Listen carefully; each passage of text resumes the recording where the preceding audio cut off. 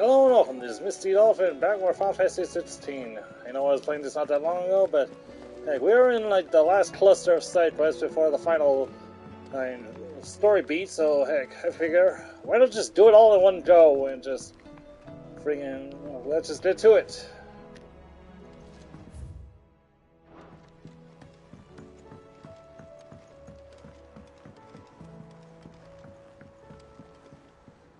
Cid, do you have a moment? By all means. It's my old master. Seems there's no escaping her. She found some way to send me a letter. And something else. Records from a Waluda prison. Seems they were keeping a lot of bearers there. How did she come by such a thing? Finding bearers always was her strong point. And it seems the cells of Balmung Dark are full of them. Foreign captives, the masterless. Bearers no one would miss. And even better for her, bearers with no one to look after them. When ether started lapping at the walls, the jailers fled. Leaving the bearers to be liberated by whoever happened to come along next. Cid, I'd like to believe that I've earned your trust by now. And while I'm well aware that you've forbidden Cursebreakers from traveling to Waloed, I can't let those bearers die in their cells. I'd rather risk shipwreck on the Shadow Coast than leave them to starve. We'll be needing the Enterprise if we're going to navigate the Narrow. Does that mean... I'm making an exception, but we travel together. And we stay no longer than we have to. Ash is an inhospitable place at the best of times. We save as many as we can, and we leave. Thank you, Cid. There was a name in the prison register. A name from my past. Chadwick.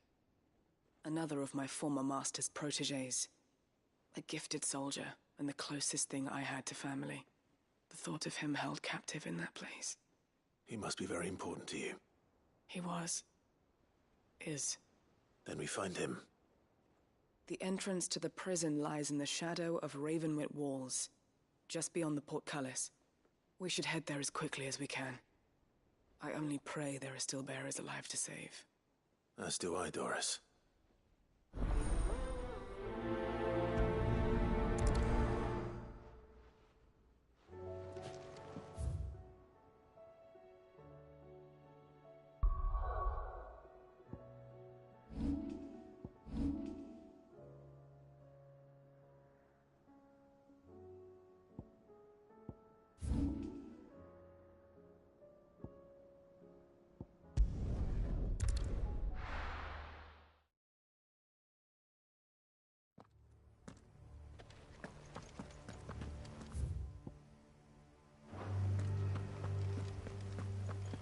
Doris is waiting for me near Balmung Dark.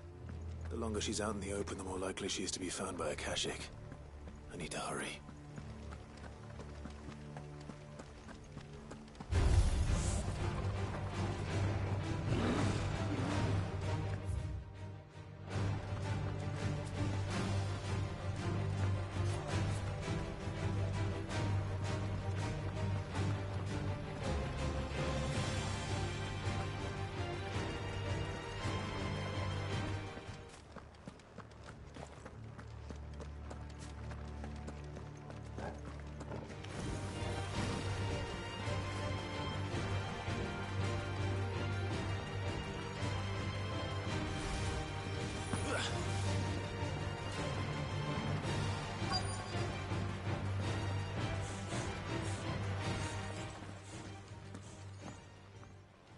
There were no guards, I take it. None manning the gates, no. It's a different story inside, though. The corridors are crawling with the Kashyyyk. Most likely guards left behind when the wardens ran. If Chadwick was being held here, I worry that he may already be. Don't give up hope just yet, but let's move quickly. Let me check the ground floor. The ether stick is there. Then I'll search the upper level. Good luck, Cid. Stay safe.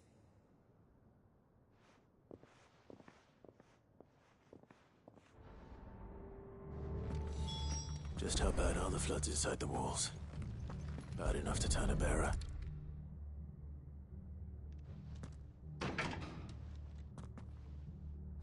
Locked up tight.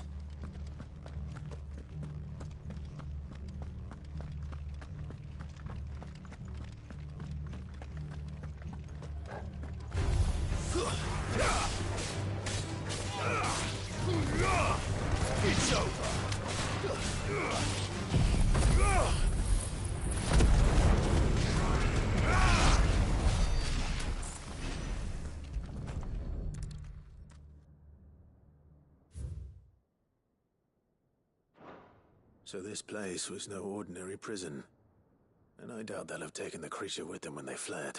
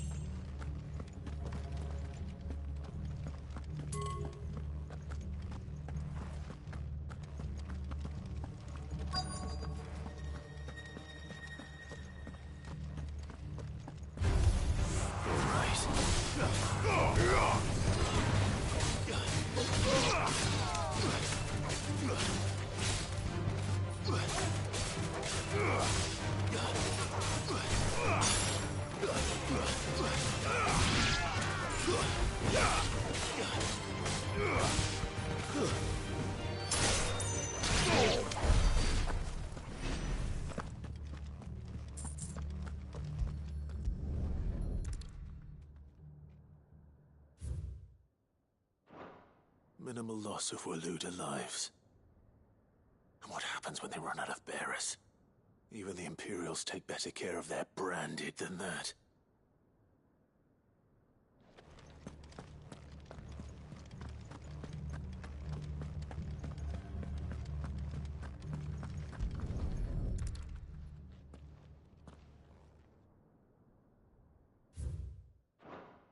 They were feeding bearers to it. This is even worse than I'd feared. Nothing but a Akashic down here. Hopefully things are looking better upstairs. I should go and see how Doris is getting on.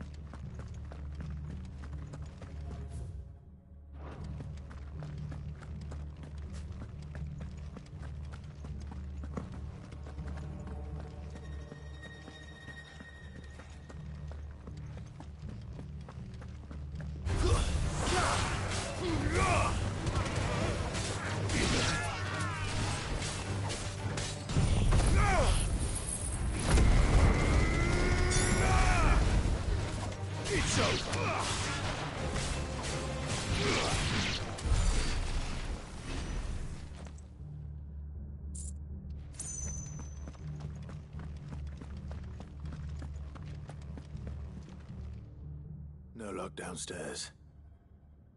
But I did find out that this place was more than just a prison. Something far more sinister was happening here. I know. I've been reading some of these documents and... it can't be true, can it? Bearers die every day in service of their masters, but this is so much worse. Pitting bearers against a wild beast armed with nothing but their wits? And all in order to bring about more death. And not just those who could fight, but the elderly, children even. And those who wouldn't or couldn't were disposed of. Whatever that means. I'm afraid it means they were fed to the monstrosity they kept here. Then we're too late. And I was a fool to bring you here. Don't say that. Did you find anything else? A key. But it doesn't fit any of the locks on this floor. Perhaps it will fit one of the doors downstairs. There's a corridor I haven't searched yet.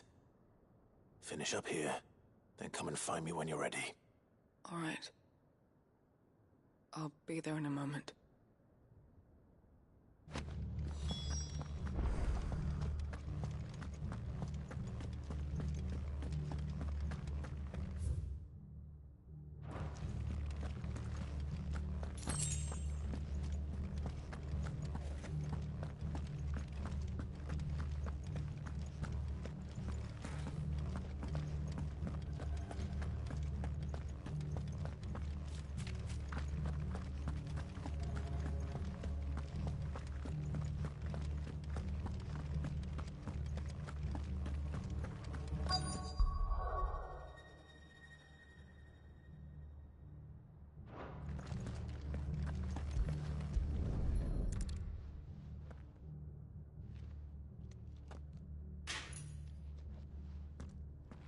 what we can find down here.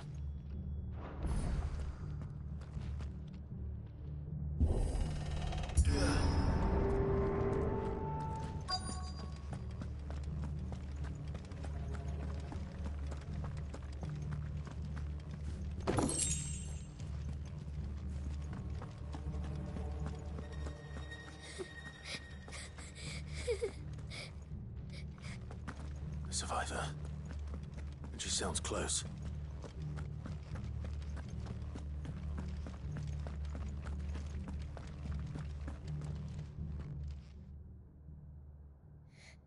Who are you? There's no need to be afraid. Are you alone? Are there any other survivors? Some of the guards. They're still here. But something's wrong with them. Everyone else was eaten by the monster. Of course there were. Thank the Founder. It was worth our coming. But I'd rather we didn't linger. Are you ready? Ready when you are. You poor thing. You must have been terrified. Did Chadwick send you? What? He fought the monster. Distracted it so I could run away. He must have sent you. He promised to free the others too. Where is he? He opened your cell, didn't he? He wouldn't be here otherwise. Chadwick.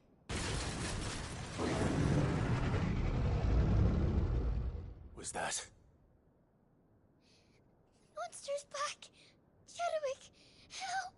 We have to get out of here. Doris, keep the girl safe. All right. You put that bearer-eating bastard in the ground.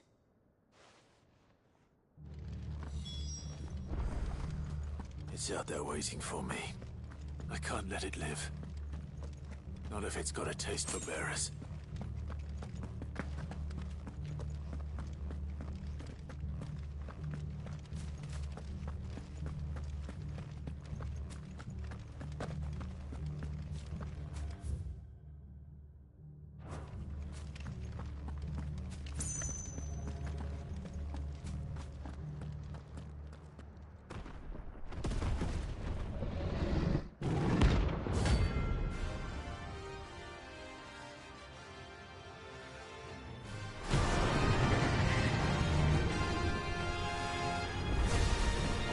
Beast will wreak havoc if it ever leaves the prison. I can't let that happen.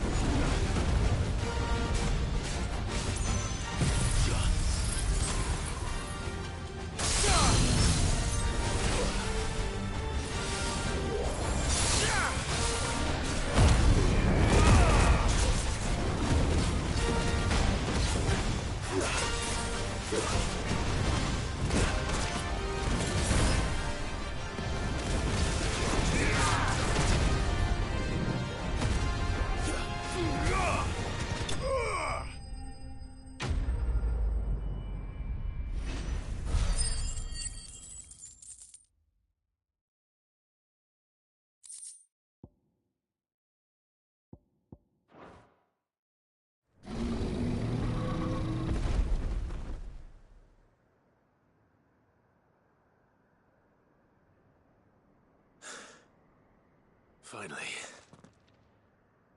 Sid, are you hurt? I'm fine. I think.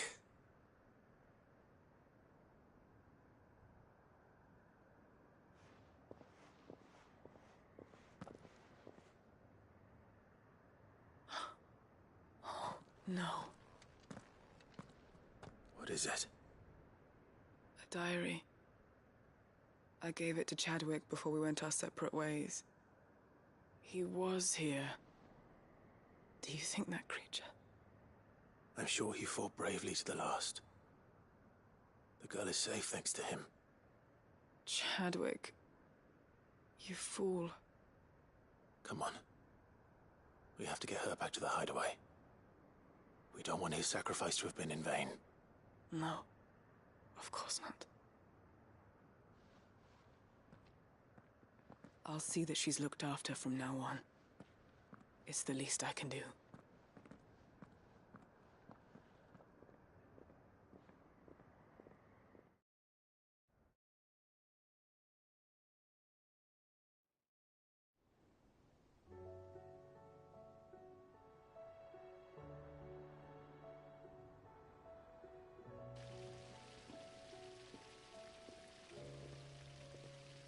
From what I hear, you've barely left the girl's side in days.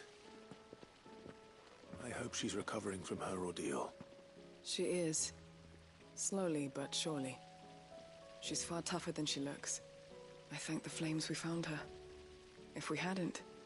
I know. But we did. I'm sorry we weren't able to save Chadwick. There's no need to apologize. Without your help, I would never have found out what happened to him. How he fought to the bitter end to save her. To save Haida Marie. That's the man I remember. The man I thought of as a brother. I wish I could have met him. I'd like to hear more about your past. If you don't mind, that is. Of course. You already met my former master. She trained Chadwick and I to do two things. Kill and obey. We were supposed to be sold to the highest bidder when the time came. But no bid was ever high enough to convince her to part with us. For years, we were her daggers in the shadows. But we could never quite shake our doubts about the things she made us do. And then, one day, we just couldn't do them anymore. So we escaped. But staying together was out of the question. They would have found us too easily. After so many years of training, the pull to serve was always strong. It scared me to think he might have taken another master, become a dagger in someone else's hand.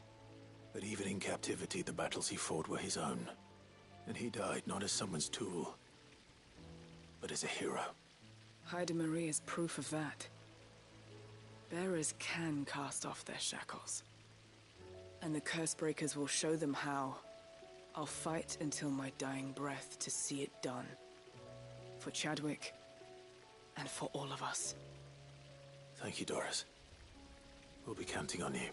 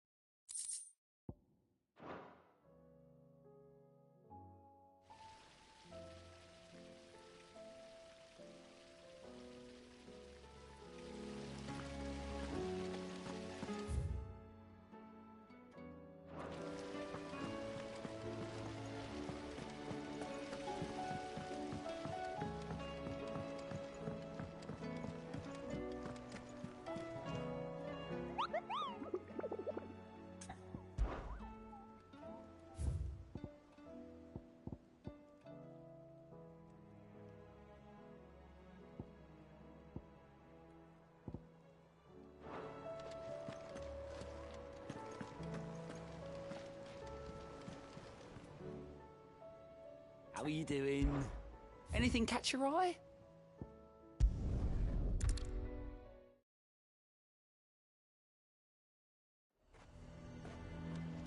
A fortress? The garrison is threatening to pull their sentries from the markets if we don't cooperate. I would speak with this Duke. Saw the captain just now. Your town needs you.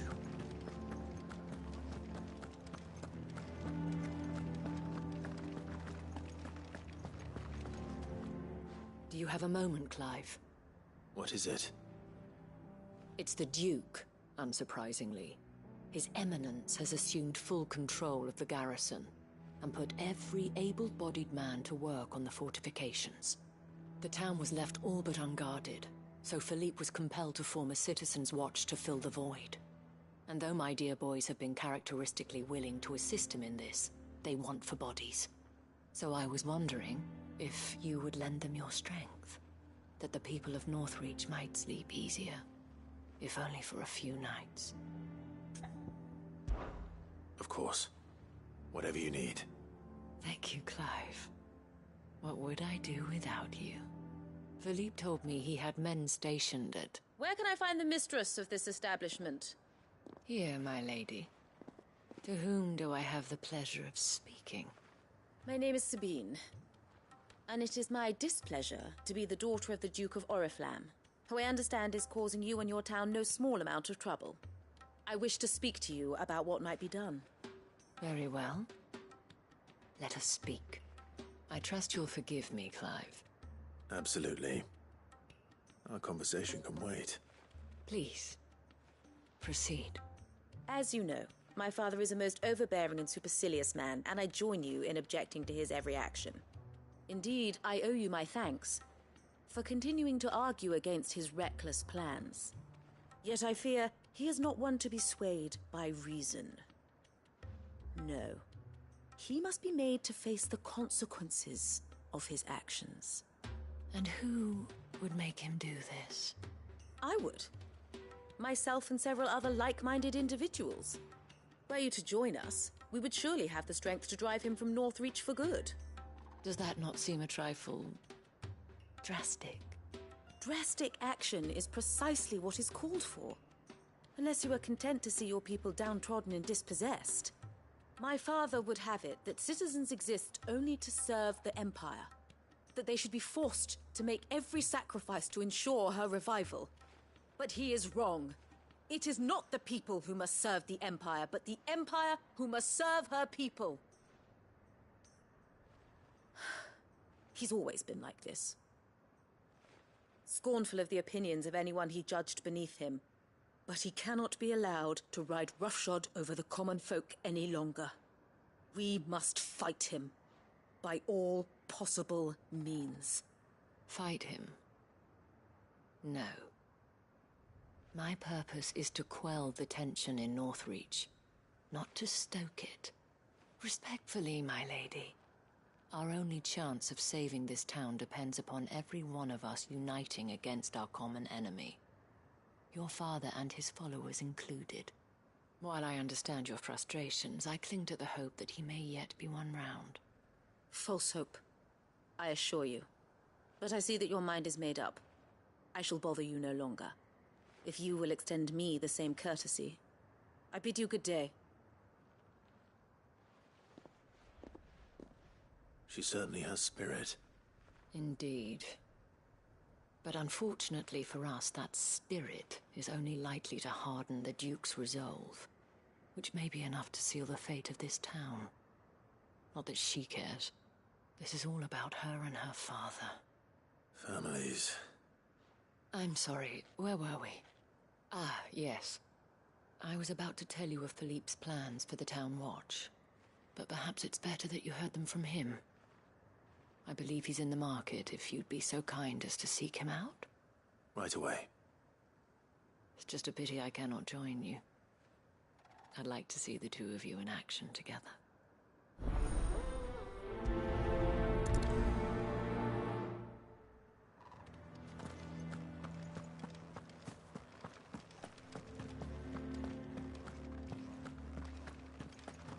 Your town needs you. Saw the captain just now.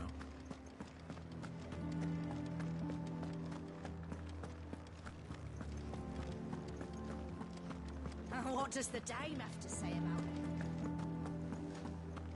content to abandon the... Please, I beseech you. If you are a true son of Northreach, you must fight to defend your home. That's exactly what I am doing, milady.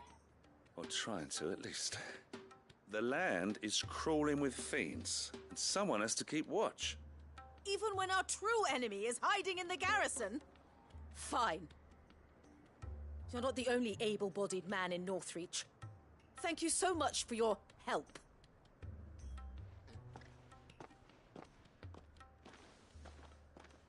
She cornered you too, then? Could hardly get a word in edgeways. Like father, like daughter, eh? She made an uninvited appearance at the Vale earlier, hoping to convince the Dame to join her in fomenting rebellion. I bet that went well. Her ladyship seems to have a way with people.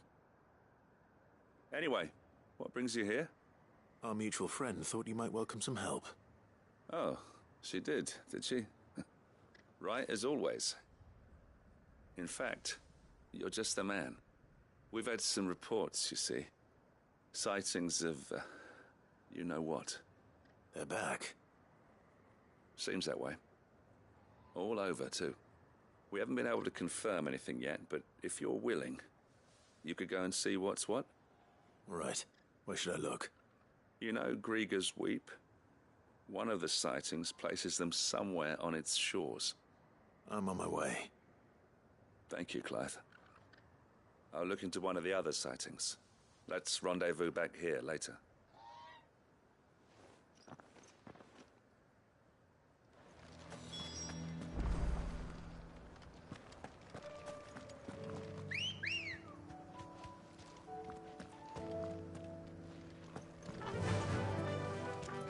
Faster!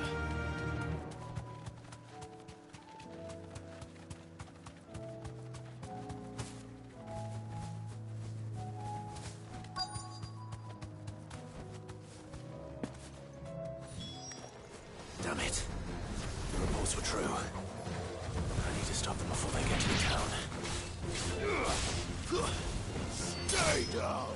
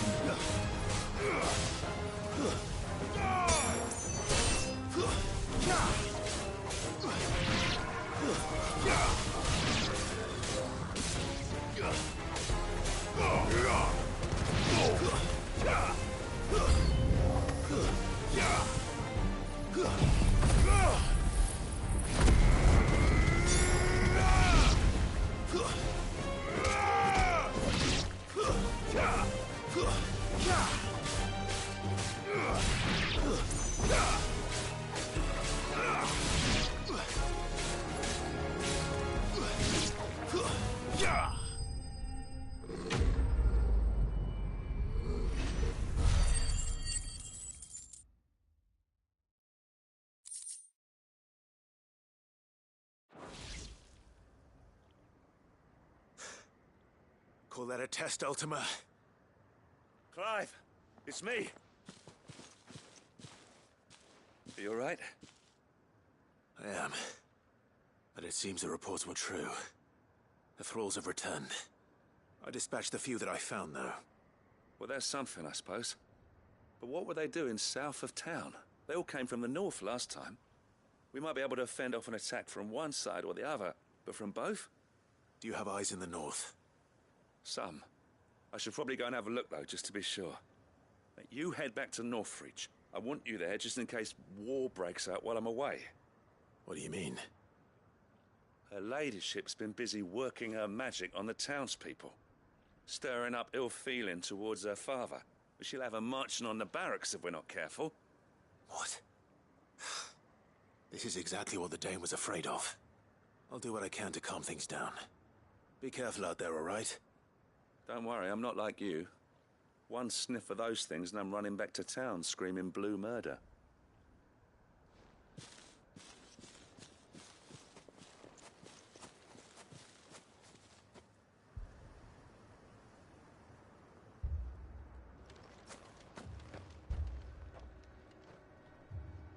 Do you not see, Father?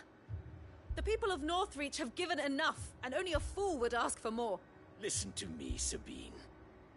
Where would our people be without their country, hmm? The Empire is their sword and their shield. It is she that ensures they can live without fear. And now they can she fear teeters you. on the brink. Without their sword, how will the people fight? Without their shield, how will they protect their kin? Can the unarmed stand against the advancing hordes? No. But there is yet hope. A new shield, a new sword. A new empire. We can rebuild Sandbreck, just as Great Grieger wills it. Perhaps we could, Father. But we don't want to. Not if it is built on the broken backs of the people. Please, let us not quarrel in the street. You must see that no good will come of this. Our fight is not with each other, but with the threat that draws ever closer to our gates. A threat that your sword has yet to rid us of, Your Eminence. You will hold your tongue, whore. You may have filled my daughter's head with your heresy, but I will not be corrupted. Corrupted?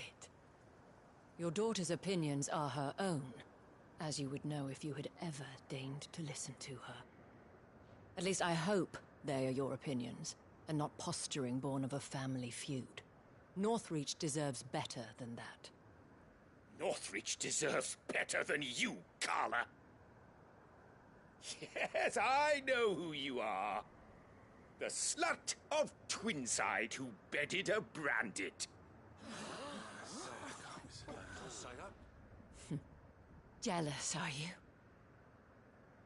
That a woman might choose a bearer over a pious man of Grieger. Clive! I met a swarm of thralls coming south from Oriflamme. Hundreds of them. Too many to count. No. Work on the fortifications has scarcely begun. We will retreat to Caer Norvent and there make our stand. Did you hear me? That was an order! While this is but a heartfelt plea, let us make our stand here and protect our homes. Protect those that we love. Together, for Northreach!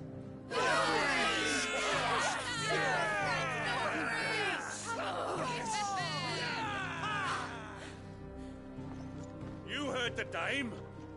What are we waiting for? Pikemen to the gates. Archers to the roofs. Quickly, come on!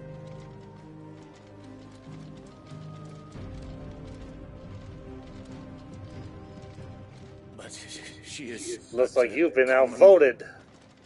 Whore, yes. And we'd follow her to the gates of hell.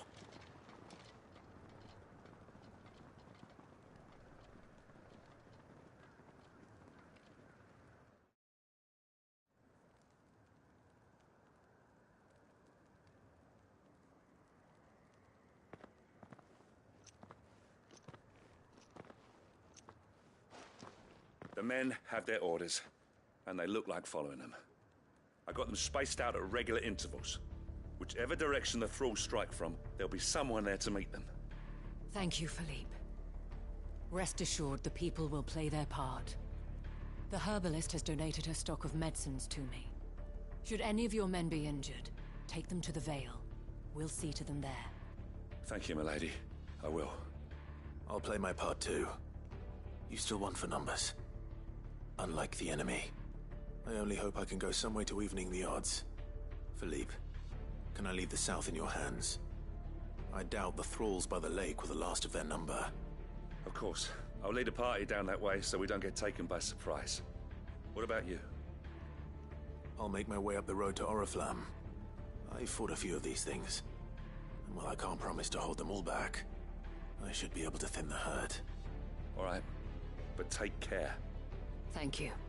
Both of you. You can thank us when it's over. Till then, madame.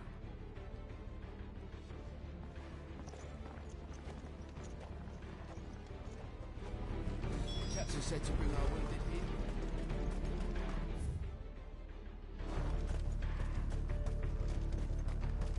When the fighting begins, we can take them.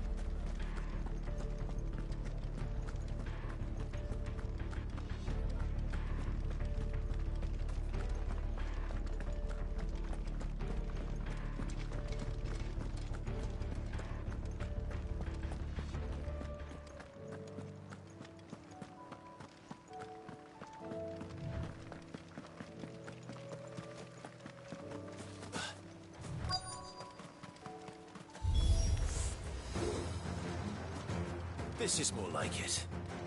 Come on, then. Test me.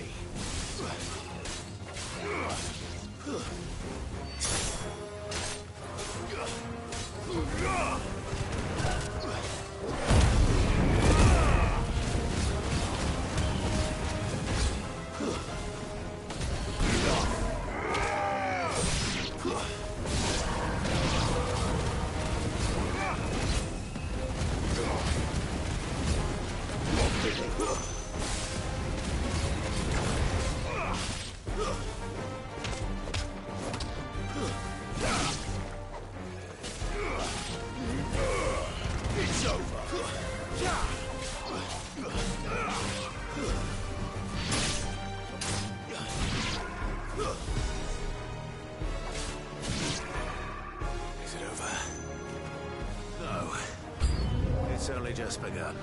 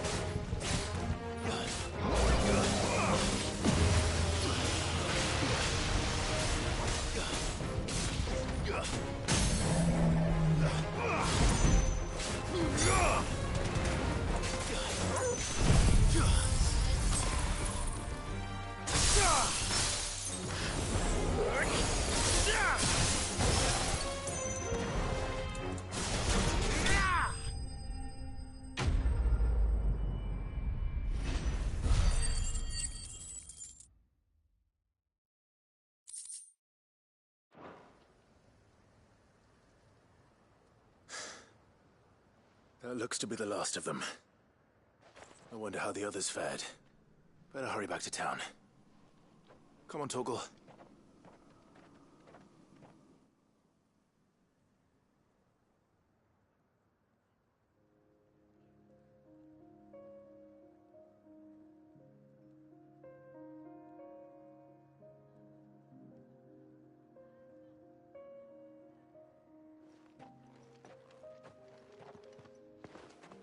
Clive, it's good to see you. And you. The road to Oriflamme is clear. How did you and your men fare? Well, we ended up fighting for our lives down by the lake. Took a few nicks, but nothing the girls of the Vale can't put right. Glad to hear it. Well, it seems we've survived. For the time being, at least. I thank you both for answering the call. You were right. And I was wrong. About everything. I had thought that the only way to unite the people was under the banner of Empire. that without a strong hand to guide them, they would drift apart, to be borne hither and yon by the eddying currents of fate. But you brought them together. Not by force, nor by the exercise of goddess-given authority, but by simply being one of them. By knowing what they feel, because you feel it yourself. Our purpose was ever the same, Your Eminence. Finally talking sense for once.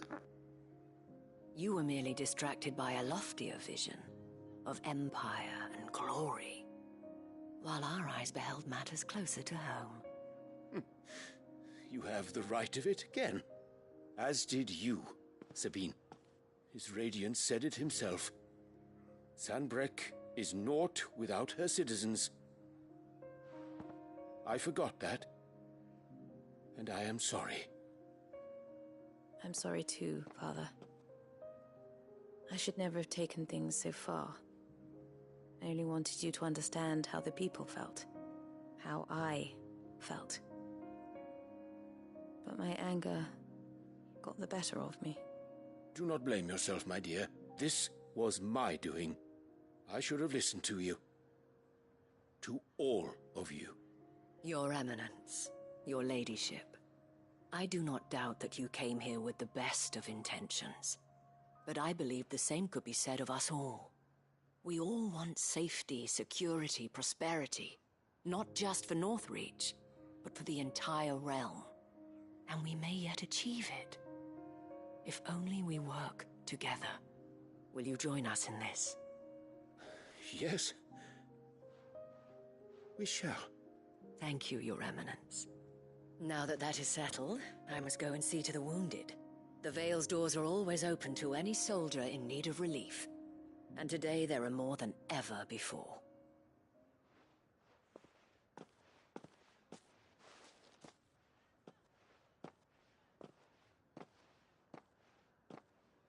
Madame Isabel is a rare soul indeed.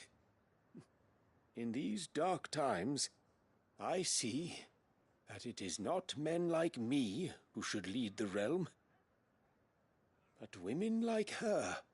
You're right. If only I'd listened to her when I had the chance. Forgive me for saying so, milady, but you still do. The dame said it herself. We can turn things around. We just have to work together. And that goes for you, too. You're one of us now. One of you. Well said, Captain. Let this be a new beginning. Not only for Sanbreque, but for us. Well, since there's nothing more to be done here, I should see if Isabel needs any help moving the wounded.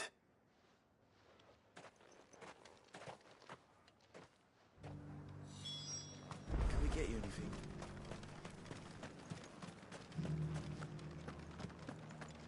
There's no need to worry any longer.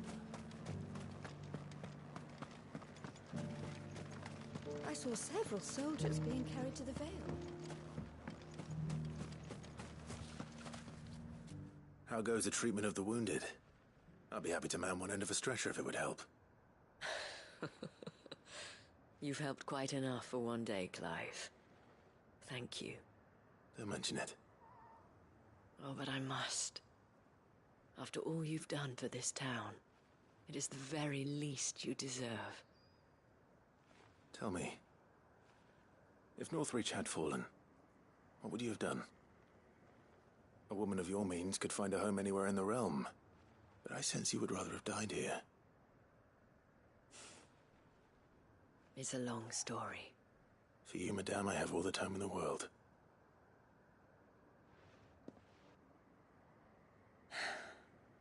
Very well. Long ago, I had a life in the Crystalline Dominion. I was Carla then, courtesan to the nobility. So sought after was I that it was only they who could afford my time. Alas, those halcyon days were not to last. For naive as I was, I fell in love with a bearer. He was my master's guard, the gentlest man I have ever known. After they discovered us together, he was whipped bloody and forbidden from ever looking at me again. And so we fled. Not that we had anywhere to flee to. We wandered, aimless and starving, half dreading, half praying that the next day would be our last. Until we found ourselves here, in Northreach. It was the veil that took us in, that fed us, clothed us, and healed our hurts. Those that could be healed, at least. My love was already too far gone. He passed away. He did. Not long after we arrived. But at least we were able to share a few moments of peace before the end. It was the greatest gift I have ever received. But the generosity of this town and her people did not end there. The men and women of the Vale supported me through my grief. Shared in it, though I was still a stranger to them. They treated me like a sister. And so I swore that I would always do the same. That I would return the kindness that Northreach showed me. That I would repay my debt to the Vale.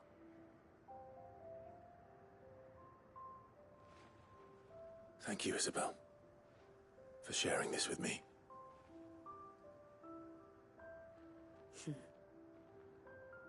You're a lot like him, you know. Perhaps that is why I have such a soft spot for you. Never stop fighting, Clive. And I shan't either. I know that it will not be easy to keep Northreach together. But our efforts will be rewarded. Just look at us now.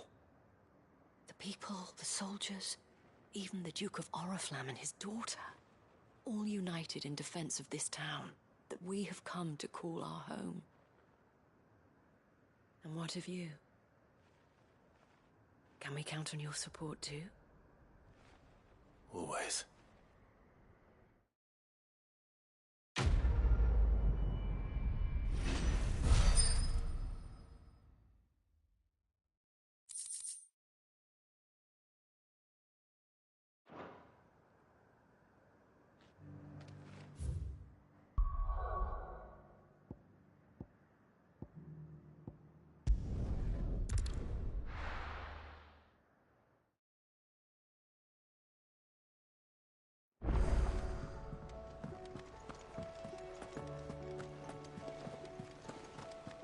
There's something about it.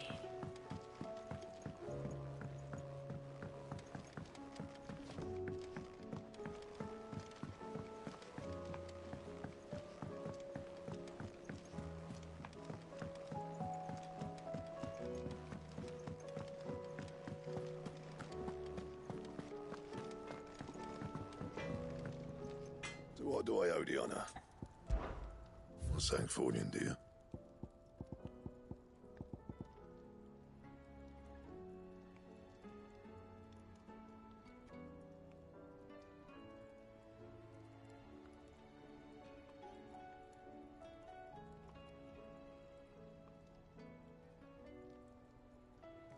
That it? Fine.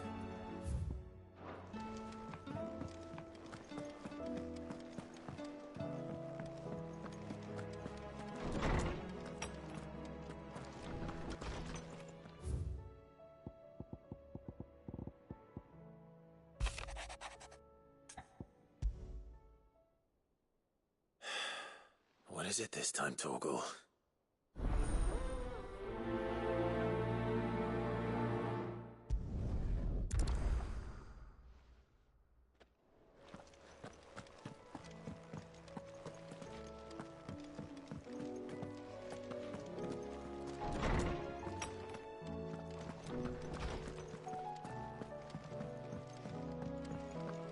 First the skies, then the cliff.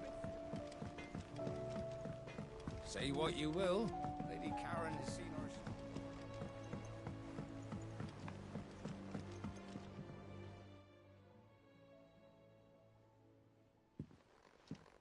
Pining for something, boy. What is it? What do you see out there?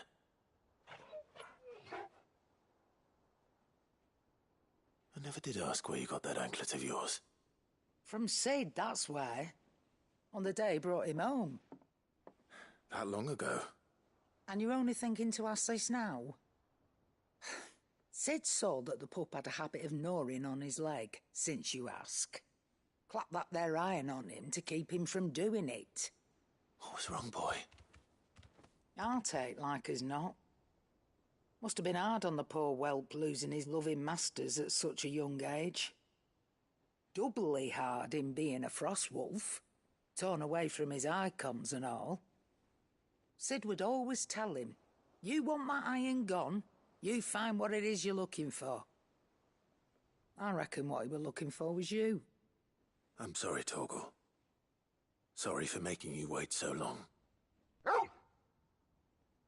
Let's get that thing off you.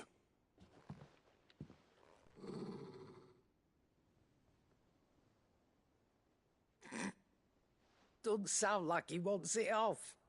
Indeed. You miss Sid as much as the rest of us, don't you?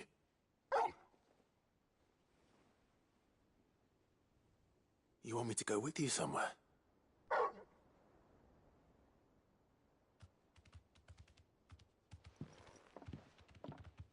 Quick, aren't you?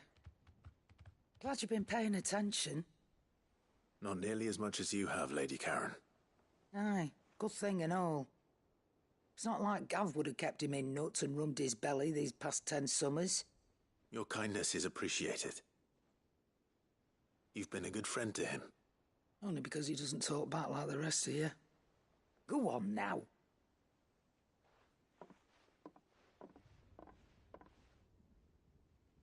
Where to then, Torgal?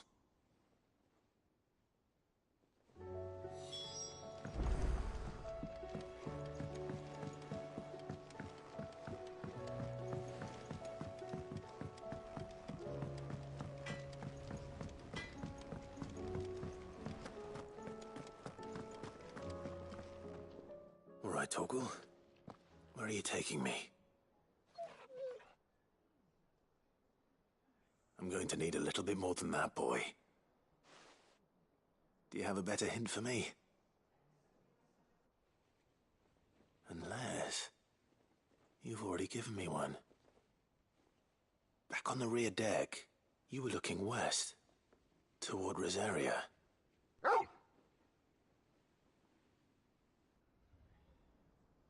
Why don't we try the rookery?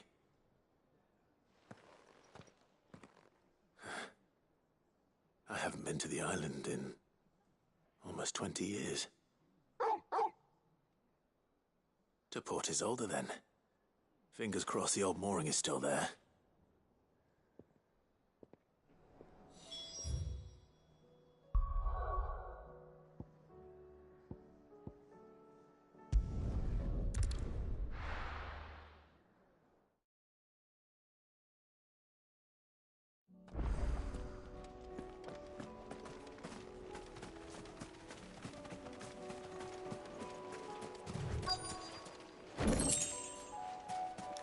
Several singing.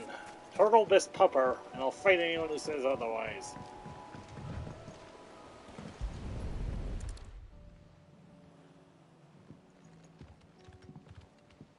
It's still here. After all these years. A lot smaller than I remember. And you're a lot bigger. You might have to swim, boy.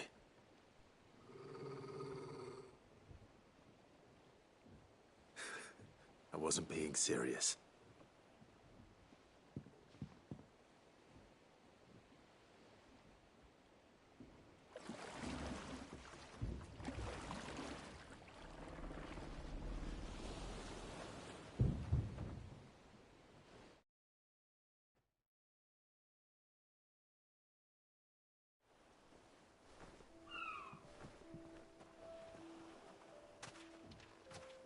This place hasn't changed at all. The rookery's right through those trees. Come on. Race you there? I bet I could still beat you.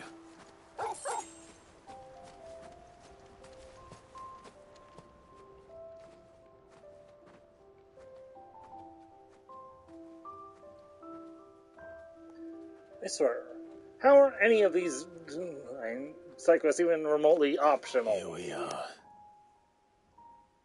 This was our hideaway. Wasn't it, Torgal?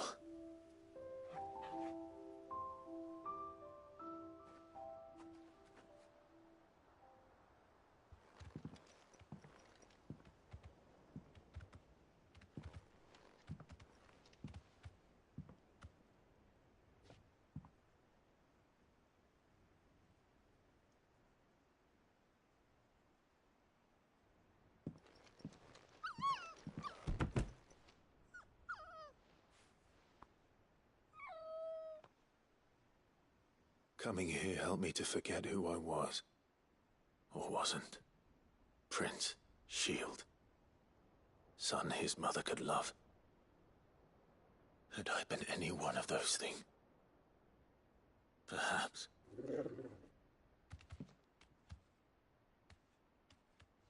What is it, boy?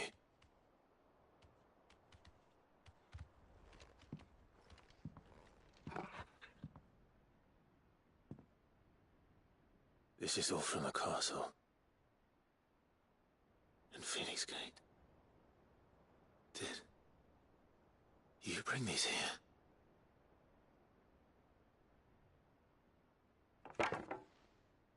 My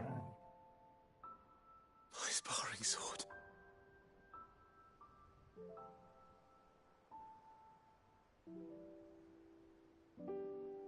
Well, well. You never stopped looking for me, did you, boy?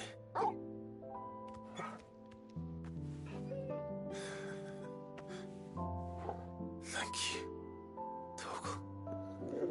Torgal Best Pupper, do you need any more proof? For never forgetting.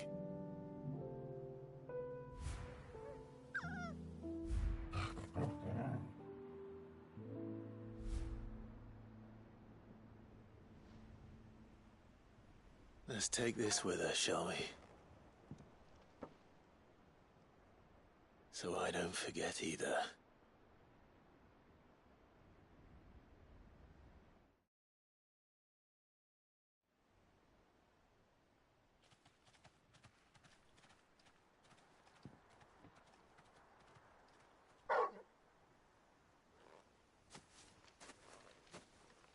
That's not the way back to the boat, Torgal. Got something more to show us? All right. I'm coming. I think I know where we're going. Again, these side quests, a lot of these side quests have no business being optional.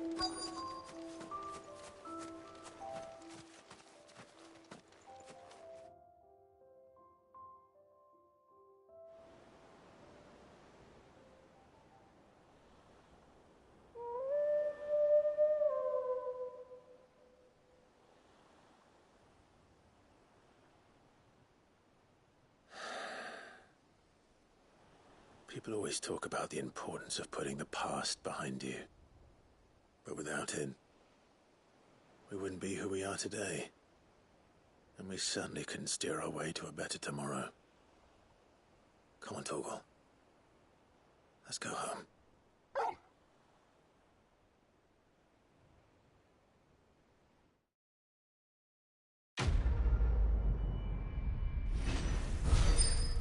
That was just plain adorable.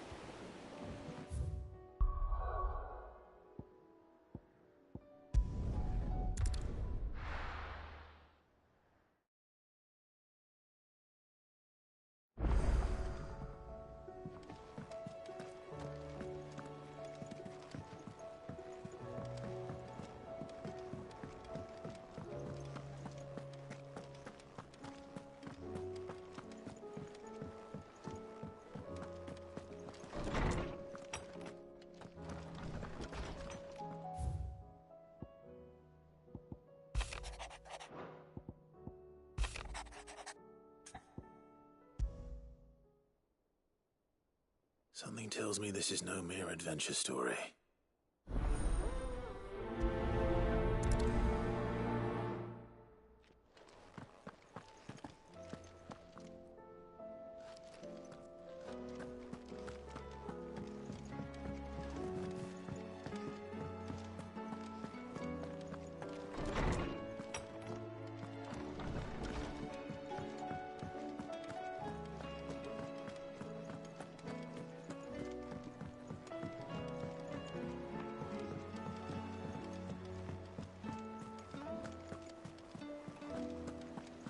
There's something about it.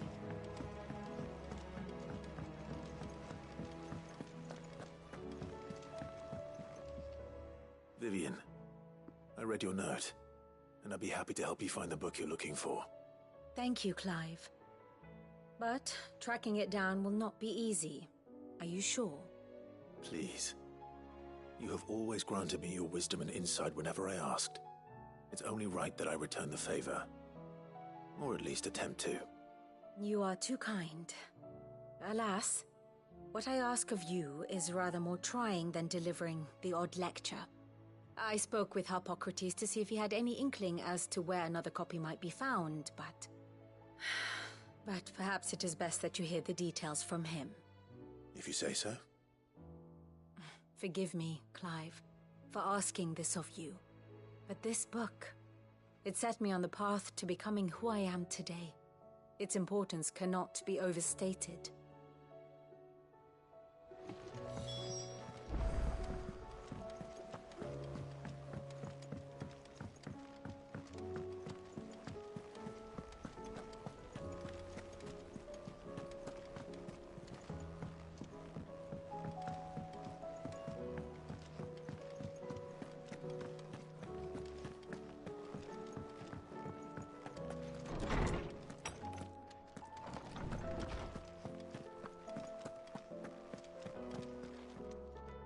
Ah, Clive, my boy. What a pleasure it is to see you. Harpocrates. There's something I need to ask you. I've been charged with locating a book called From a Distance. Then you seek a rare gem indeed. One whose name I had not thought to hear from your lips. You've been talking to Vivian. Right as always. But she didn't seem keen to tell me very much. I take it she didn't like what you had to say. And yet I gather it did naught to dissuade her.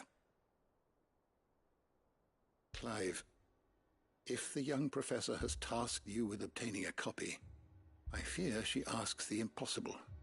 The executors would not allow it. The executors? Coveters of Secrets. A clandestine organization committed to the collection and intenebration of forbidden texts and technologies.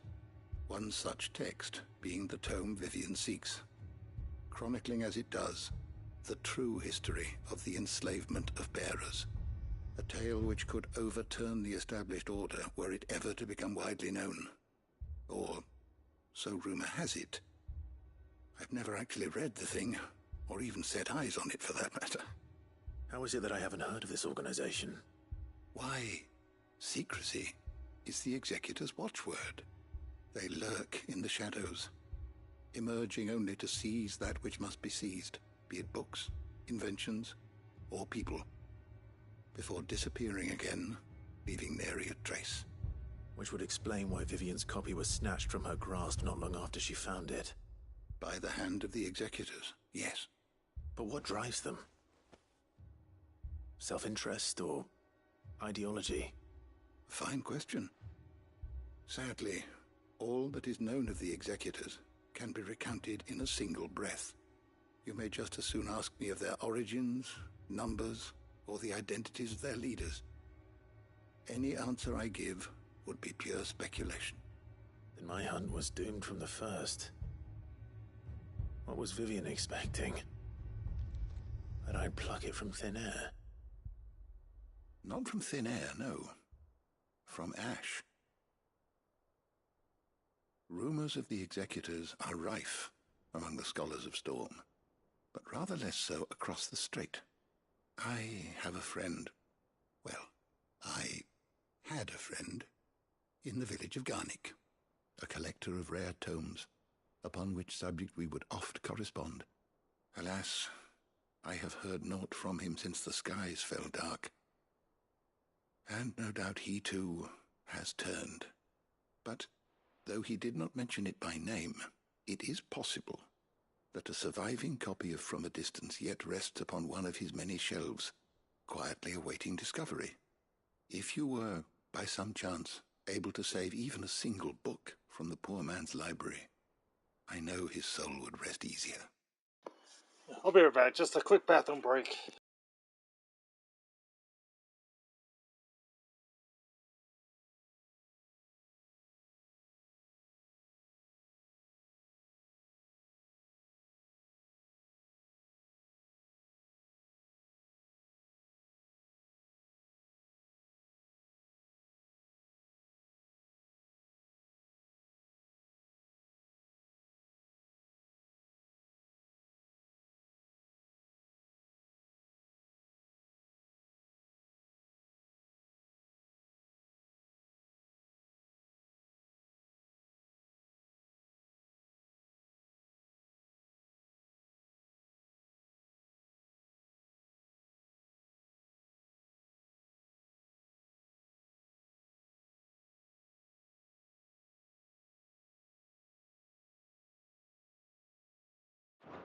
Very well. Sorry about that.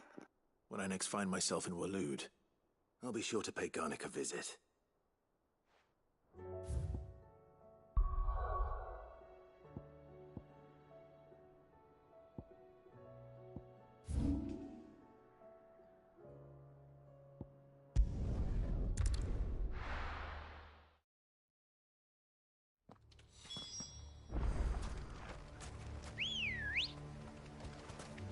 Let's go. Fly, Ambrosia.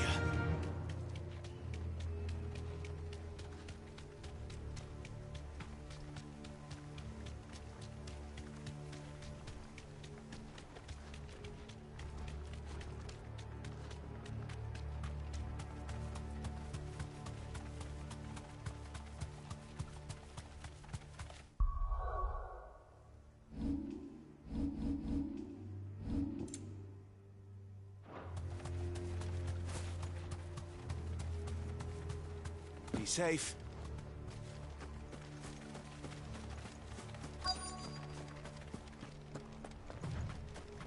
The entire village looks abandoned. Now, which house would a bookworm live in?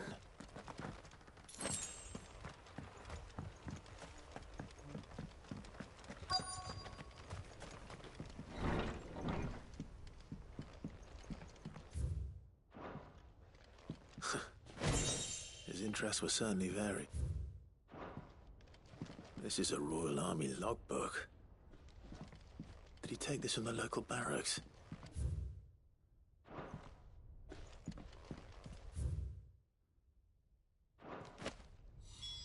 This is it. But if what it says is true, I need to get this back to the hideaway.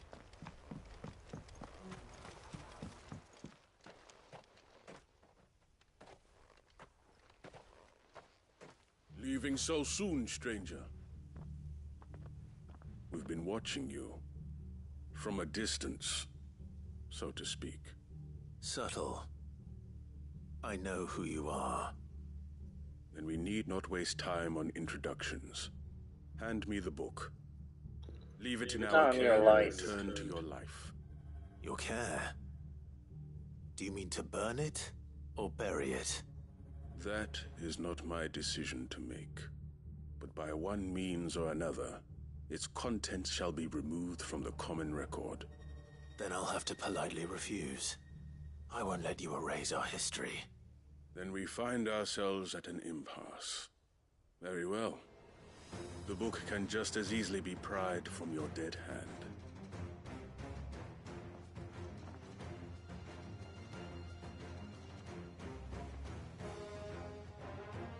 Let's see, shall we?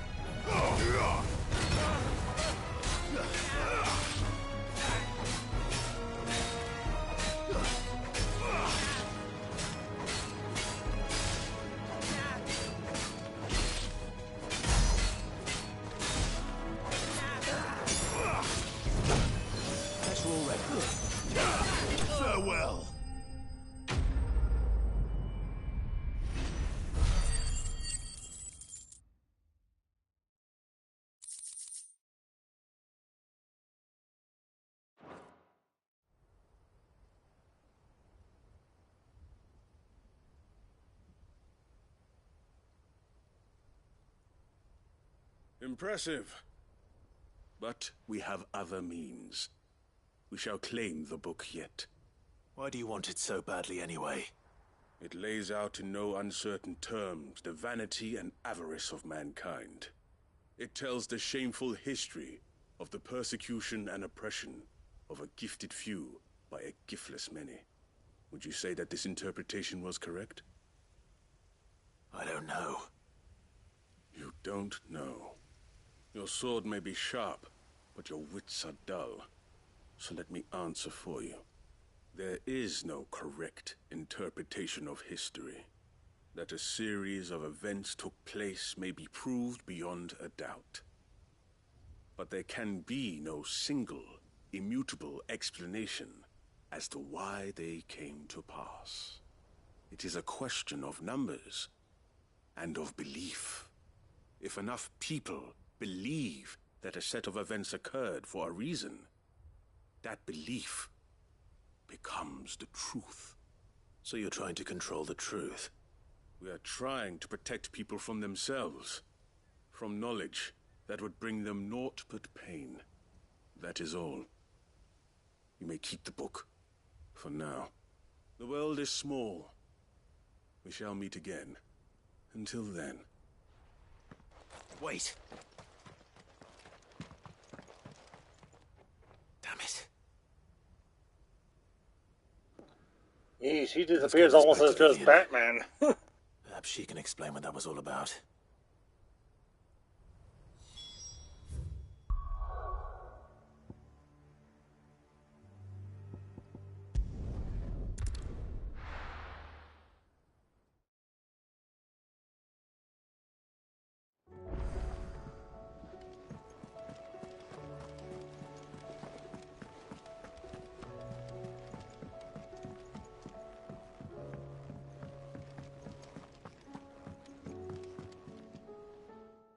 Vivian. I found it. The book you lost.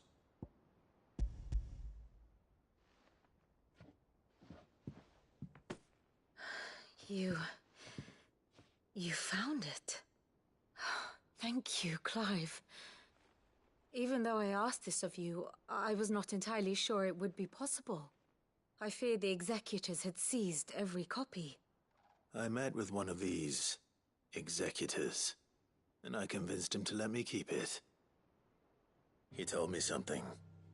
That the truth is just a matter of collective belief.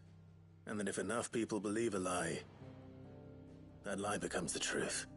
It does. But it also means that the truth is not immutable. That it can be changed. Provided that those who wish to change it can convince enough people that their perspective is the correct one. As the sad history of the bearers proves. You said that the book inspired you to become a scholar.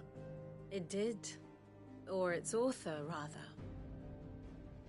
She was a heretic, you see. A firebrand and a dissenter. A gallows stood ready for her in every corner of the realm. And by shunning society, or perhaps being shunned by it, she stumbled upon a truth so potent that an entire realm trembled at the prospect of its utterance. I, too, have always felt somehow set apart from the world of men. A stranger to my own species. She taught me that my solitude was not a curse, but a gift. And that, though my journey to the truth might be a lonely one, what I found at my destination would be more than worth the cost. Do you still feel that way? That you're not one of us? Honestly, I'm not entirely sure anymore. Since coming to the hideaway, I find my thinking somewhat clouded.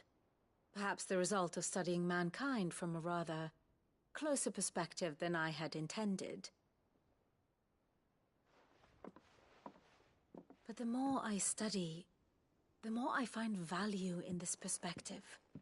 In looking not from the outside, but from within. So if you'll permit me, I'd like to continue my work here. Remember, Clive, when enough people believe, belief begets truth. Give the men and women of this benighted world the gift of truth. Make them believe in you, as I do. I'll try, Vivian. I'll try.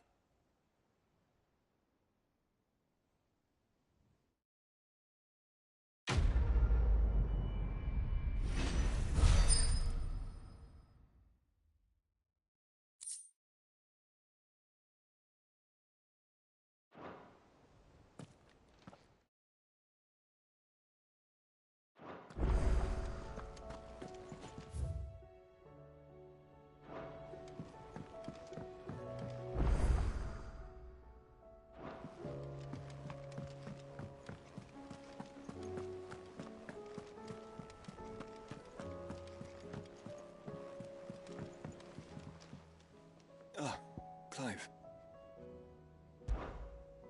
Joshua, what's wrong? And don't say nothing. It's... not nothing. I've received word from Cyril. The Undying have found Father's will, or something akin to it. His will? How and where?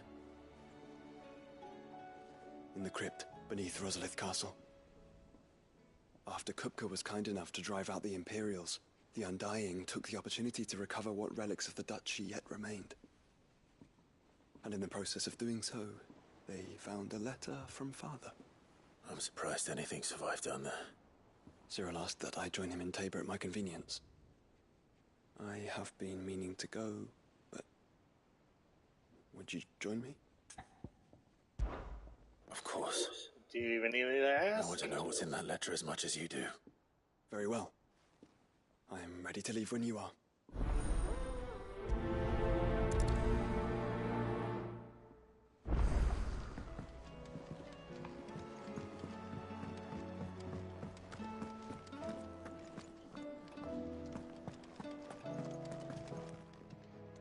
Still alive, are ya?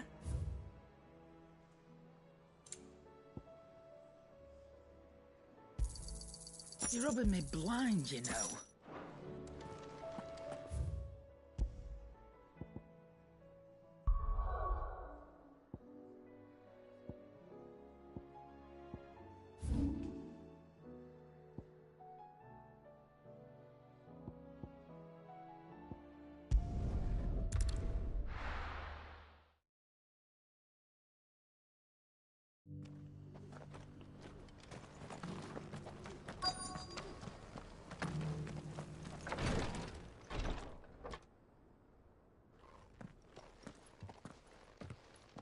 Your Grace, my lord, I trust your journey was not overly onerous.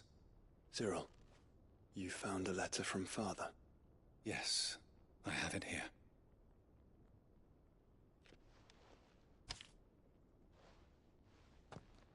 If you would do us the honor, my lord.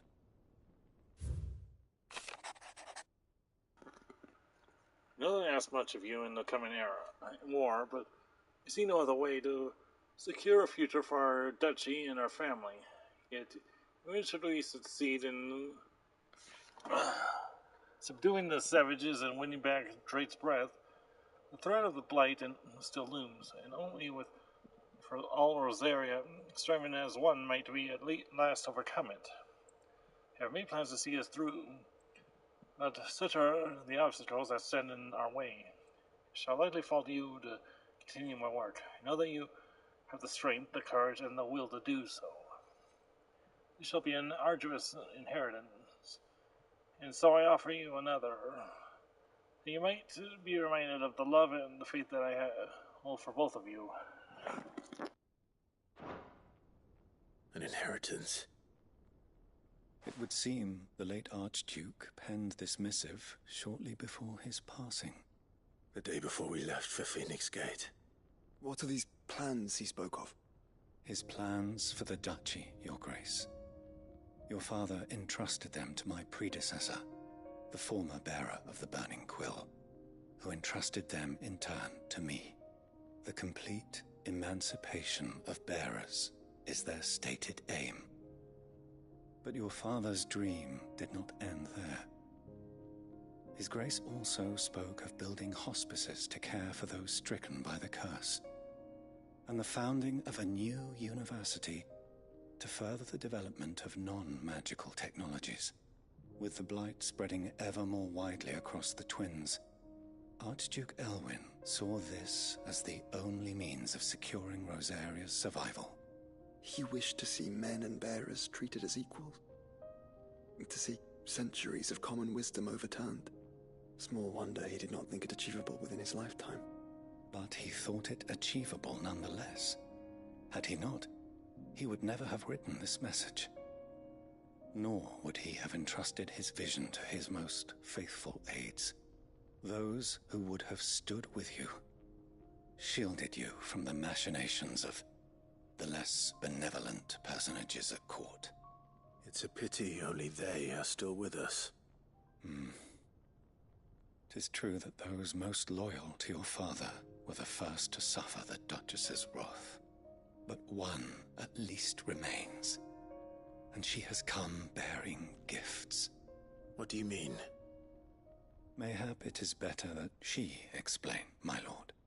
After all, the duties entrusted to me by my predecessor extended only to recovering His Grace's will, and arranging a meeting with the one who might execute it, or a part of it, at least. And where is this woman? She awaits you in the archive, Your Grace. Thank you, Cyril. Shall we then?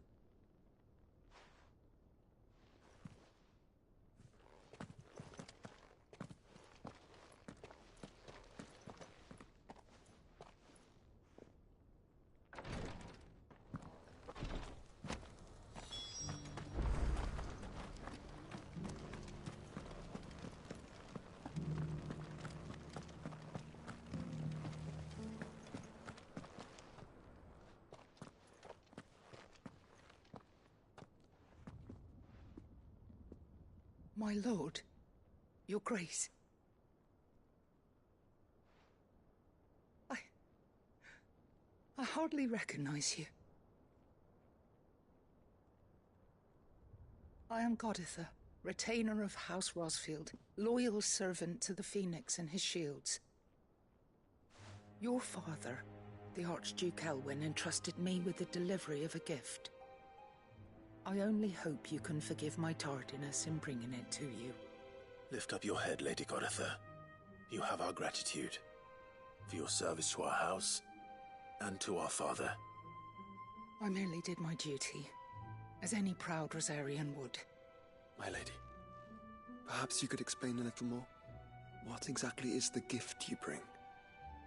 As I'm sure you know, it has long been the custom for the children of House Rosfield to be presented with certain keepsakes upon their coming of age. Indeed it has. Our father often spoke of the day when our turn would come. And had he lived to see it, he would have presented you with the treasures I bear. Matching armbands for you both. Alas, he did not live. Indeed, he was taken from us even before they could be completed. He had intended to claim the Heartstone with which each armband was to be finished himself, but it was not to be. And his gifts remain incomplete. I see. It saddens me to bring them before you, as they are. It was your father's wish that you be presented with the finished articles, not these, works in progress. But with His Grace long since gone, and the stone left unclaimed, I had little choice. You are grown men now, and his house is yours. And while I would not presume to insist upon your claiming the Heartstone in his stead, I know that nothing would have pleased him more than for you to do so. Thank you, Lady Goditha. What say you, Clive? What else? Of course, my lady. May our father's will be done. Oh, I am much obliged. Do you know where we might find this Heartstone, my lady? I do. Though it may be a matter of a good deal more than simply happening upon it. It is found in the bellies of elder griffins, you see. We do at least know where to find one. A certain specimen has made its nest in Titan's Wake, not far from here. A certain specimen? You are most perceptive, Your Grace.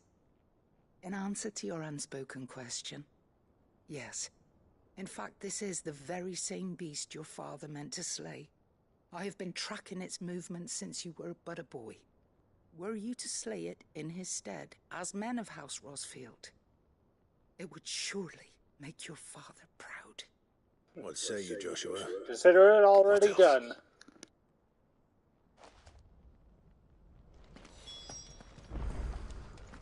Titan's Wake is to the south of here. But we must not be hasty. The good lady has been disappointed once already.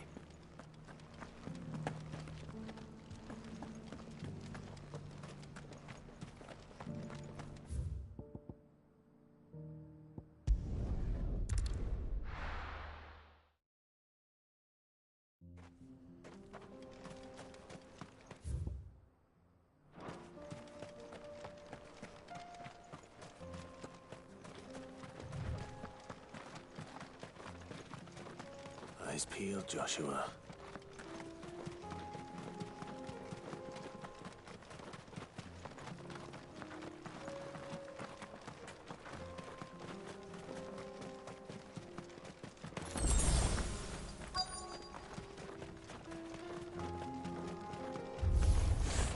There it is. For House Rosfield.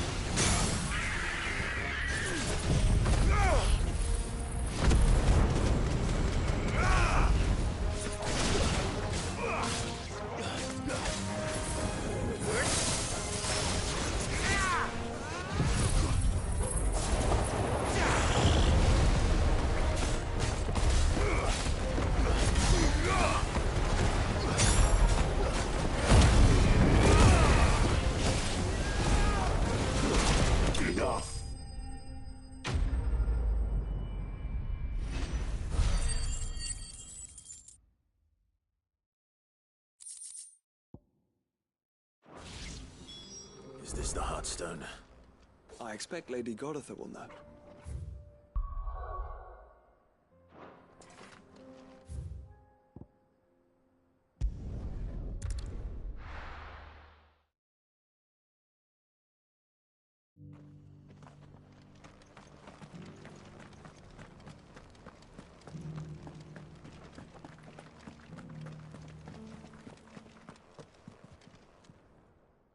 Thank the Founder you were safe. The Griffin is slain then? And the Heartstone claimed.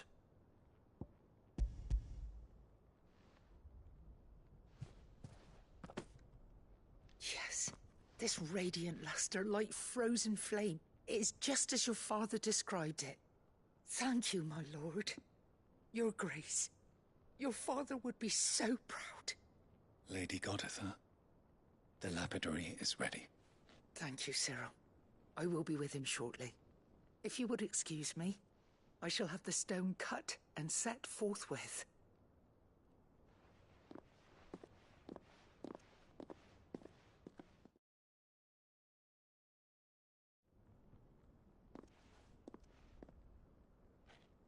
The armbands are complete. Pray, take them. They are yours, after all. Heartstone is harder and more enduring than garnet, or even ruby. It symbolizes unwavering will and devotion. And the graven vines encircling the stone represent the unbreakable bonds between you. It's a message. Father knew we had enemies both inside and outside the duchy. Enemies who would thwart his vision. Only with unwavering devotion would it ever be realized.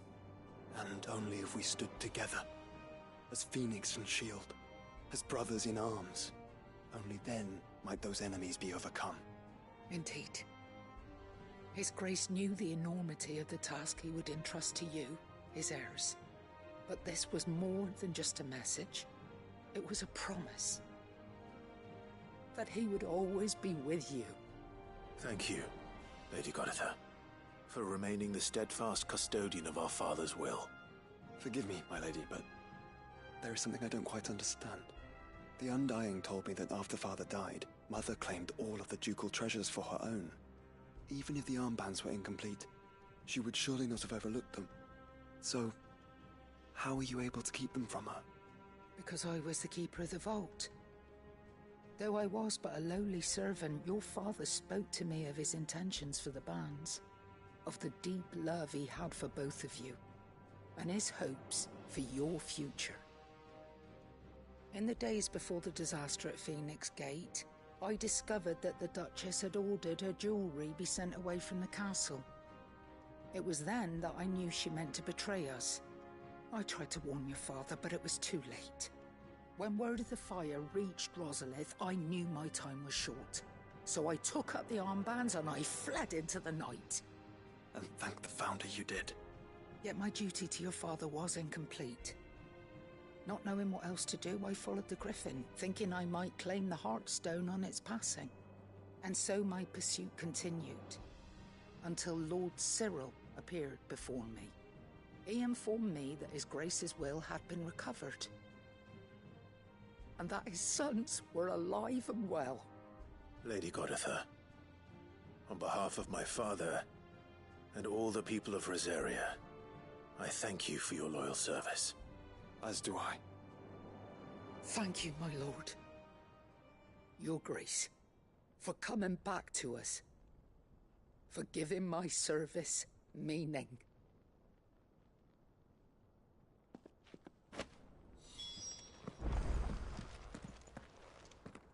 The bands suit you well. It must be gratifying to finally receive the inheritance that was denied you for so long. It is. And we thank you for the part you played, Cyril.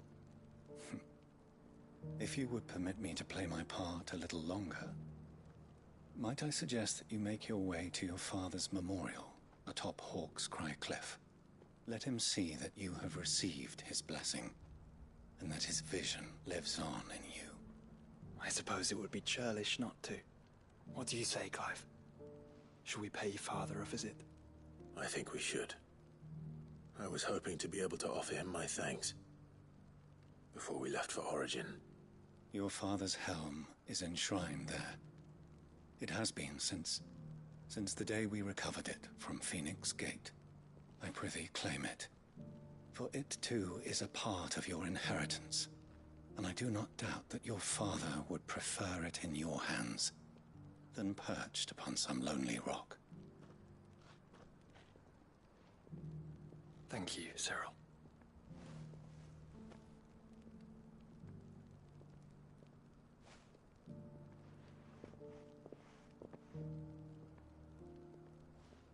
Come on, Clive. He's waiting.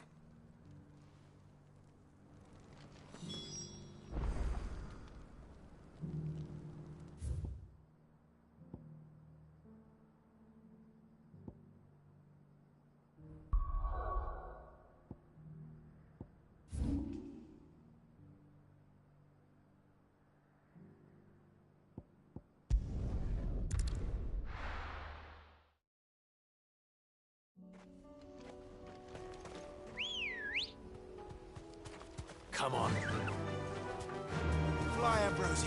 Unwavering will and an unbreakable bond. Do you really think we're strong enough? To save the world? Of course. To have overcome Father's political enemies? Of that I'm less certain. Especially knowing what we know now. What Mother was truly capable of. Perhaps these bands would have helped. Knowing he was with us would have made all the difference. It's just back there.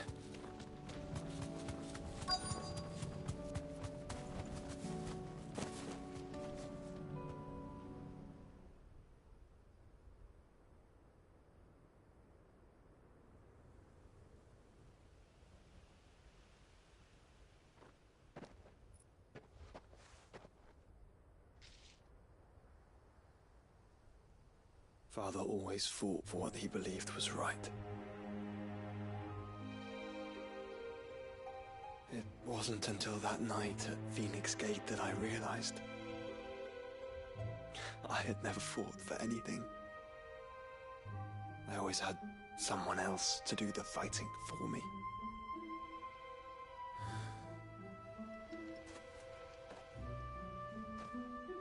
No matter how fate conspired against him, he never lost heart, never looked back, never stopped fighting.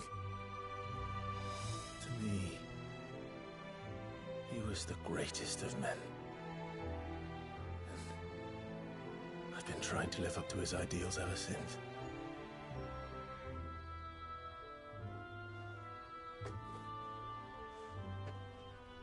We all have, Clive.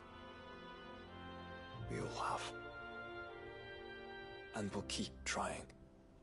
Because that's what he would have wanted. What he would have done himself. Even if it meant standing against the very gods in the heavens. I shall be borrowing this, Father, if I may. That you might watch over us as we follow in your footsteps.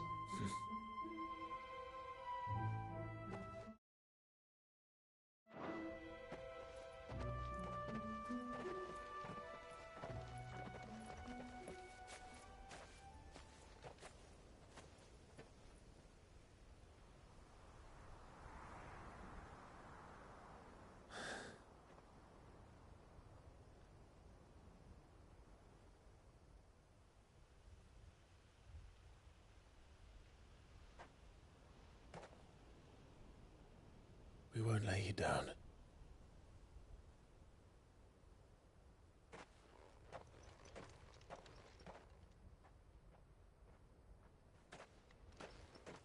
Onward then. Onward.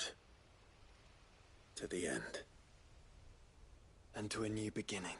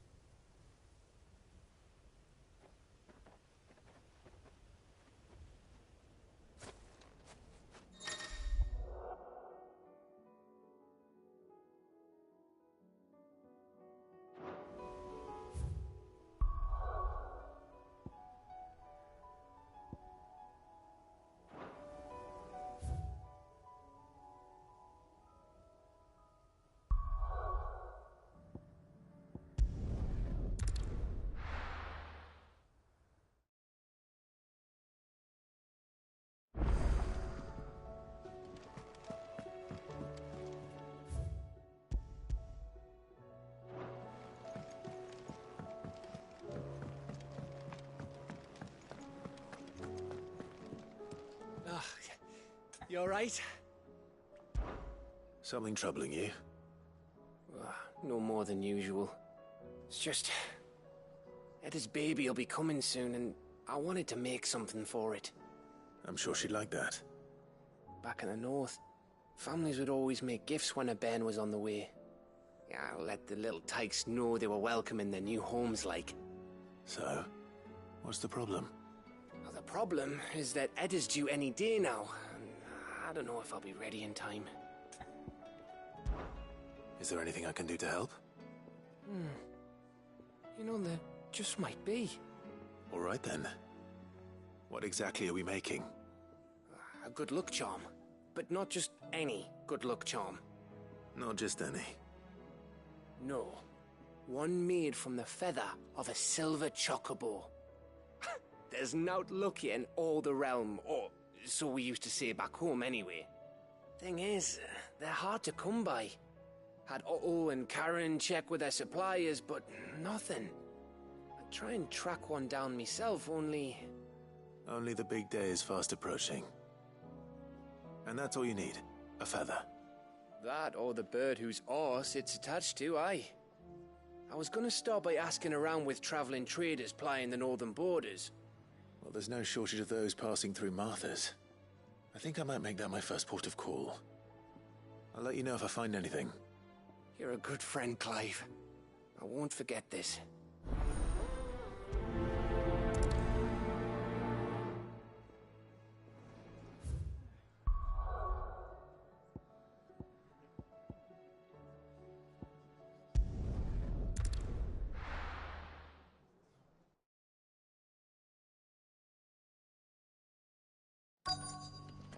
Let's hope one of the merchants here has what Gav needs. Excuse me. I'm looking for something. Oh, well, then I'm your man. A silver chocobo feather. Oh, or maybe not. Though you're not the first to mention the bird around here. There was a man stopped by the rest not long ago, claiming he was attacked by a silver chocobo. Near some gutted hovel, not far from Eastpool. Most took him for a braggart and a liar, but who knows? Perhaps there was some truth to his tale. We'll see. Thank you.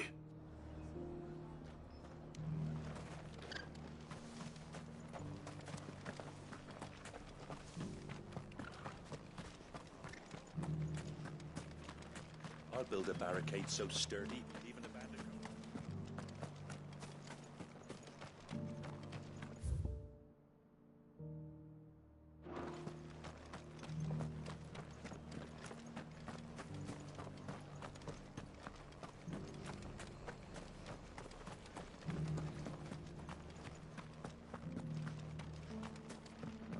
This guy can fuck right up.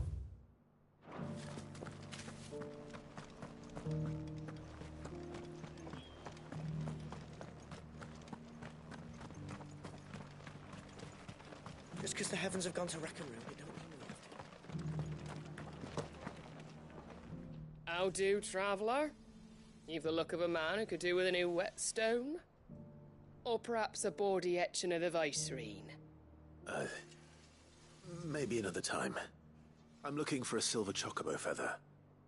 If that's the case, rumours are all you're likely to find. No one has seen a silver chocobo for years. Word is they were all hunted for their feathers. Some northern nonsense about bringing good luck. Didn't bring them much, nor their bows. If any are still out there, I reckon they'll be doing their damnedest not to be discovered. You're probably right. Thank you anyway.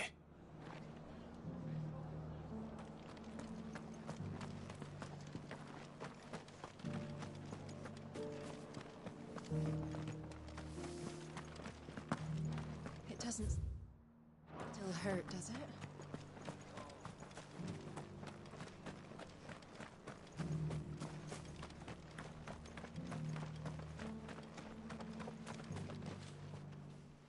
Can I help you with something? You wouldn't happen to sell silver chocobo feathers, would you? I deal in fruit, not fancies. But if it's fancies you're after, I suggest you try Rhiannon's ride. Was a silver chocobo seen there? Oh, yes. If you believe the ravings of a madman. It wouldn't be the first time. A silver chocobo sighted in the hills near Rhiannon Tride. It sounds almost too good to be true. But since I'm already here...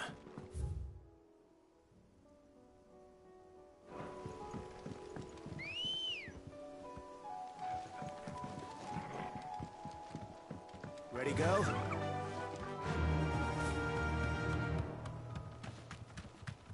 Can hardly make out.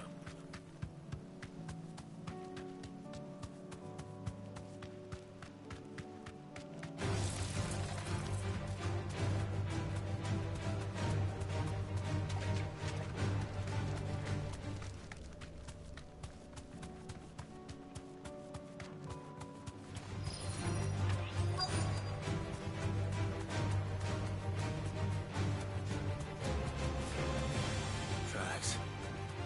They're not left by bandits for a change.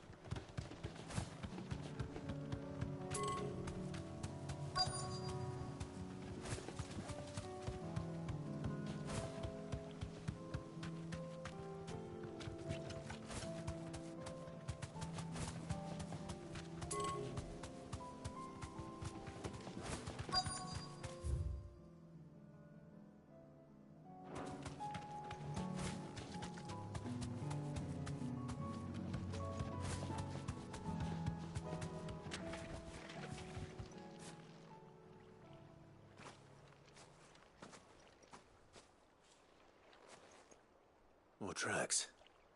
And these look fresh. A chocobo was here. And recently. Perhaps it still is.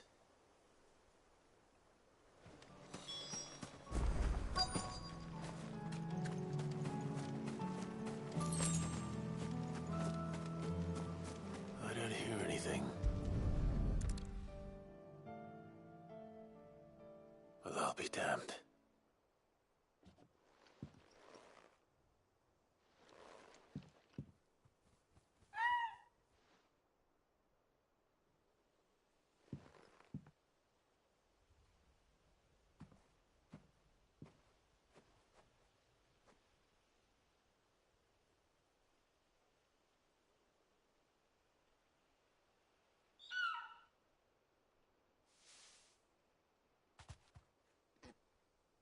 It's all right. I'm not going to hurt you. Just borrowing a feather for my friend.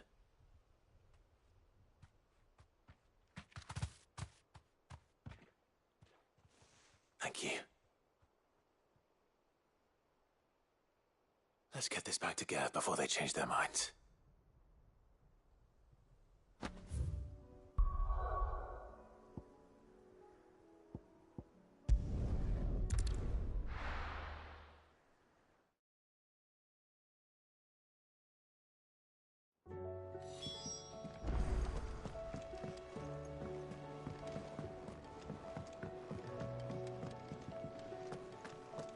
It was no trouble. Clive, you're back. How'd you get on? Any luck? Any luck, you say?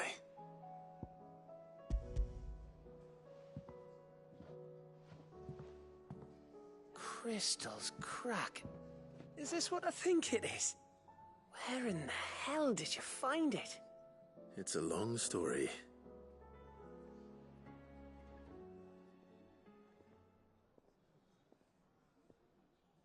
Right there on the road to Eastpool. Who'd have thought it? Everything up there's been abandoned for years. The empty cabin made for the perfect shelter. Though I fear my presence may have forced the poor creatures to look elsewhere. Don't blame yourself, Clive. The Blight's right on Eastpool's doorstep. They'd have had to move on before long, even if you hadn't have turned up. They'll find a new home. Trust me. After all, that's what us endangered animals do.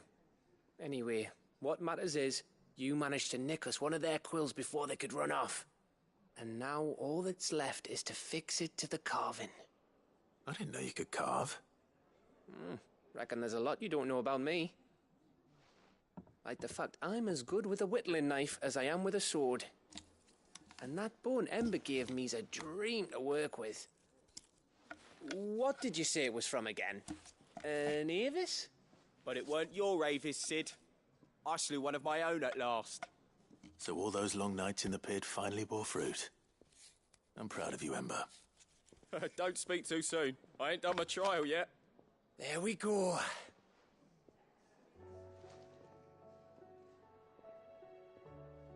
What do you think? I think if Not you that ever bad. hang up your scouting cap, you'll be able to make an honest living. Oh, will I? I should go and see if Ed is awake. Give it my best. You can give it to yourself. Come on.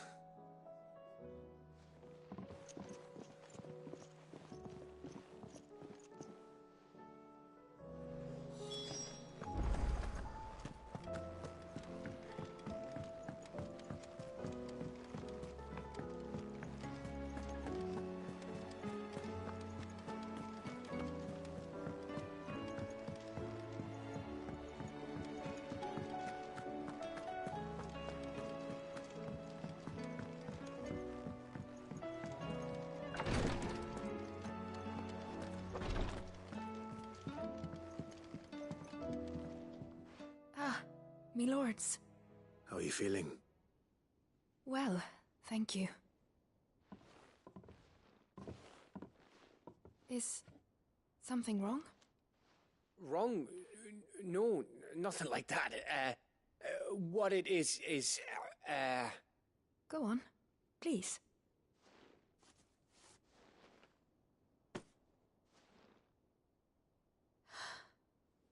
It's beautiful. Did you make it? We did. Aye. It's from all of us here at the Hideaway. Your new family, like.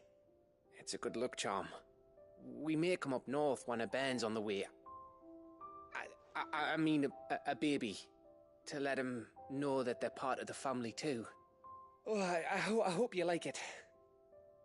I don't know what to say.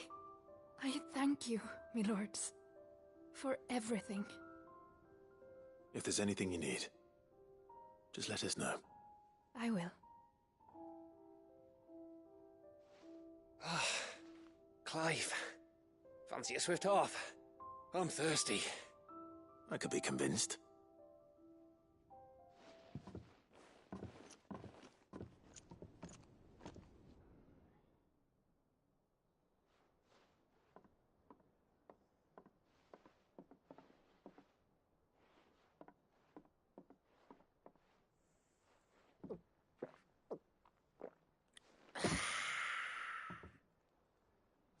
Don't you think you've had enough? Oh, we're celebrating. I'm gonna be a father. I think Edda might have something to say about that. You know what I mean. Bit of light in these dark times.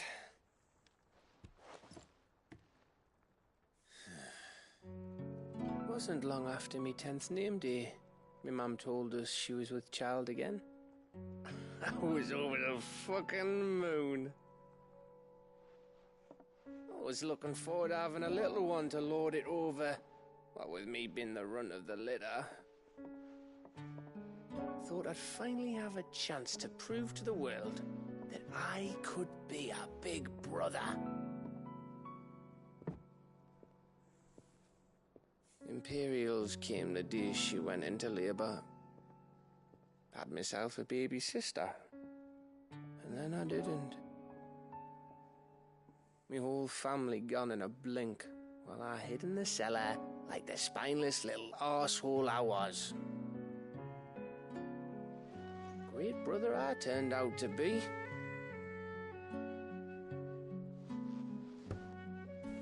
I'll never be a leader. And I'll never be a hero. I'm just a daft little dog who comes running when his master calls.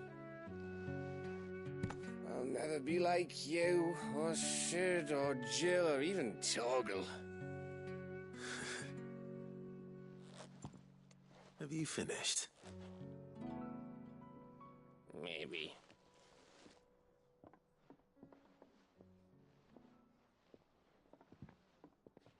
Do you know why you're our best scout? Because you don't need anyone to hold your hand. Without your resourcefulness, your courage, your determination, I don't know where we'd be. Maybe hanging off a cliff like, That was only the once. Exactly. You learned from it.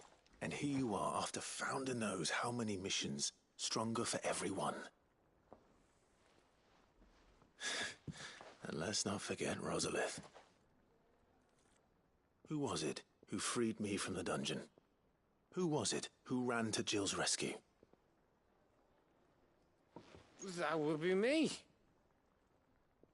Because you're our brother, Gav. My brother.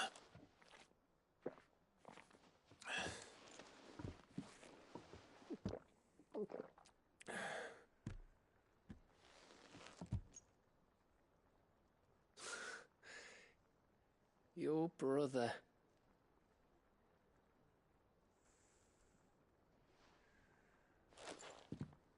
Which means that when the time comes, I get your room. And your sword.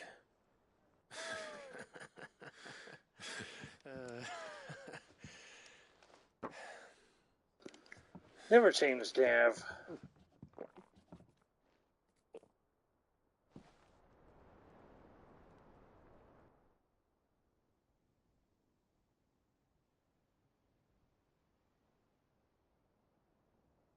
I may have had one too many. you may have had 10 too many. I said I was thirsty. Better get back to work anyway. After I walk this off. Clive? What is it? Thanks for, you know. I know.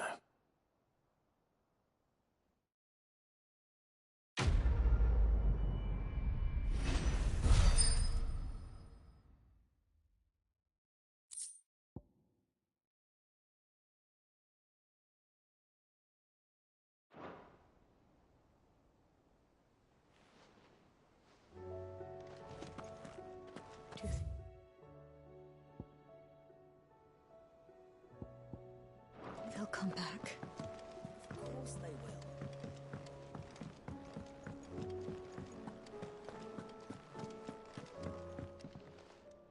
will.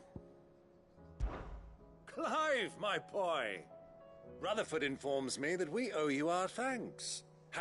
But such are the time. But tell me, is the realm truly in as dire a state as Rutherford suggests? From what little I saw, you were right to be worried. I suppose I should have expected the worst. But I was rather hoping the great and good of the realm might have things a little more under control. Alas, it seems that firm leadership is in short supply these days, and without it, the people are bound to lose their way. We must move quickly. But where do we start? True, the challenges that face us are many. But in my estimation, there are two key areas to be addressed before any other. The realm's armies and her larders. As you've seen firsthand, it's every man and woman for themselves out there. Certain cities have banded together to try and maintain some semblance of order, yes, but such cases are few and far between. And yet, the only remedy for the chaos that faces us is unity. A unity that transcends even the borders laid down by our ancestors.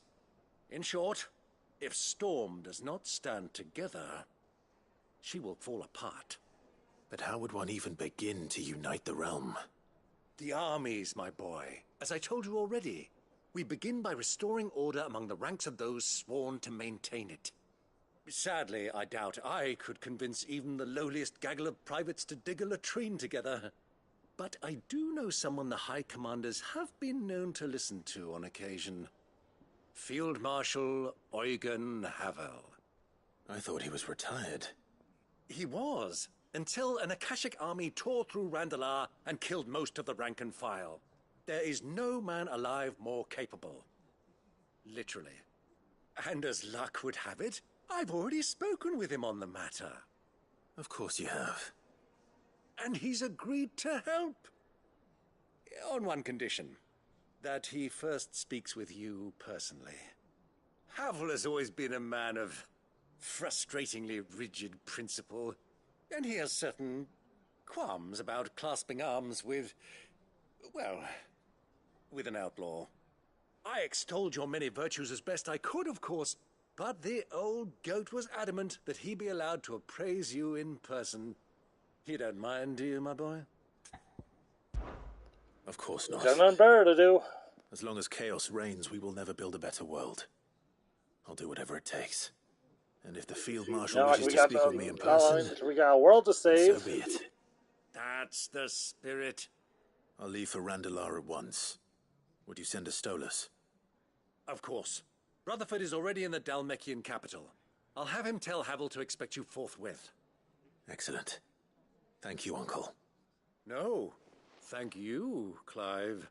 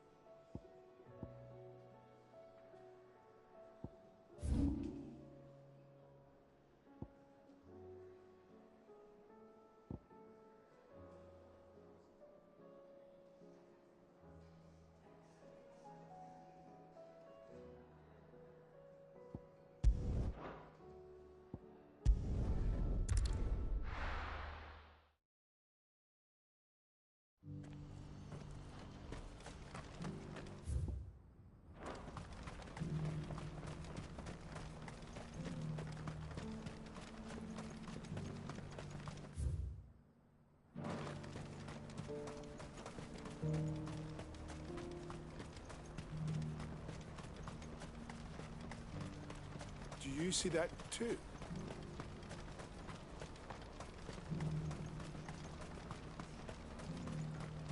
Papa? What is it? Please. Stop. I'm scared.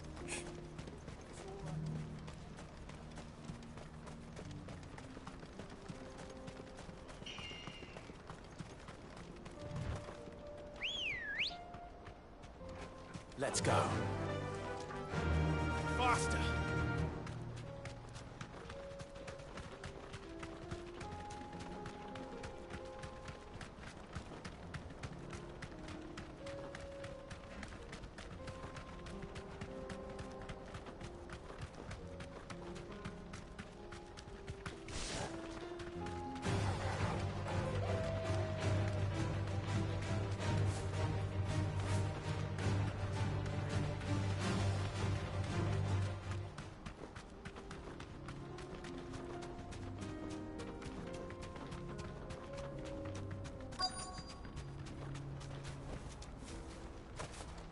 Can't be Rutherford, can it?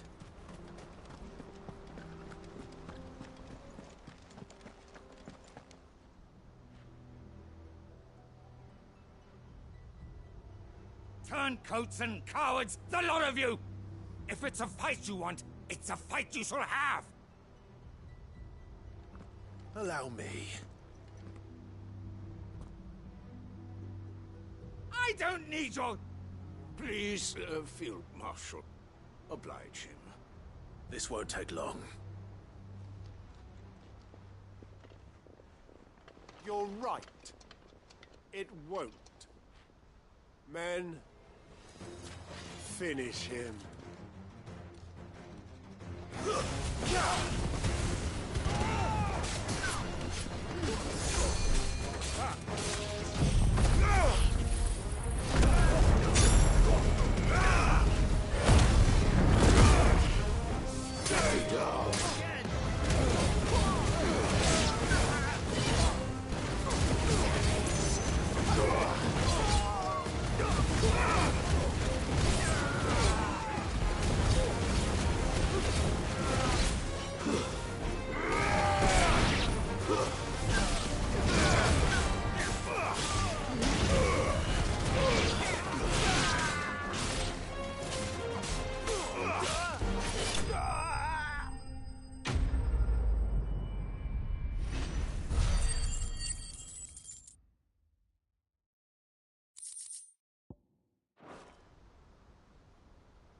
little longer than I'd have liked.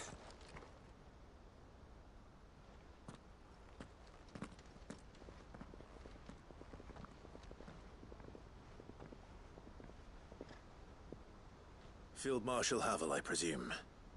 Are either of you injured? No, my lord. You arrived just as our escort turned on us. Fucking traitors. I'd heard reports of soldiers in the outlying regions abandoning the oaths they swore.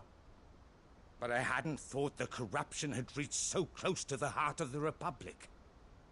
It's a fucking disgrace. Your interfering old bastard of an uncle tried to warn me, of course.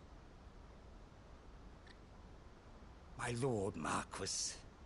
Or is Sid the Outlaw more to your liking? Call me what you want. It doesn't change who I am, or the urgency of the message I bring. My uncle has a plan to right the realm, and he needs your help to see it through. Before I agree to anything, I'd have you answer one question. What do you stand to gain from all this? I won't deny that I might benefit from further chaos. But I seek a new beginning for all of us. And while the choices I've made may not always have been the right ones, I know I made them for the right reasons. For so long, so many of us have been told how we could live, how we could die, when it should have been our decision all along. Now we have a chance to put things right. But in order to take it, we must stand together. Even if it be beside those with whom we don't see eye to eye.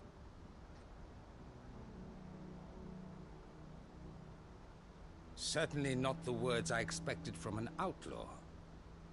But perhaps your uncle was right. You are no ordinary outlaw.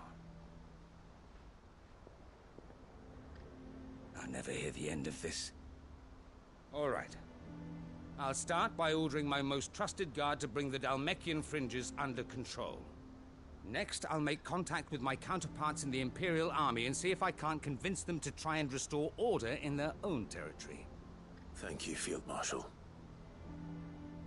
But they are not the only ones we will need to convince. What do you mean? I don't doubt that I can bully some sense into a few generals. But those they answer to require a different kind of persuasion. And when it comes to honeyed words, well, we will need an envoy. One who can court even the most stubborn of statesmen. You, perhaps? I'm flattered. But I'm no diplomat either. And I have other problems to attend to. What we need is a skilled arbitrator. And I may know just the person. Is that so? And would he happen to be an outlaw too? Of a different kind, perhaps. Well, beggars can't be choosers. I suppose we'll all have to find a little of the outlaw in ourselves if we're to make it through this. Very well. Send your man to me right away. I shall.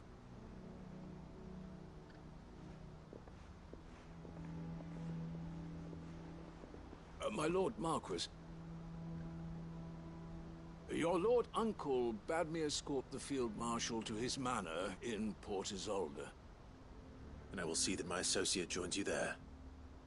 Very good, my lord.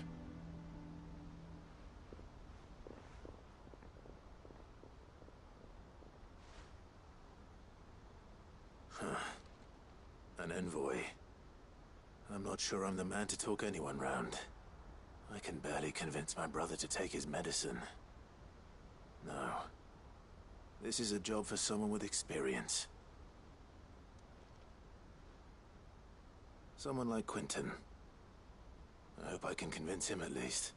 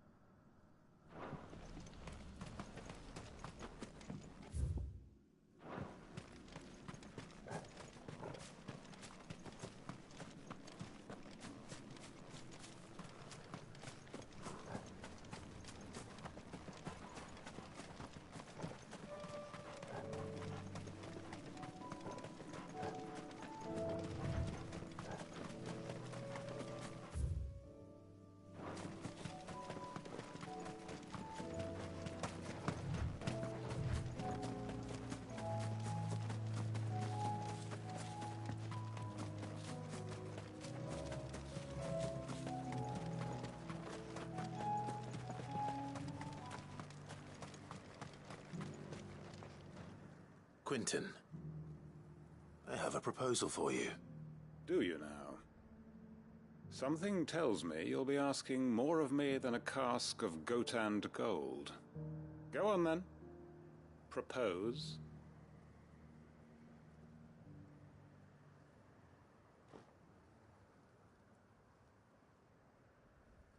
You'd have me convince the chiefs and chamberlains of the realm that they should simply swallow their pride and do the one thing that has proved impossible for thousands of years. Was there anything else? Perhaps I can fetch you a meat pie as well. I know it's a lot to ask, but I can think of none better suited to the role. And you'd have me give up what little I have left to do it. I told you, Clive. The people of Lostwing are my family, and I cannot abandon them. You'll have to find someone else. I'm sorry to hear that. So am I. And why might that be? What he's asking. How's it any different to what you've done so far? They want you to speak for those who can't speak for themselves. That's what you do best. If it's the vineyard you're worried about, we'll see that the grapes are picked and the tons filled. You know we will. It's not that. Then what is it? You said yourself we're family. Don't you trust us? You know that's not what I'm... Then what are you saying? That only we are worth saving? Why turn your back on everyone else? You convinced us we could build new lives for ourselves, and if you can do that, who's to say you couldn't convince the entire realm? A stirring argument. I fear that any rejoinder I make might fall somewhat flat by comparison. So you'll join us? Where do you need me? Field Marshal Havel will want to speak with you in person. He's currently in Port Isolde. I can arrange for a party of Cursebreakers to accompany you there. That would be very much appreciated. I hear the roads are far from safe these days. Hopefully not for long. My uncle will want to know that his plan is taking shape.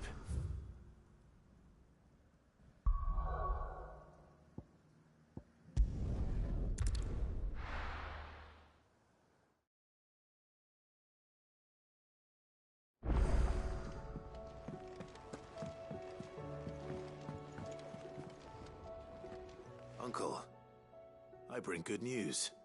The Field Marshal has agreed to your plan. Ha! Of course he has. I didn't doubt you for a moment, dear boy. Rutherford is accompanying him back to your manor in Port Isolde as we speak. They will await your return there. As will one other. One other? Who, exactly? Lord Havel was concerned that even if he could get the realm's armies to agree to an accord, he might not be as successful in convincing those with political power. He asked if I might have a solution, and I suggested a certain Imperial Lord Magistrate turned Liberator. One of your co-conspirators? Master Quinton would probably call me one of his, but yes. Another outlaw, then. Just the thing we need to put these rotten politicos in their places. Good thinking, Clive. I'm glad you approve. The more the merrier, eh? Uncle, assuming Havel and Quinton can solve our problem with the armies, you still haven't mentioned how we might manage the grain shortages. Oh, don't you worry, my boy. The 7 high houses will be seeing to that. They have all agreed to make the most generous of donations. Oh, of course, it did take a little persuasion, but luckily I had some unexpected help. From who? Why, you, my boy. Rumor has it that you rescued the Lady Ariane's head steward Rockford from a horde of bloodthirsty bandits. It was more of a handful. Well, the old battle-axe was so pleased. She had a shipload of talents delivered to my private docks by the next new moon.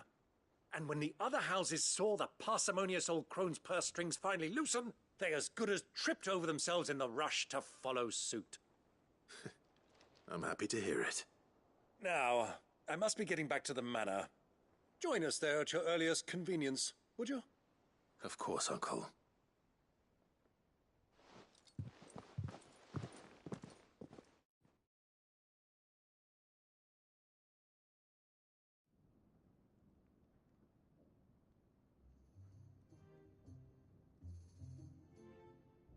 And how, pray tell, will we get that grain to the capital if the roads are still overrun with Akashic? You'll find another bloody road. I only have so many men, and I'm not about to send them headlong into an ether flood. That is, unless you'd have them turn as well. Well, I'd certainly eat less. Says the man with a belly bigger than a band of curls. My soldiers actually need their rations. Without any food to keep them going, they'll be dead even before you've sent them on your fool's errand. If I may, gentlemen, perhaps I might suggest an alternative approach.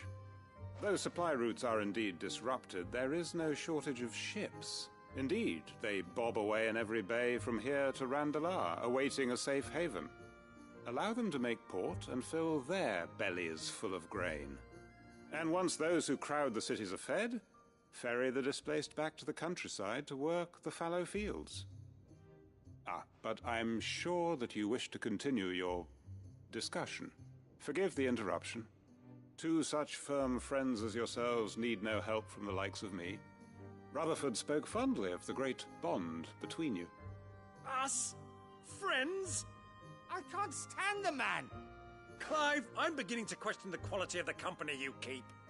And what kind of company were you expecting him to keep? The man's a criminal! Okay, this is just plain You funny. are not fit to breathe the same air as this fine, upstanding young gentleman. Upstanding?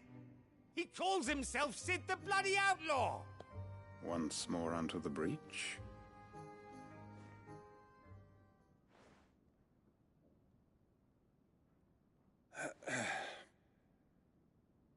Shall we begin again? What we seek here is not to create a new nation, nor to claim the thrones of those that already exist. We wish simply to bring stability to the realm that mankind might weather the current storm. And to do that, we must convince those in power, the generals, the statesmen, the nobles, that our cause is just. There will be disagreements, yes, and I imagine some resistance, much resistance. But we cannot let that deter us. If we show them the path, show them that we walk it ourselves, then I am confident they will follow. The fate of the world lies in my nephew's hands, but the well-being of her people lies in ours. And we must not squander the chance that Clive has given us. Uncle Byron, Now, with that settled, let's move on to the signing of the Accord. For what great moment in history hasn't been accompanied by a little ceremony?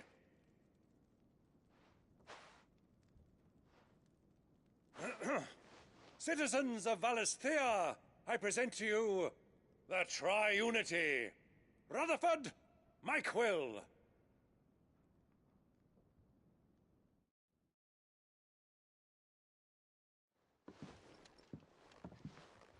Well, my boy, the stage is set. That it is. This is the role you were born for. Now I ask only that you trust in the talents of your supporting cast. We shall play our parts to the best of our abilities, that you might have the opportunity to shine. The realm needs its Sir Crandall, and there is no better Crandall than you, Clive. I want you to keep this signed accord as proof of our faith in you. I will. Thank you, Uncle.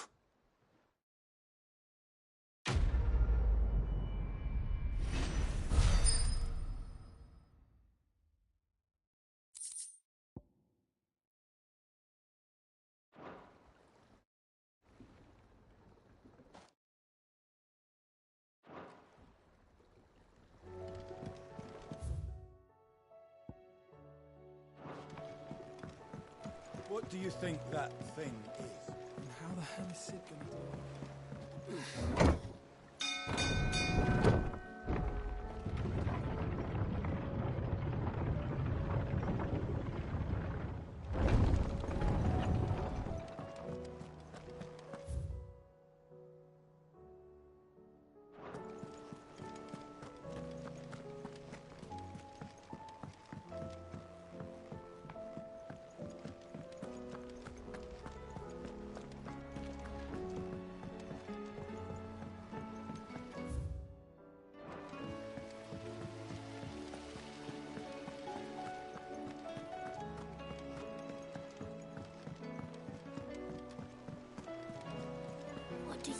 think happened.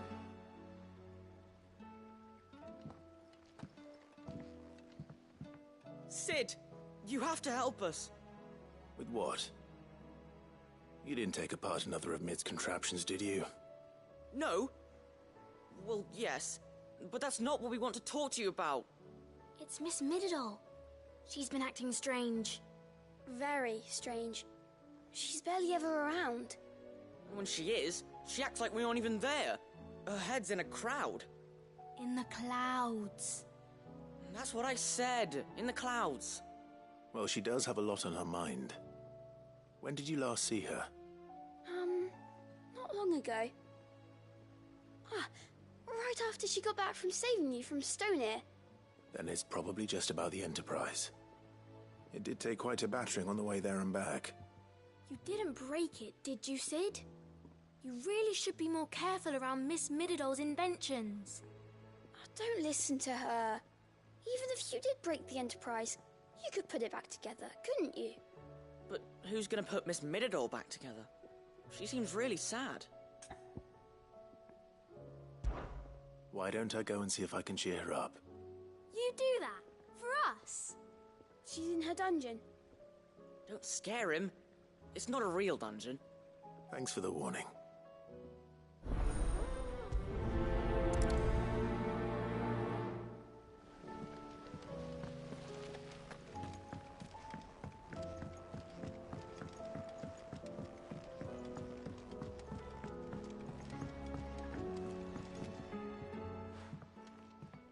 Mid, if you have a... That's it! I knew it! The answer was right here under my arse all along! If this doesn't steer to the skies, nothing will! To the skies? You aren't trying to give the Enterprise wings, are you? What else would I be doing? The children seem to think you're avoiding them. They're worried about you. Is this really so important that you need to shut yourself away from everyone? The Enterprise is already the fastest ship in the realm, and that's with the sea beneath her. But what if she weren't bound to the waves? What if she weren't bound to anything at all? It's not fair. The gods get the skies all to themselves, so I'm gonna do something about it. The Fallen had their chance, but they relied too much on magic. And see where that got them? But not me. I've discovered how to do it without. Well, almost. First I need to make a prototype. And is that a one-woman job? Are you volunteering? I'll have you know the Enterprise is my baby. But if her godfather's offering to lend a hand, I'd be happy to take it. First, I'll need oil, and not just some old drippings from Miss Molly's spits in the Tub and Crown. Refined stuff, like they make in Ordil. Then I'll need some bone, or shell. Light, strong, preferably no longer attached to the beast it belongs to. If it's beast bones you're after, I'm sure the curse breakers will know where you might find some. No, they'll know where you might find some. You're the one who offered to help, remember? I should speak with one of the curse breakers before I set off for Old Hill. See if I can't find this bone while I'm there as well.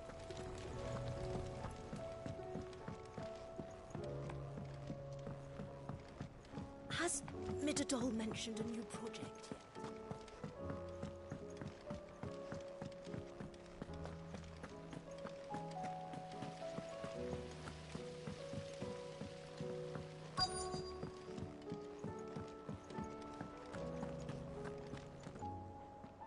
All right, Sid.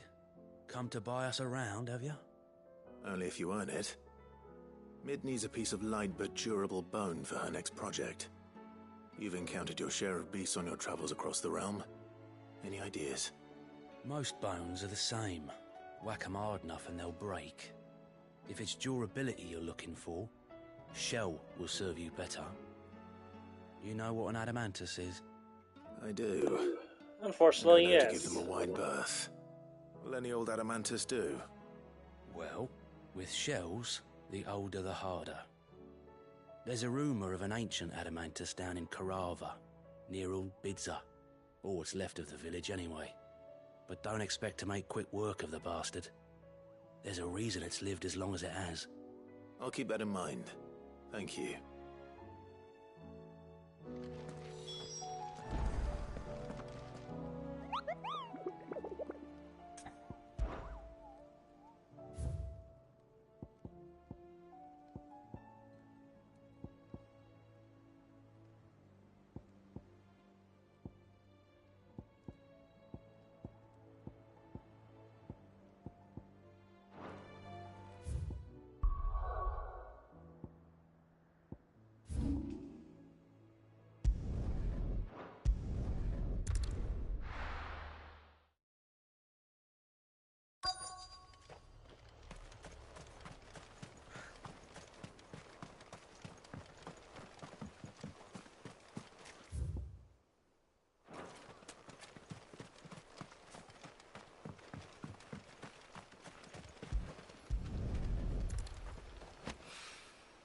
Mid's well. After what happened here, it's a miracle there was any left at all.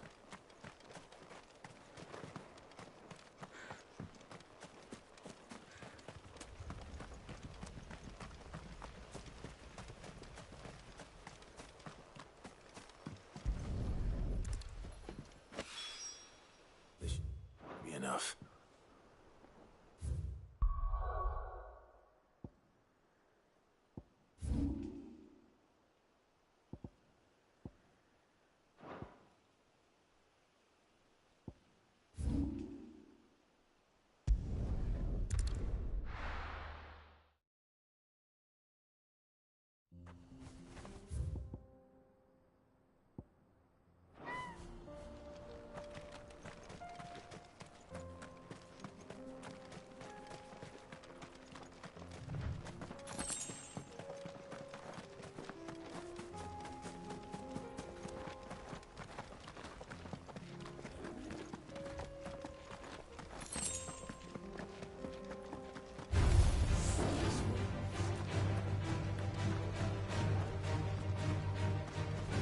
Again.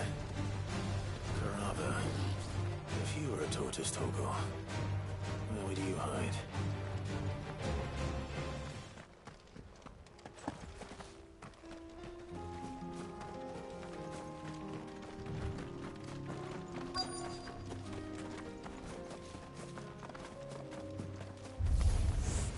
It looks like we found him.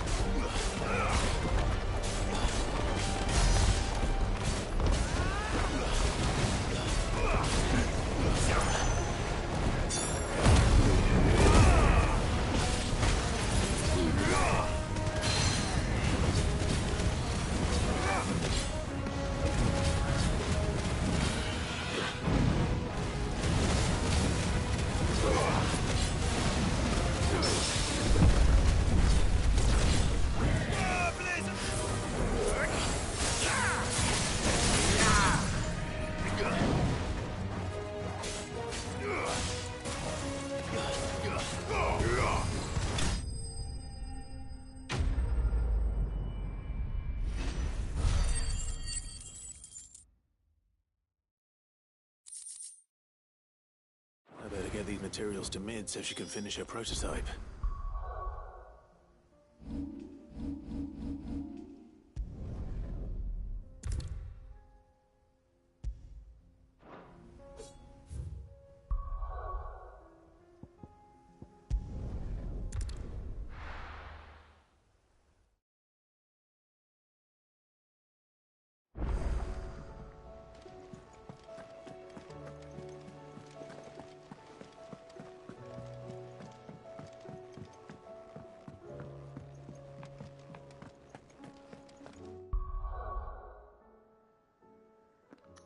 Just one more, folks.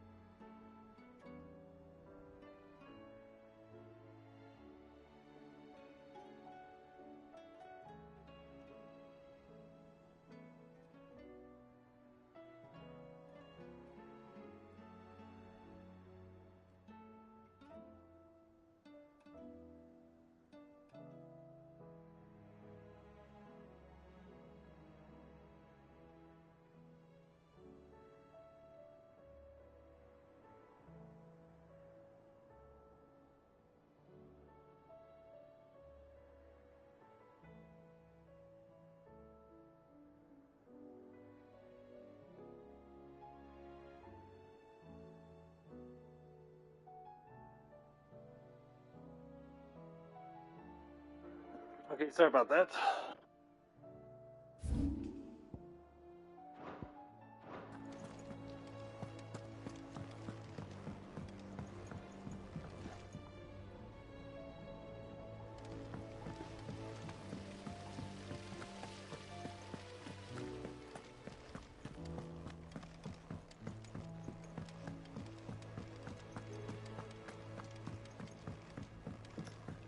Phone was running low on battery, so I had to plug it in to charge it. So then I switched it over to the Roku to make sure that my stream's still going. Tell me this is all you need.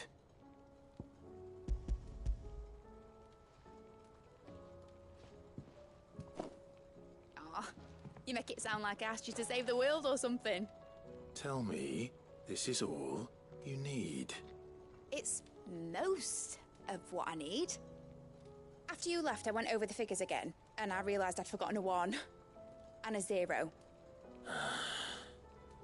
And a cogwheel. Just a tiny one. Though, that's the problem. Gears that small are a bastard to make, and I may have lost the one Blackthorn spent a fortnight toiling over. wait. The children. When they took apart your scales, there was a tiny brass gear. Now that I think about it, they didn't use it when we put the scales back together. The young'uns? But why would they... You know what? I don't want to know. I'll keep working on the model. You go and find that cog.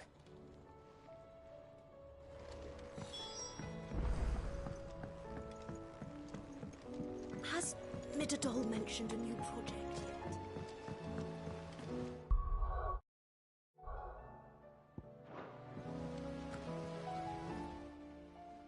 Sid! Is Mid still hiding from us? She wasn't hiding. She's fine. She's just busy working on her next project. A new invention? What is it? What is it? Is it an airship? I bet it's an airship! Do you think she'll let us help? That just so happens to be why I'm here.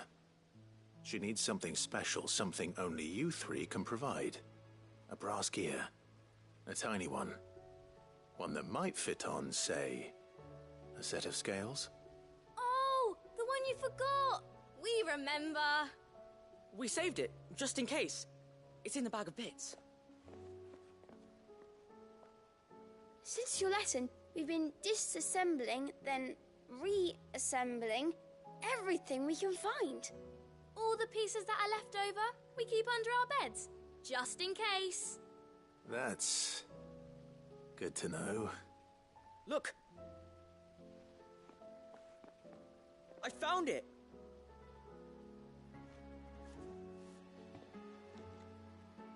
Is that all? Just the gear? We have more parts if Mid needs them. That's all for now. But I'll let Mid know about your hoard. Just in case. Thanks, Sid. Good idea.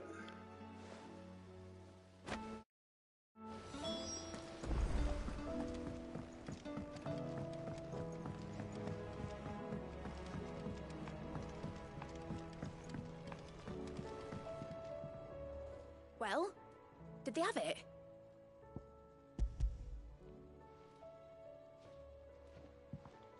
They did. And they kept it somewhere nice and safe. Will it work? Will it work? He's perfect! You're a genius, Clive. What exactly are you going to use it for? Only the most important job of all. The wings aren't going to move on their own. But with the right cog in the right place... Well, you just wait and see.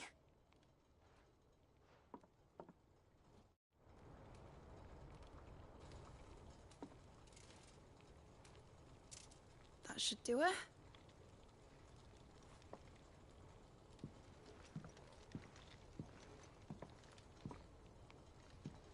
Here goes nothing.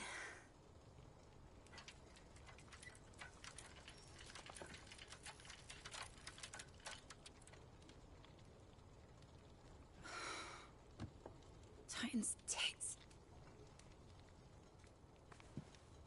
It wasn't supposed to fly, was it? Of course it was supposed to fly. Wouldn't be much of an airship if it didn't. Honestly, these bloody engines are driving me mad. I was so sure this would be the day she soared. The Mithril engine was made to make dreams come true. But maybe this is one dream the world's better off without. Show folk how to take flight, and it won't be long till they're raining death down on each other. People will lose their homes, children, their mums and their dads. Like I lost mine. I'm sorry. So am I, Clive. So am I. Sorry that I have to choose. Do I follow my head, or do I follow my heart?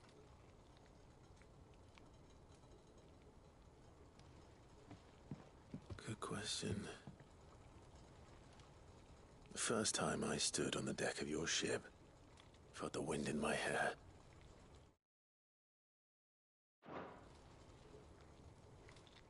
It was like I was flying.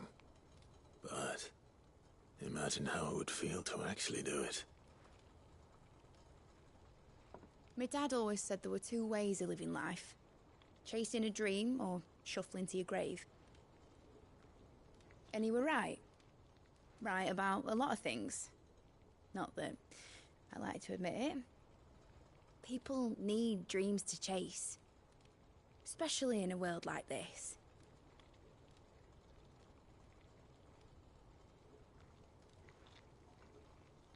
Right. When this is over, I'm gonna take all my Mithril engines to Zemeckis and sling them over the edge. I won't have my dream end up turning into someone else's nightmare. But all that hard work... All that hard work will not be used for war, Jamie. But it ain't like it'll be gone. Tell me, Clive, have you ever been on a treasure hunt? Not since Joshua and I were boys. Why do you ask? Because I'm gonna bury the engine schematics and leave behind a little riddle telling people where to find them. A really hard one, so that only the most dedicated dreamers will ever be able to work it out. Sounds like fun. I can picture it now. Some daft general squinting at the words with a gormless expression on his mug. Like that one, yeah. Right.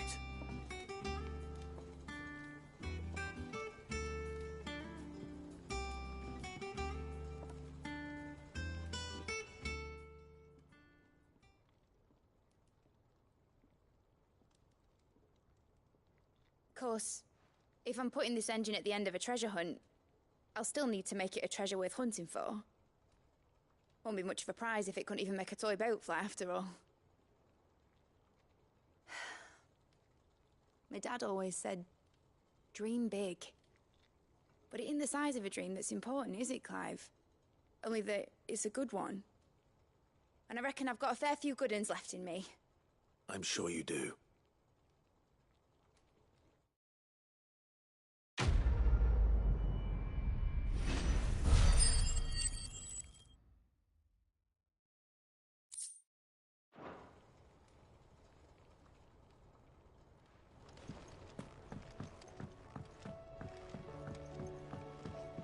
Has Mistydolphin mentioned a new project yet? Not exactly.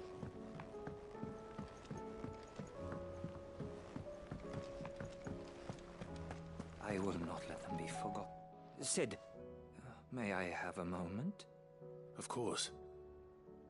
It is an honor to finally speak with you. My name is Herman.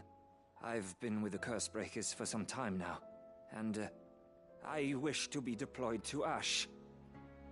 Any assignment will do. No. The lands across the Narrow are too dangerous. I will not send good men and women to risk their lives needlessly. Why would you want to go back? I need to retrieve something. Something important.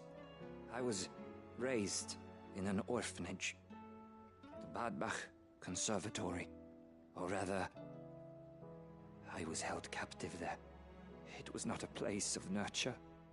It existed solely to turn bearer children into mindless weapons. We were tortured until we feared no pain. Tormented until our hearts turned to stone. And few ever survived long enough to become tools of the last king. I can't imagine.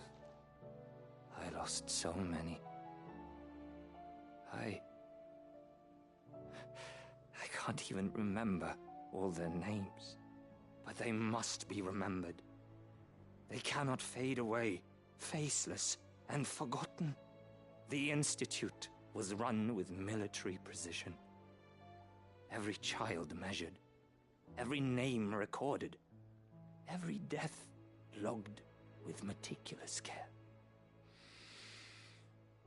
Sid, allow me to travel to Ash and recover the registry so that my brothers and sisters might live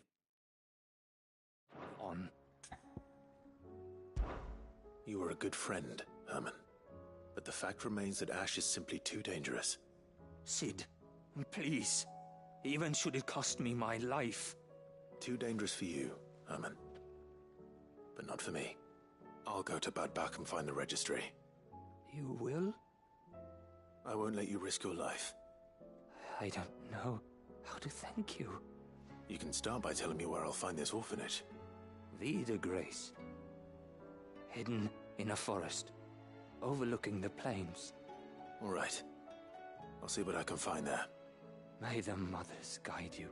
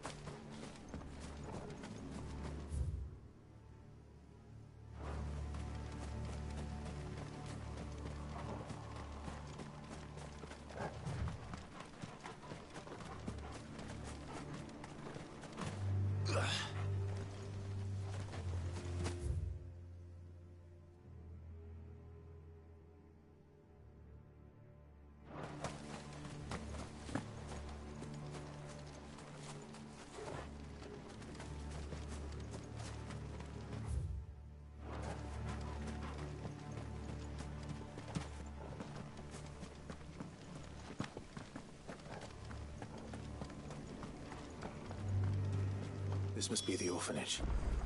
Hopefully the registry is still here.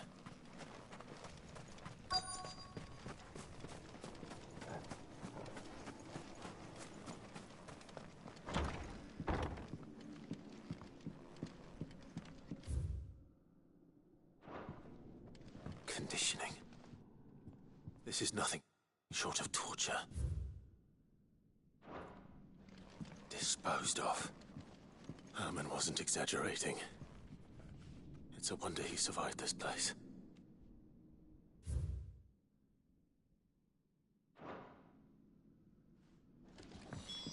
This reads like a suicide note. Did the director go through with his plan? There's only one way to find out.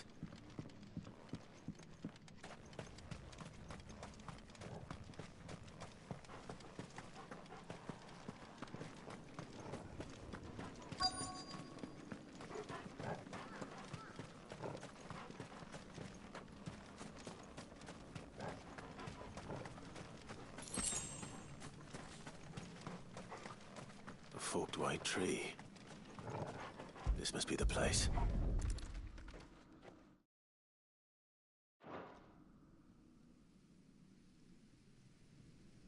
Could he really be buried here? There's something hidden among the roots. Let's see.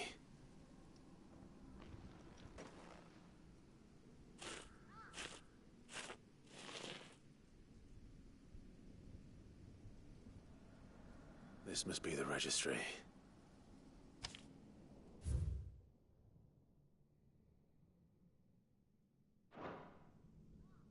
So many names. This place was a slaughterhouse. And where is the architect of all this misery?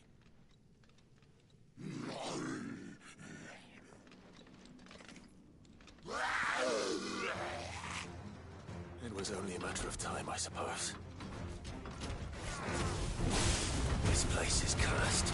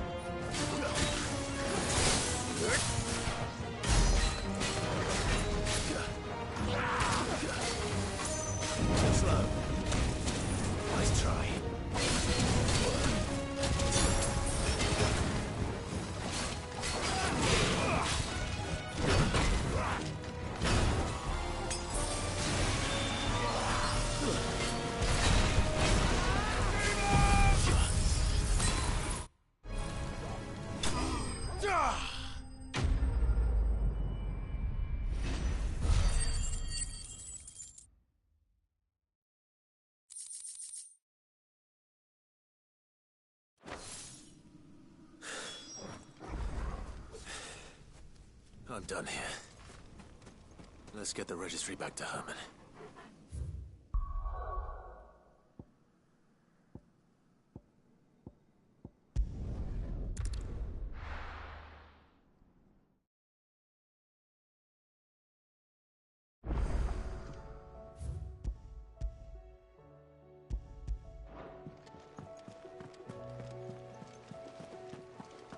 There's something about him.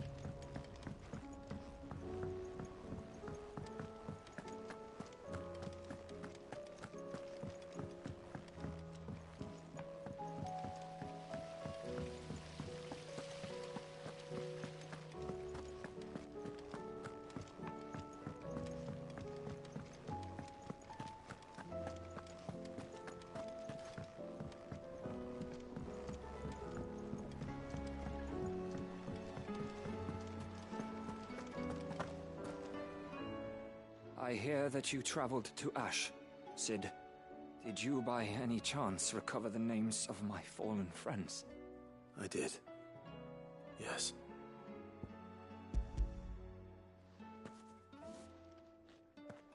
If I may? The bearer registry.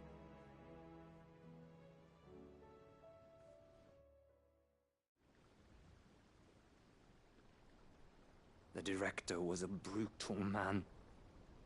He got no worse than he deserved. The registry was all I found beneath the tree. There was no sign of a body, or any record of what happened to the children after the orphanage closed.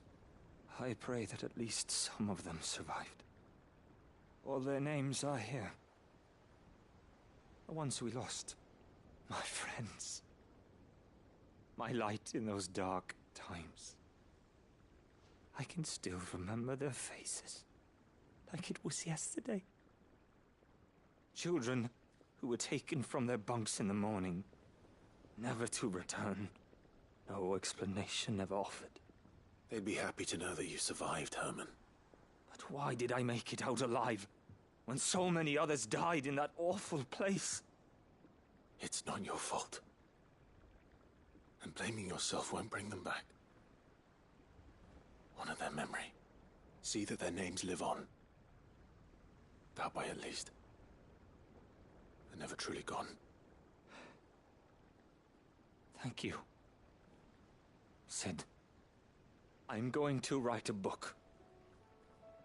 An account of the horrors of Badbach, and the spirit of those its custodians sought to crush. All of Valisthea will know of our suffering, and in the name of those I lost, I will not let it happen again. Neither will I. These records would have been buried for all eternity, were it not for you. Thank you.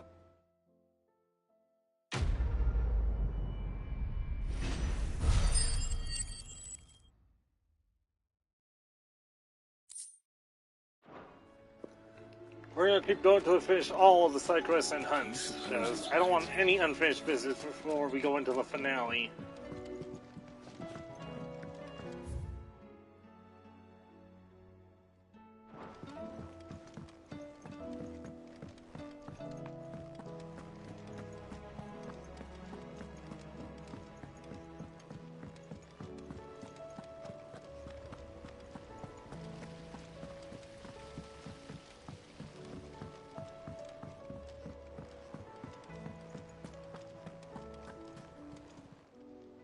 Clive!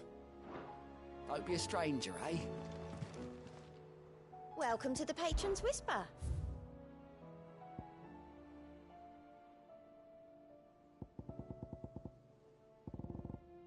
Best of luck out there, Sid.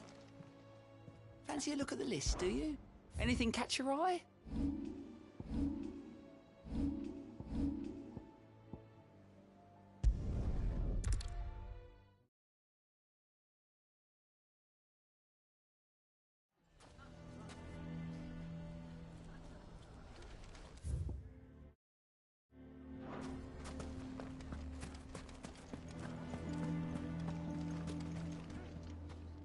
Here to help me pack? Thanks, but I'll be traveling light. I'm almost finished already, in fact. You're really going to go through with this, then? I am. But before I go, there is one small issue I'd like your assistance with. Well, two, in fact. If it's within my power to help you, I will. It's the children. I refuse to let them share in my disgrace. And if I leave them here, they surely will. Our friendship would see them ostracized forever. But I can't take them with me either. I can think of only one place where they are certain to be safe, and provided for, and loved. The Hideaway. Of course. The children would be more than welcome. Thank you, Clive. I will not forget this. Lubor, are you still here? What is it, Ferda? You look pale. There's been a flood in the Velcroy, a damn big one. The League of Outlaws encampment was completely submerged in ether. What? Every last one of the bastards has turned, and they're headed this way. Bandits are one thing, but Akashic bandits are quite another. The town guard won't stand a chance against them. We need to evacuate. There's no time to lose. Ferda, gather the men. The Akashic may strike at any moment. We must make ready to cover the townspeople's escape. Well, what are you waiting for? Yes, my lord. Clive, change of plan. The children stay with me for now. I need you to find Conrad and Natalie. Tell them to prepare for a full and immediate evacuation. Understood. I'll do what I can to convince everyone else. Wish me luck.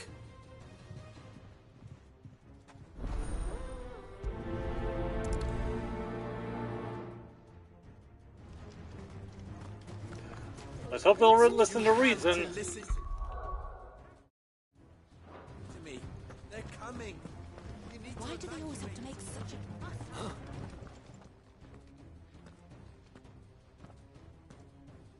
Ah, it's you. What do you want, Lord Underhill? To pass on an important message. There's been an ether flood out in the Velcroy.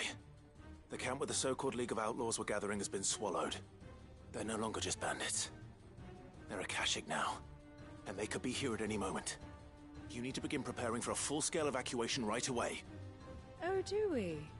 And who was it who gave you this disturbing news, might I ask? Lubor, perhaps?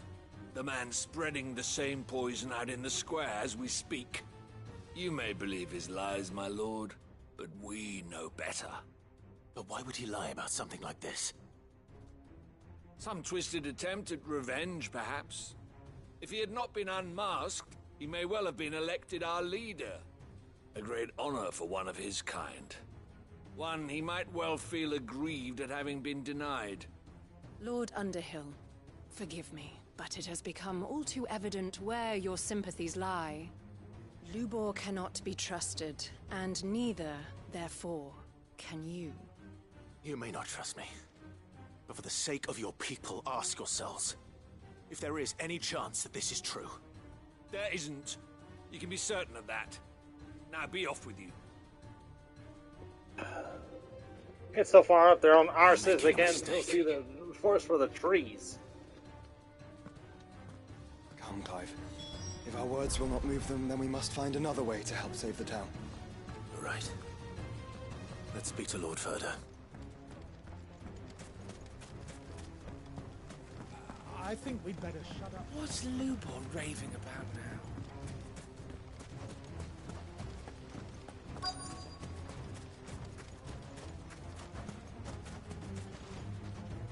Lord Ferda.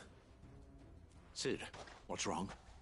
I went to warn Conrad and Natalie about the Akashic, but they wouldn't listen. They've convinced themselves that nothing Lubor says can be trusted.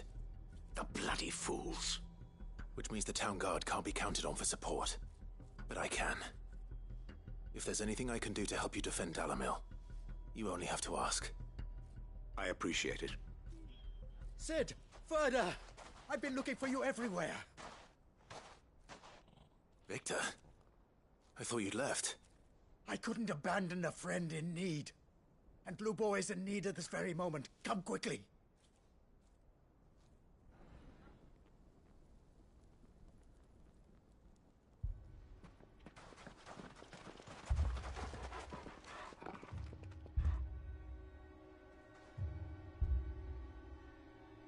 You have to believe me! The Akashic are coming!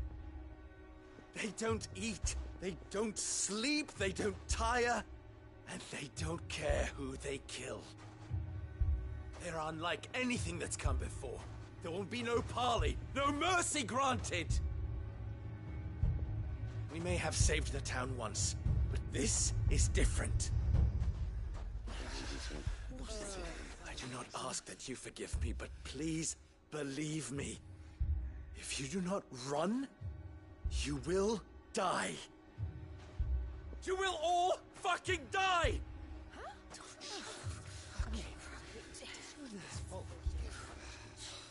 You'd like that, wouldn't you, bearer?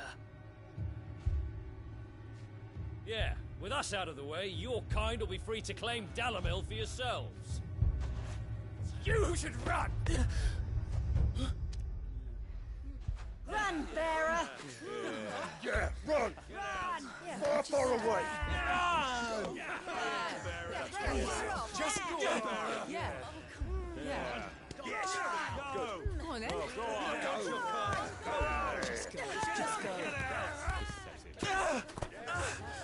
Wait. Someone's coming.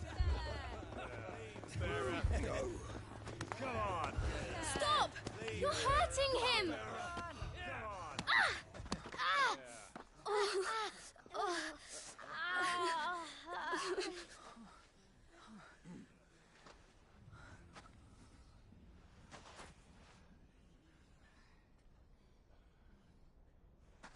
What did Lubor ever do to you? He solves all your stupid problems, and he keeps all of you safe. You know there's nothing he wouldn't do for this town. Who was it who made that cleaver you use every day, Conrad? And what about your counting table, Natalie? Who fixed that? Whose men make sure the streets are clean so all your boots don't get dirty? Who spends all day every day making sure things run smoothly round here? And none of you ever say thank you. Ever. But did Lubor ever complain? Well, does he ever stop smiling? He keeps this whole place going. And you act like he doesn't even exist!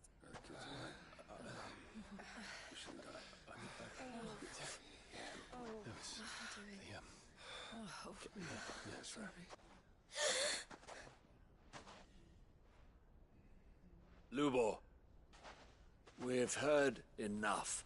Wait! We will not run. The town guard will not abandon the very place it is sworn to protect. And I will not give up for lost the stores that we labored so hard to fill.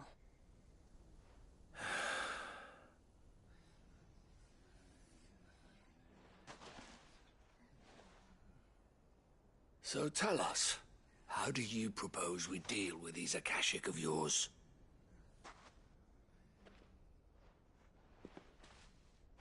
We won't run, but we will fight. All right, then.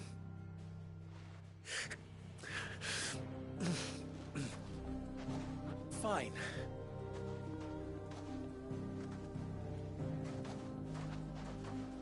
Gather round if you don't want to die.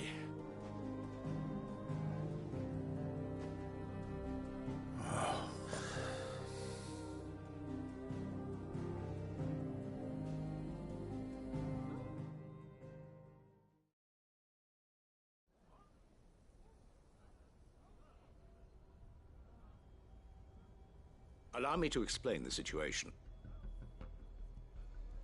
The ether flood occurred near the village of Cheratina, deep in the Velcroy.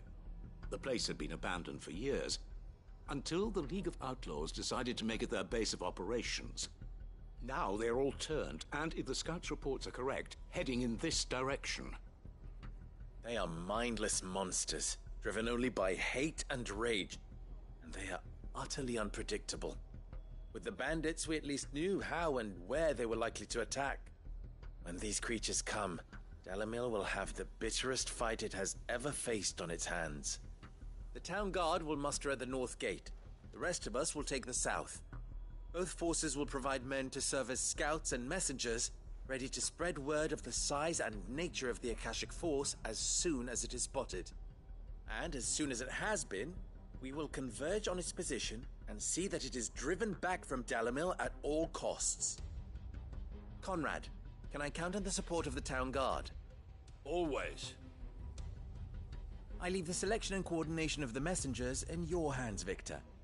And the command of our men in yours, Ferda. If you would both be so kind. Consider it done. As you wish. Natalie, I would ask that you and your people have the townsfolk barricade themselves inside the bathhouse. And tell the merchant not to waste time securing anything beside the essentials. Preserving life is our one and only concern. As long as we survive, it doesn't matter what trinkets we might lose. Our riches can be regained. And if anyone doubts that, let it be known that the Briar's Kiss stands ready to cover any losses. Very well. I shall tell them. Where do I fit into this plan? Where else? But We the go most deal with the perilous place of Akashic, all. of course. I would like you to travel to the home of our erstwhile League of Outlaws, Cheratina itself. The main host is most likely still there, and Dalimil will not be safe until it is eradicated, root and branch. A little gardening. How pleasant.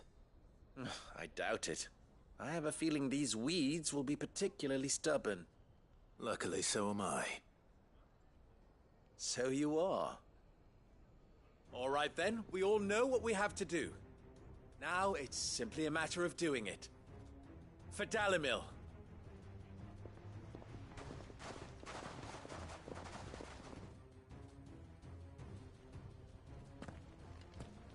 Looks like everyone's ready. I'd better not keep them waiting.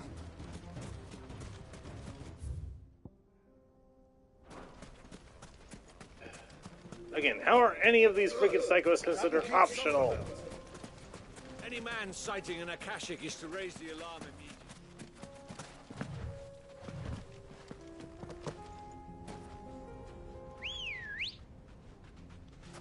Ready, go? Fly, Ambrosia.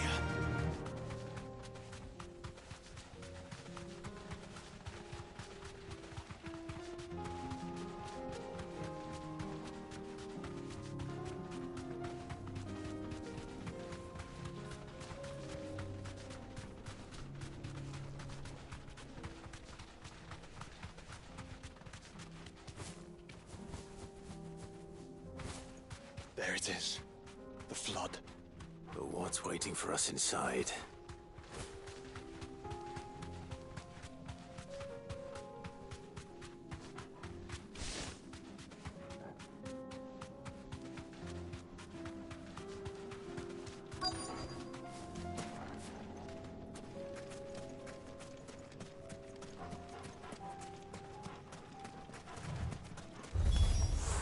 We can't leave a single one alive.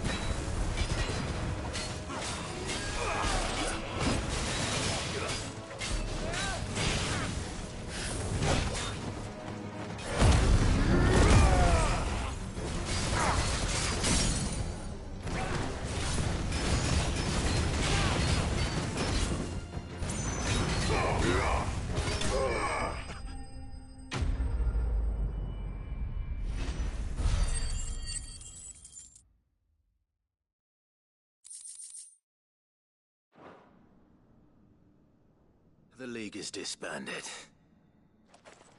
I should get back to Dalimil and see how the others fared.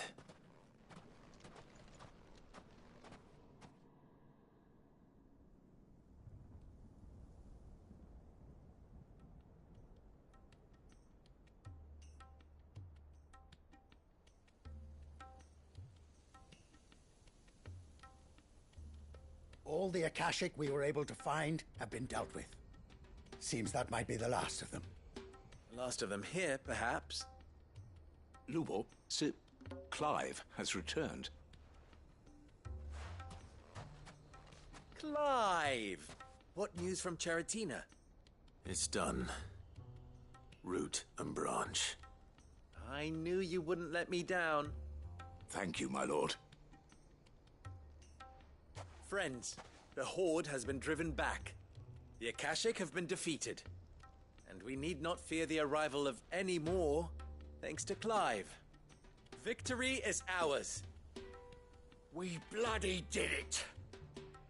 We saved Dalimil. Lubor, allow me to apologize. After all you have done for this town, we should never have doubted you. But we did. And for that we are truly sorry. We only hope that you can forgive us. We need you, Lubor. Dalimil needs you. So, if you would still like to be considered for the position of mayor, you have our backing. You do remember that I'm a bearer, don't you? We do. But that is not a stain on your character. It is a stain on ours. We thought only of what we perceived bearers to be, not what you truly are.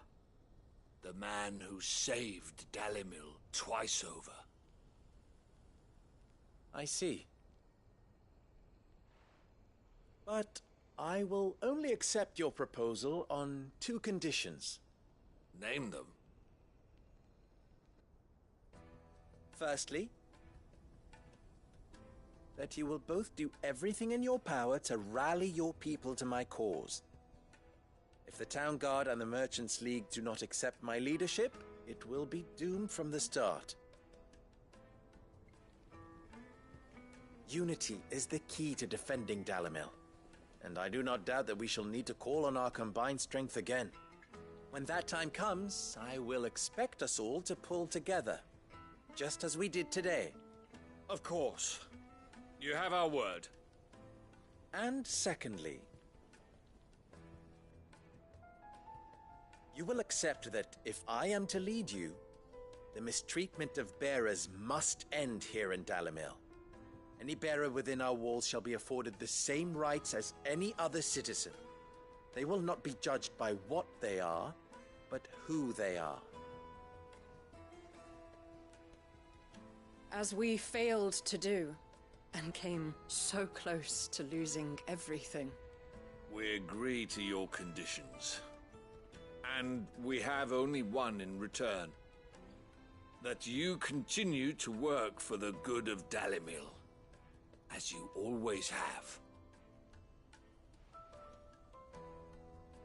Condition accepted.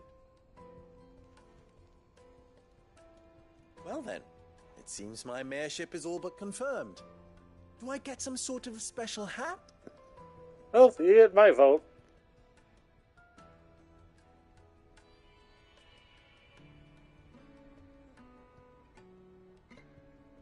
How fickle fate can be. Not so long ago, I had resigned myself to leaving Dalimil in disgrace. And now, I find myself her leader. Here. For everything.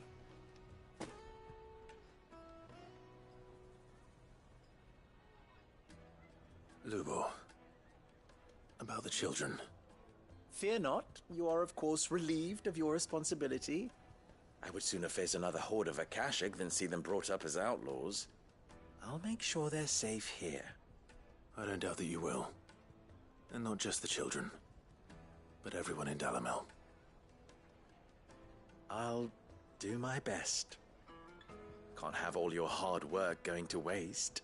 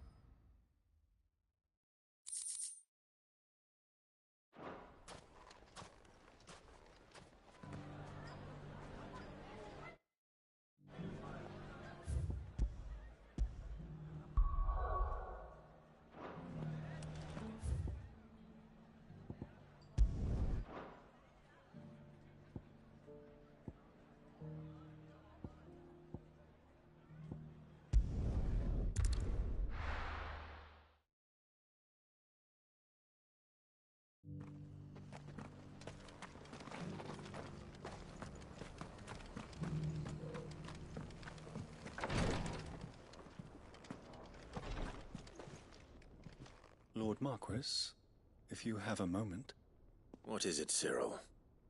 One of our brethren lately journeyed across the strait in order to pursue a new avenue of inquiry in our ongoing investigation. He sent an owl some while ago, but we have heard naught from him since. Was he surveying another fallen ruin? No. The object of his study was a savior cult that has arisen in Ash in recent years. We believe it may have some connection to the Circle of Malleus, an ancient religion that worshipped Ultima as its god. By gaining an understanding of this new faith, we hoped to learn more of the Circle's original beliefs. And so you sent one of your brothers to Ash? A continent teeming with orcs and Akashic? Fully cognizant of the risks, yes. I entrusted the mission to one of the most able of our order, the Third Chair, a master of the arts of combat and survival both. Though he has been silent for some days now, I have thus far refrained from sending any others in search of him, lest they be lost in turn. Yet, it seemed only right to inform you of the situation, given your unique experience of the perils of Ash. For as you so earnestly advised me, it would not do to abandon a man to his fate, when he might yet be saved. It would not. But Ash is a big place. Can you be any more specific?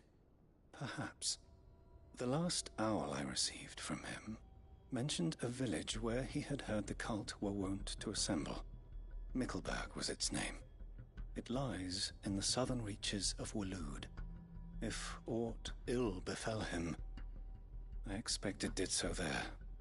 Right. I'll see what I can do. You are much too kind, my lord. Go then, with my hopes, and may the Firebird's flame ever burn in your heart.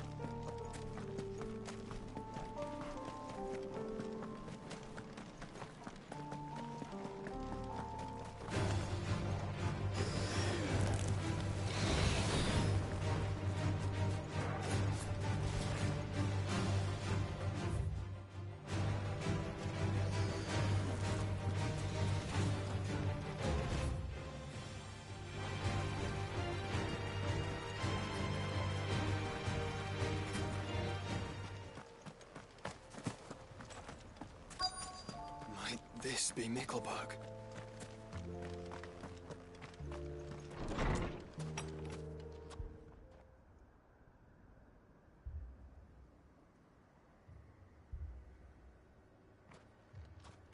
These people aren't turned. And the village seems safe enough at least.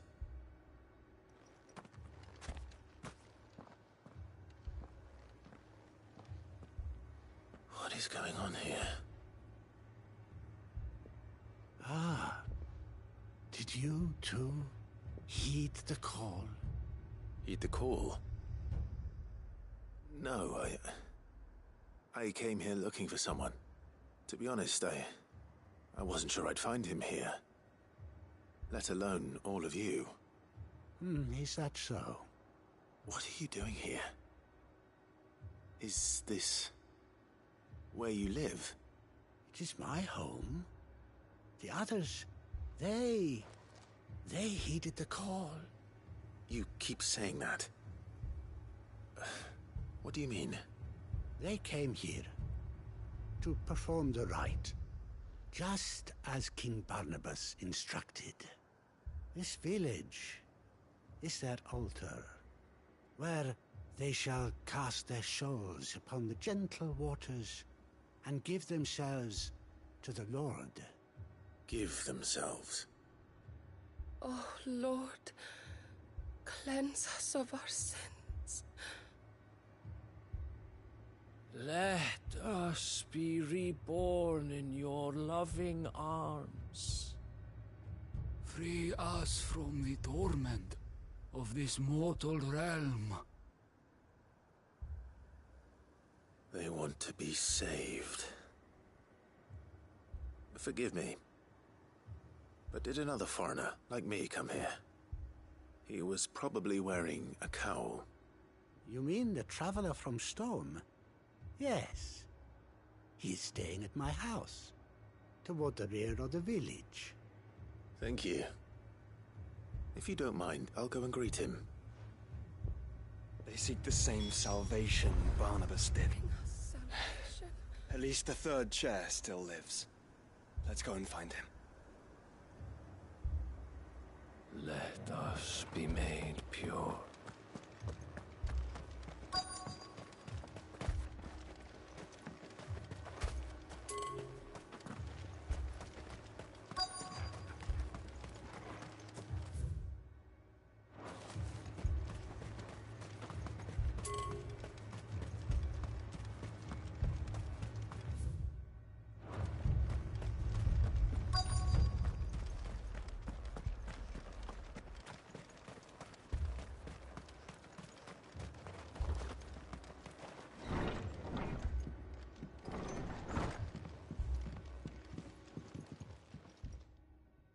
Excuse me.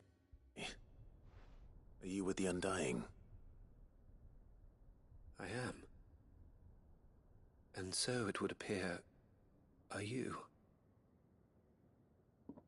Lord Rosfield, if I am not mistaken. That's right. And you must be the third chair. I am. Cyril was worried for your safety. He sent me to find you. Then I must apologize.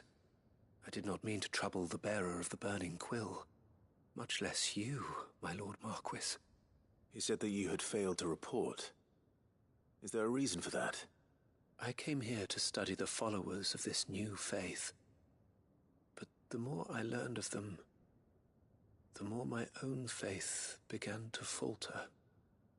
You have seen them at their prayers, have you not? They devote themselves to the veneration of their Lord with a fervor I have never seen before. Praying night and day that they might be rid of their wicked wills and reborn in their Saviour's light. Not that they might be granted respite from their worldly woes, but so that they might continue to serve him. Serve him with all of their beings. I, too, swore to devote my life to the service of my Lord and Master, but this... 'tis different. It is more. And so I would see it through to the end. See these people safe, that they might achieve their dream.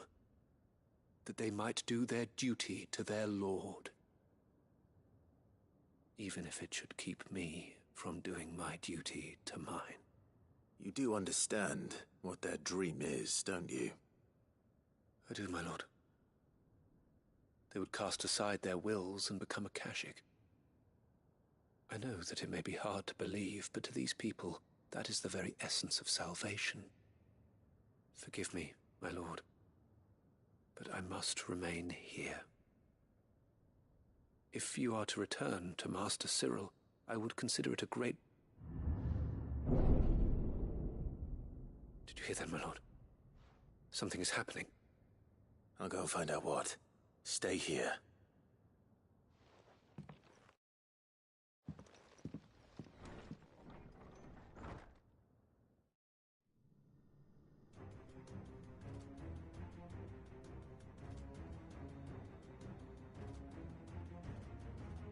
An ether flood. Oh no. There must be something I can do.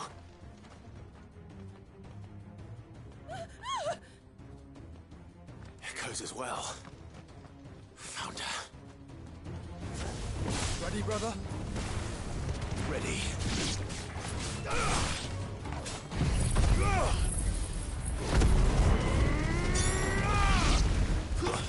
Stay down!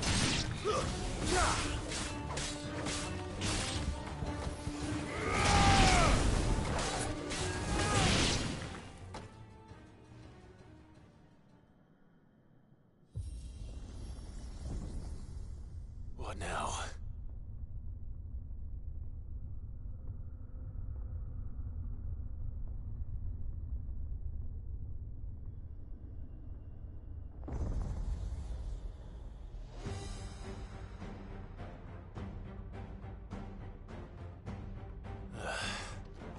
We meet again.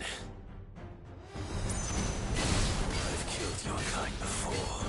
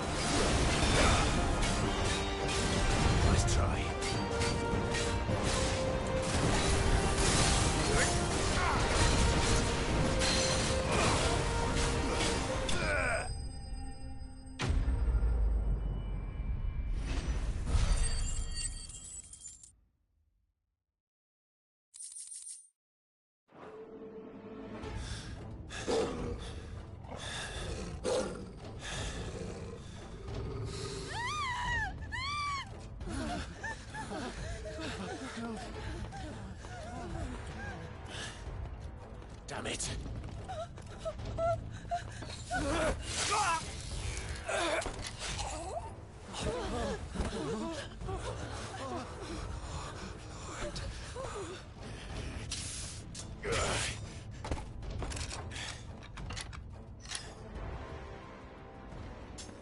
Don't you die. Come on, speak to me. I had to save them, that they might have a chance to find true salvation. By devoting themselves to the service of their Lord. Just as I did, when the Undying plucked me from the gutter and gave me a cause to believe in.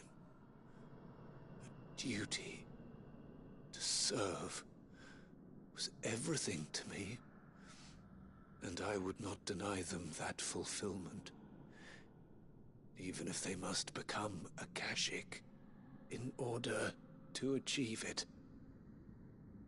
Forgive me, my Lord Marquis. I did not mean to trouble you with this. My findings. Could you deliver them to Master Cyril for me? Of course. Your duty will be done.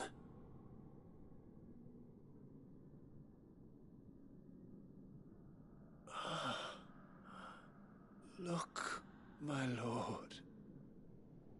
They are saved.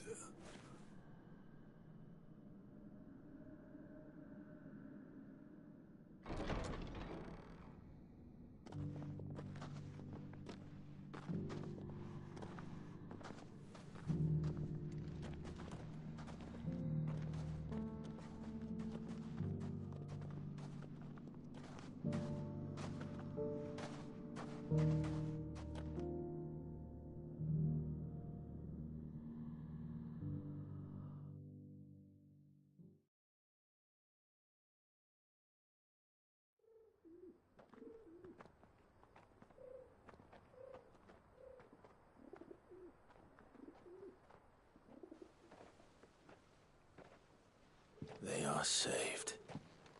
Founder. I should get this report to Cyril.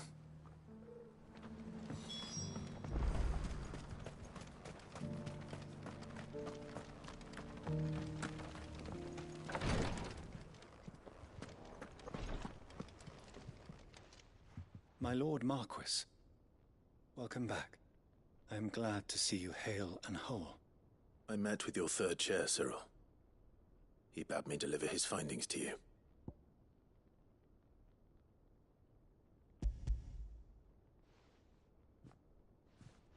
Thank you, my lord. He remained in Ash? He died protecting the villagers from an echo.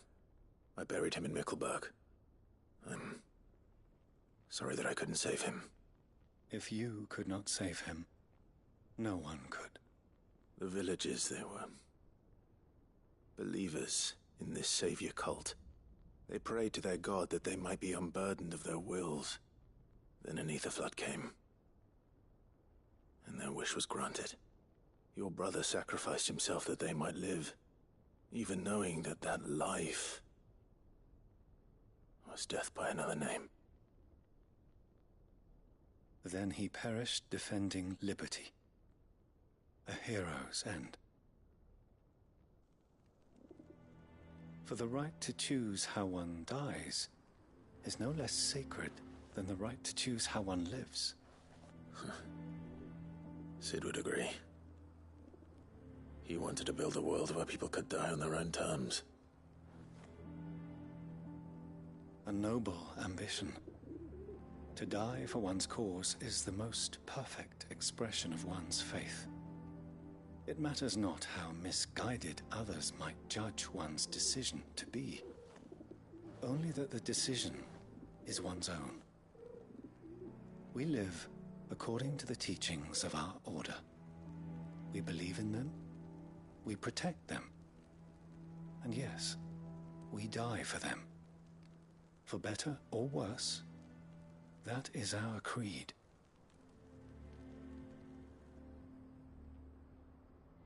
But he didn't die for your creed. He died to save them. And you still believe that what he did was right? I believe that he believed it was. We of the Undying are not slaves, but willing servants. And this was his will, the ultimate expression of it. All right. I'd like to know this man's name, Cyril. To know the names of all the Undying who've fallen in the line of duty.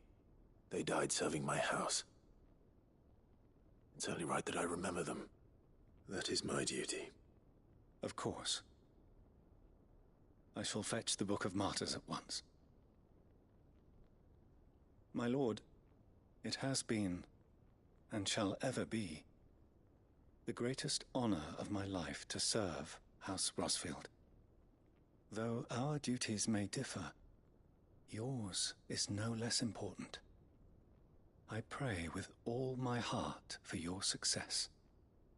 And were they here, I have no doubt but that every one of my fallen brothers and sisters would feel the same.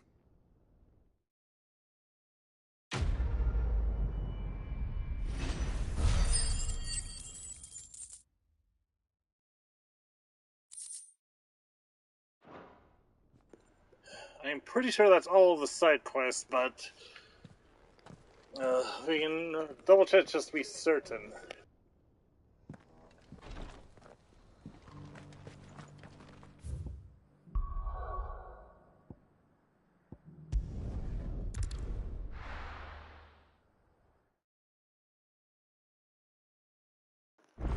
There's still, what do you call it, Huns and whatever, and some called the Chronoliths trials, but I might make that their own separate video, but we'll see what happens.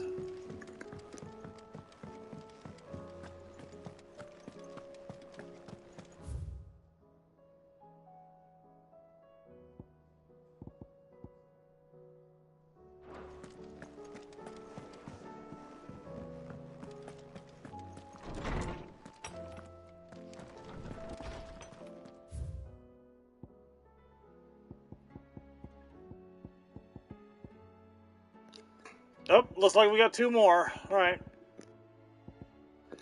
Like I said, I want to complete them all this stream because, well, I don't want any unfinished business left before we go straight into the final chapters.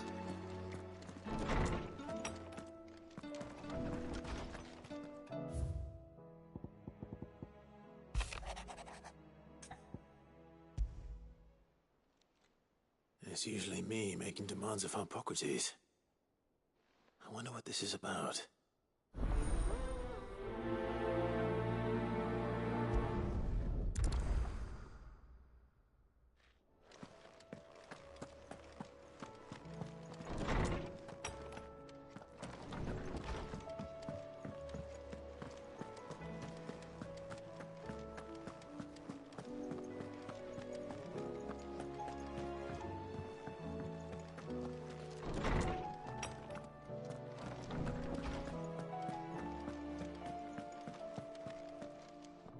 Lawsman Hippocrates, I received your note.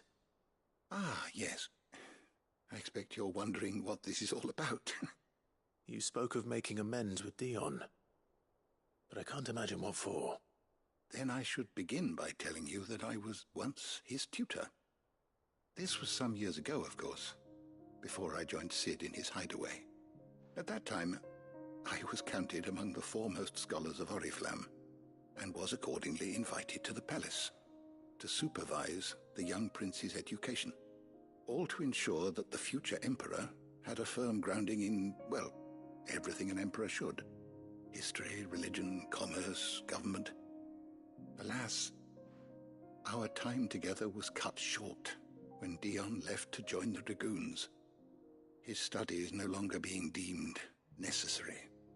I had not expected to meet with him again, least of all here. Have you spoken with him? No, I have yet to find the right moment.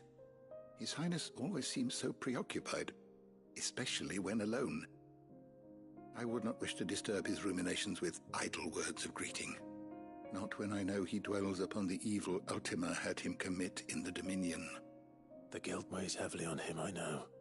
But as you say, that was Ultima's doing. Surely you can't blame yourself. When I first met him, it was not guilt, but his people's expectations that weighed heavily upon him. And I did nothing to ease that burden. He bore it alone, until the day he could not bear it any longer. It is one of my greatest regrets that I only ever offered him my wisdom, when what he truly needed was friendship. The blame for Dion's transgressions lies not only on his shoulders, but on mine. I see. I'm ready to help you in any way that I can. Then I beg that you bring me a wild wyvern tail. Apothecaries across the ages agree that even to glimpse such a flower is to be granted inner solace. Fabulists and fraudsters all, of course. But there is oft a seed of truth to be found where even the most outlandish opinions align. Well, it can't hurt to try. Where can I find this flower? And how will I know it? You have seen cultivated wyvern tails before, I trust. The lily-white blossoms from whose roots the poisonous ink for the brand is distilled. Well, those which grow in the wild differ only in their purple hue. The harsher the environment in which they are raised, the deeper the colour. There is a waterfall in Rickmal's roost across the strait, where the flowers once grew in abundance. Whether they still survive there, I know not.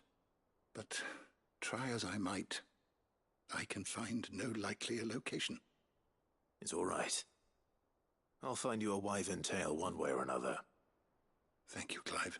And please, be safe. Aren't I always?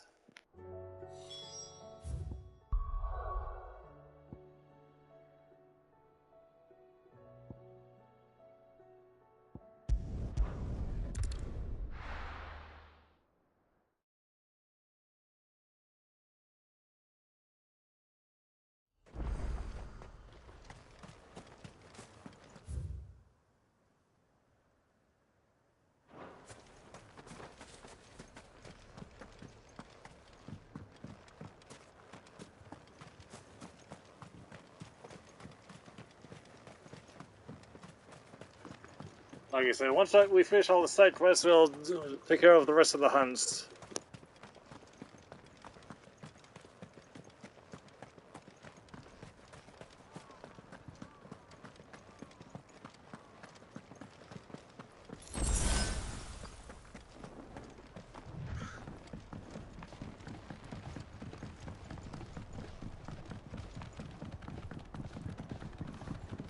And we'll see about finishing the trial some other time, probably.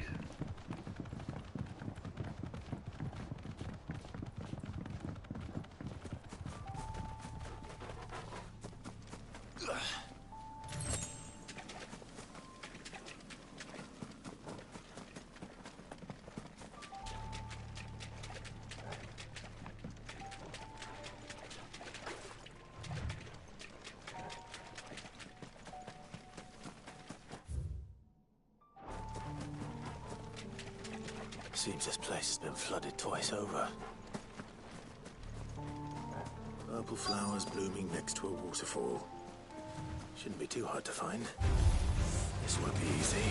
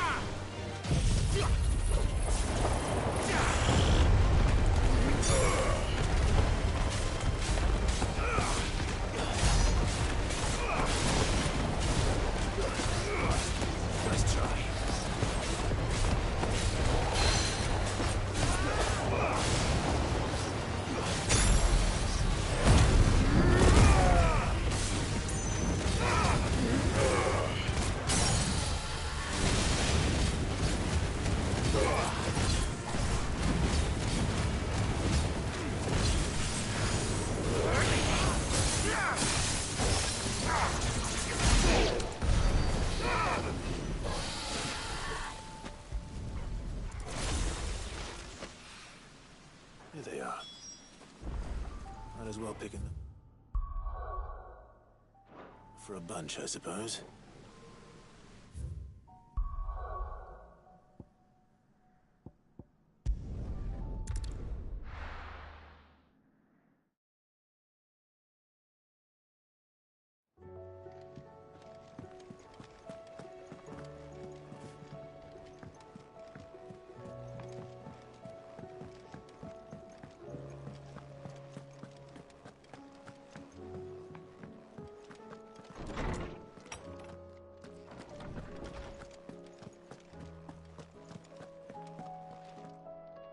Oarsman, I found the flowers you were looking for.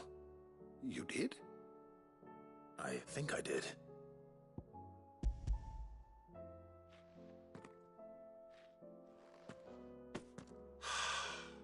You did indeed.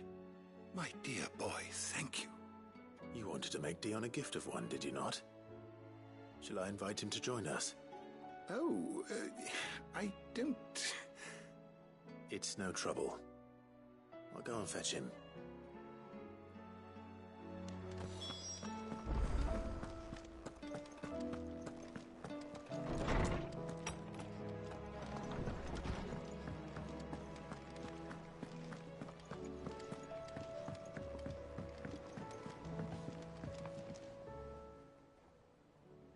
Your Highness, would you do me the honor of accompanying me? No. It is time, then. No. Only to the shelves. Our lawsman has something he'd like to give you. Master Harpocrates. No. I dare not show my face before him. Not after everything I have done. I have taken countless innocent lives. And ruined countless more. All because I was weak. I have sworn to atone for my crimes or die in the attempt. But were I to meet with him again, and see in his eyes what I have become, I fear that my resolve might falter. Then that is all the more reason to do it. Test your resolve. Prove to yourself, and to him, how strong it truly is.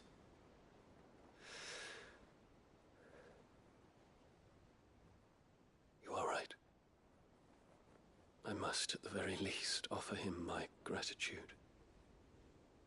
Very well, then. Take me to him. Follow me.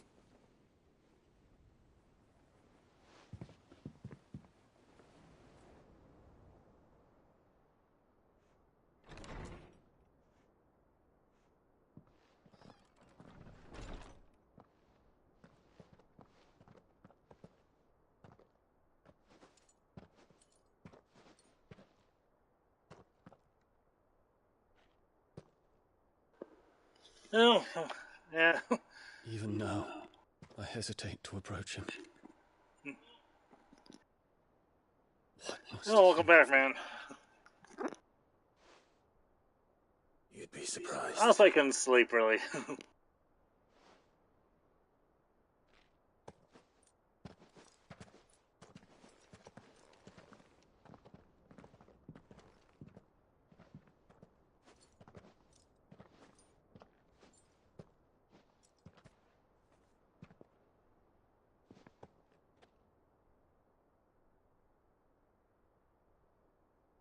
Master Harpocrates, pray, accept my apologies for leaving your tutelage before my studies were complete. Your lessons opened my mind to a world quite unlike the one I had imagined from within the gilded confines of the palace. And I shall be forever grateful for the efforts you made to enlighten me. Lift up your head, Your Highness. The deeds of youth require no apology. That you took the time to visit me says much about the man you have become. Now, there is something I would like to show you.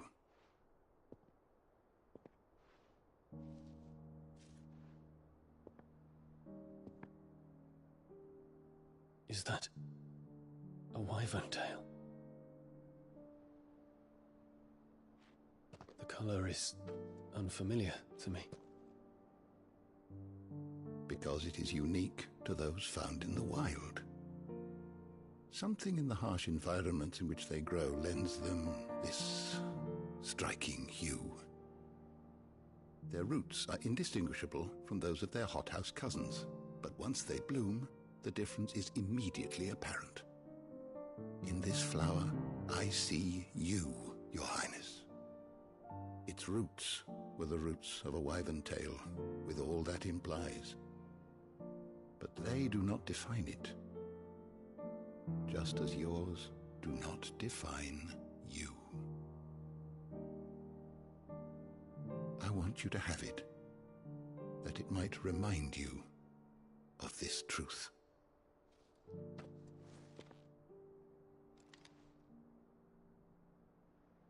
Master Harpocrates, I would ask of you a service. Keep your gift until I have fulfilled my duty to the realm, for only then shall I be deserving of it.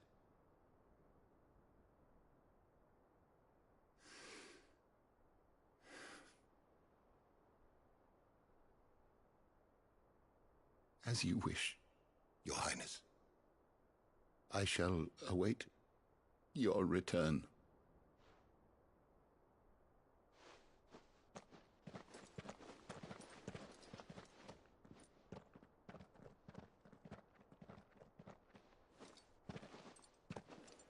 I've said before, I'll say again. So many of these side quests feel like they have no business being optional. No wonder my stepmother didn't like him. For reuniting me with memories I had thought long lost.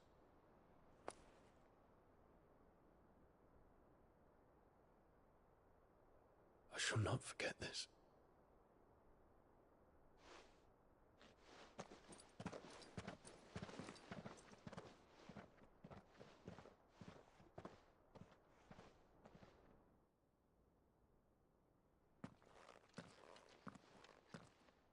Thank you, Clive. Were it not for you, I fear I might never have found the right moment to speak with him. Not to mention the wyvern tales. I shall plant their seeds, that I might not disappoint His Highness upon his return. I hope the soil in the hideaway is to their liking. Why, these flowers bloomed in the bleak, black wastes of Waloed. I'm sure Nigel's yard will suit them to a T.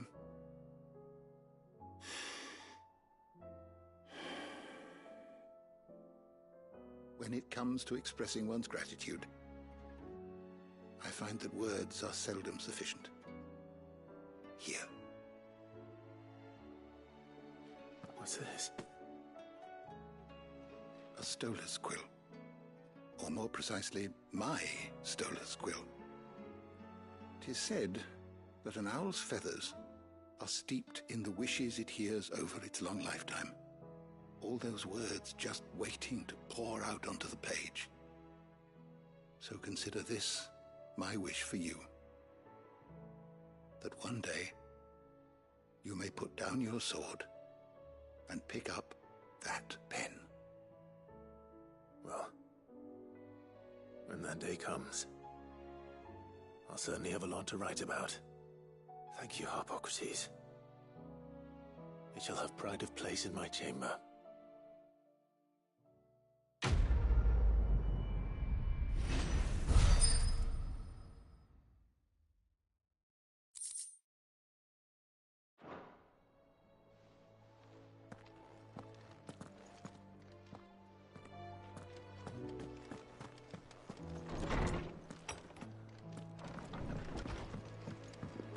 Should just be one more side quest, unless they plan on dropping another one on me after I finish it.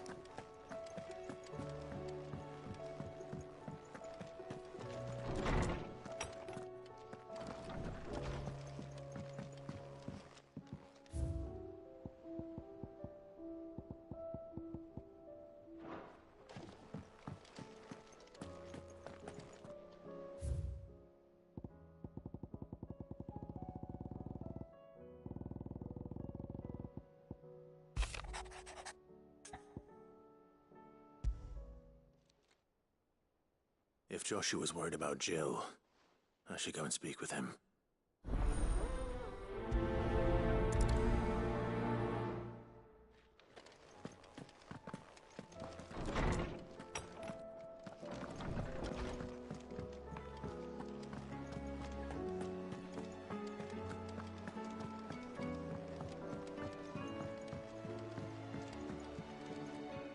Joshua, I read your message. You're right. Jill is different. I don't think I'd realized how different, but since we returned from Drake's spine, I've felt it more and more. I suppose it's not hard to imagine why. She doesn't think she belongs anymore. And that's why we need to remind her she is still one of us. To let her know that we still need her. Now more than ever. That you still need her. But how to do that?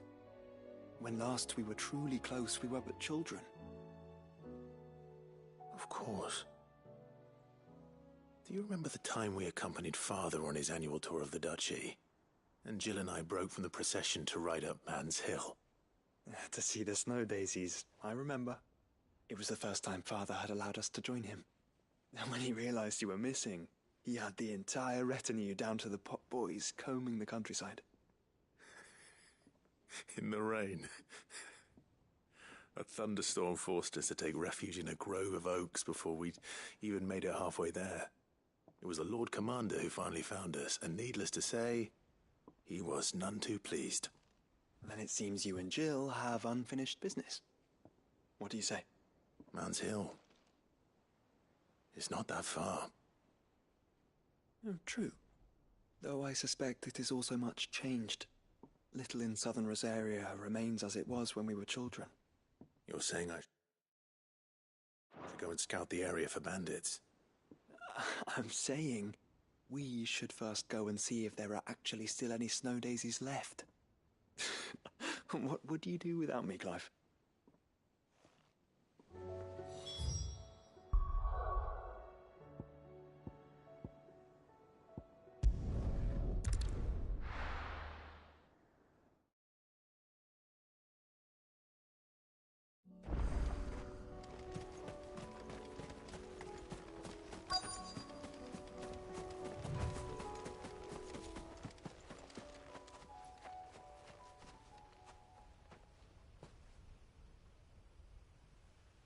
This is the place, but I'm sorry, Clive.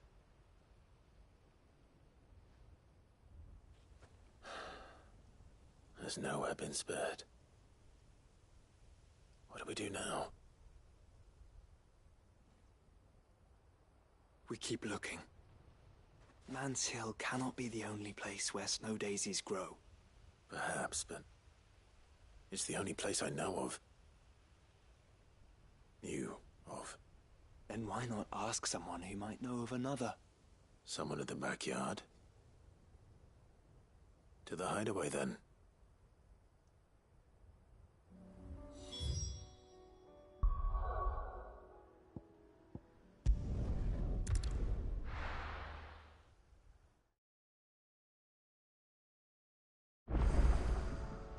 Let's hope one of the gardeners knows where to find snow daisies.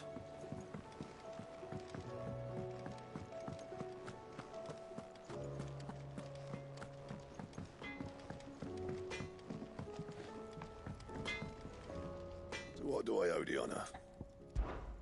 What do you want? Anything else? Say what you will, Lady Karen has seen...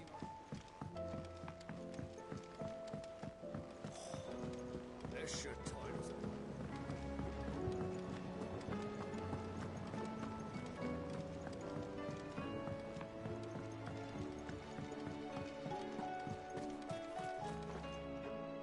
Oh. What brings you down from the heavens, Sid? I need your advice. Joshua and I are looking for a place where snow daisies grow. Preferably in abundance. Snow daisies. Then you'll want somewhere not too hot and not too cold. And where the winds are strong enough to carry the seeds. I reckon Man's Hill would be a good place to start. There in the Royal Meadows, perhaps? Both have similar climbs and the right elevation. If the Blight hasn't claimed them yet. Right. Thank you. Did you learn where we might find our flowers? The gardener here mentioned the Royal Meadows in Sambrak. Ah, the fields beyond Northreach. Well, if that's the case, then Yote was right. I recalled that she kept the record of our travels, you see. So I asked her if she'd perhaps noted anywhere that snow daisies grew, and she mentioned Oilefeist Bay. Whose shores border the meadows. Off we go then.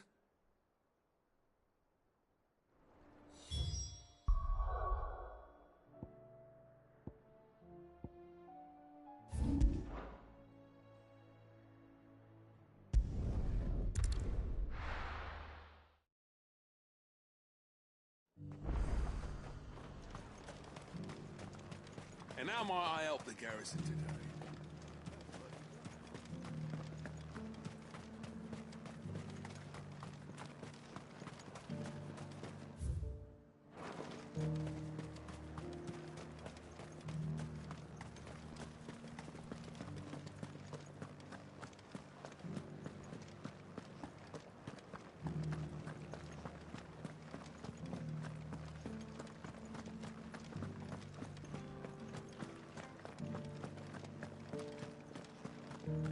Haven't seen any of those beastly blue-eyed...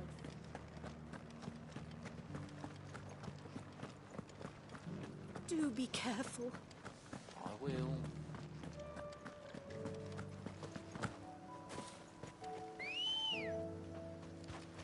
Let's go.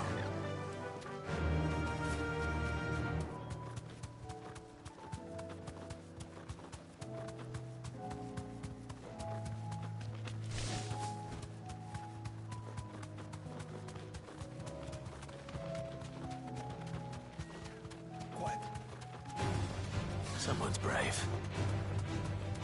The meadows are vast. Where do we even start? Yote mentioned the coastline. We can start there.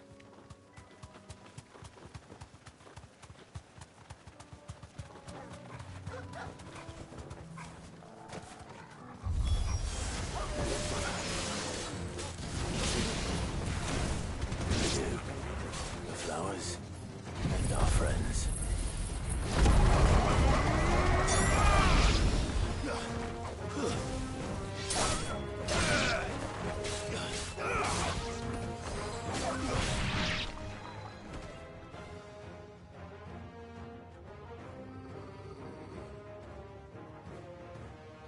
What do you see, boy?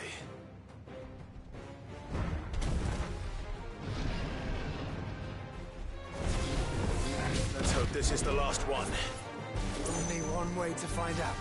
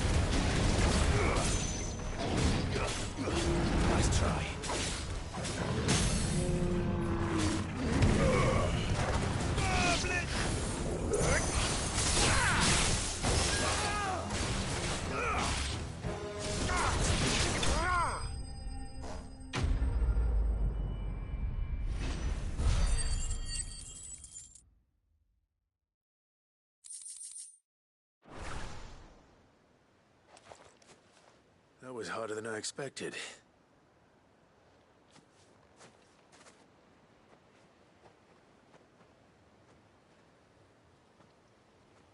But found her.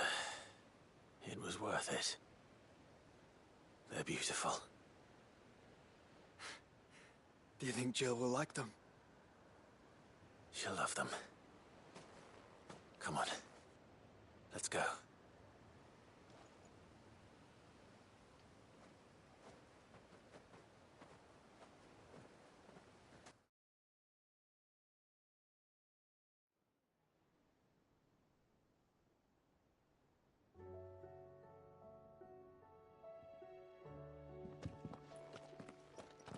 It appears my work is done. The rest, as they say, is up to you. Well, you and the skies. We wouldn't want another thunderstorm now, would we?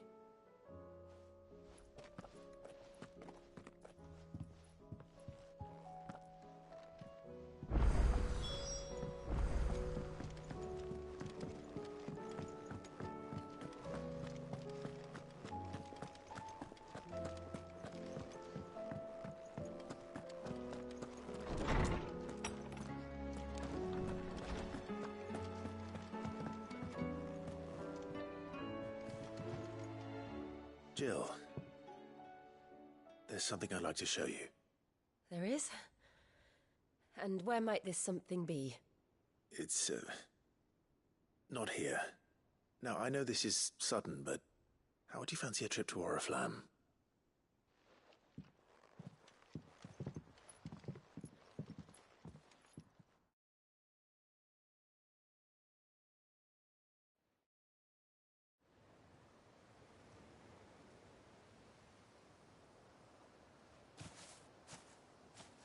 There are so many. This is what you wanted to show me.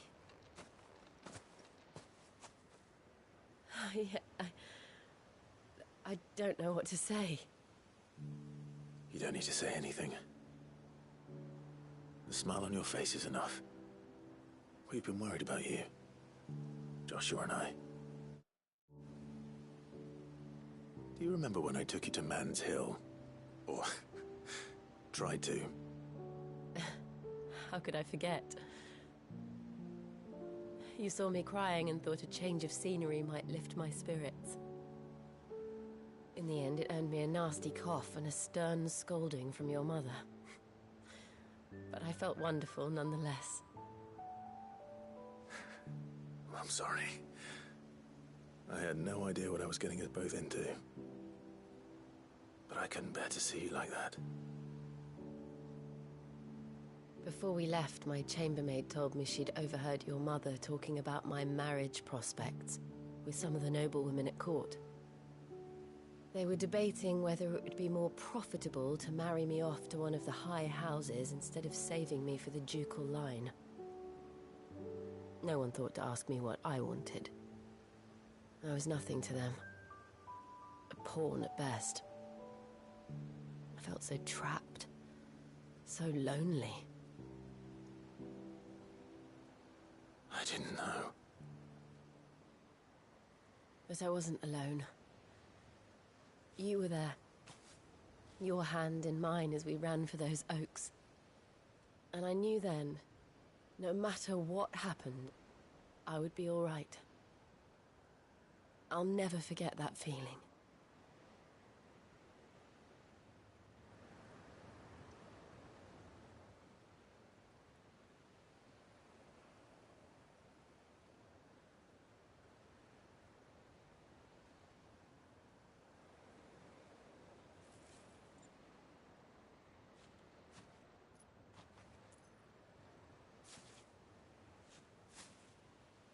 Before we broke camp, the morning after the storm, do you know what I did? No? What? I slipped away from my governess to climb the tor. And from there I saw a sea of petals, all reaching for the sun. And I realized that no matter how terrible the night, Dawn would always come.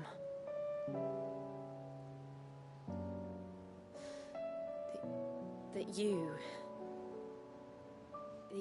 would always come for me.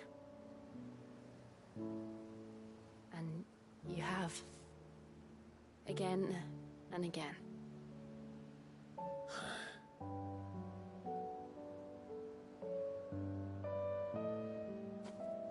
Where do you see us? When all this is over?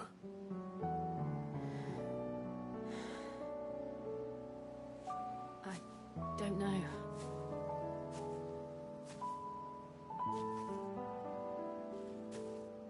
Not here, though. I think I've outgrown the twins. After everything we've been through, the realm just seems so small. I'll need some space to spread my wings. Then that's what you'll have. And I'll stop at nothing to see that you do.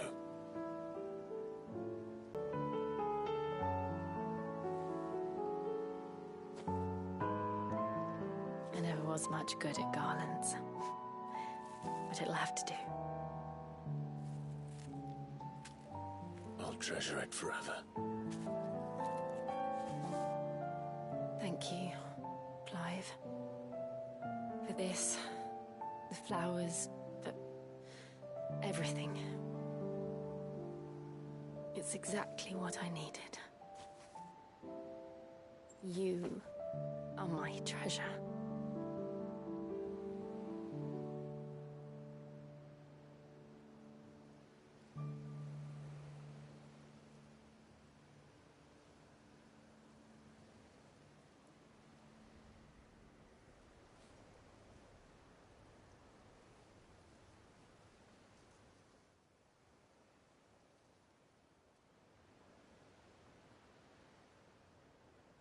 We should probably be getting back. I expect the others are wondering where we are. You're right. There's still much to do. And we'll do it together.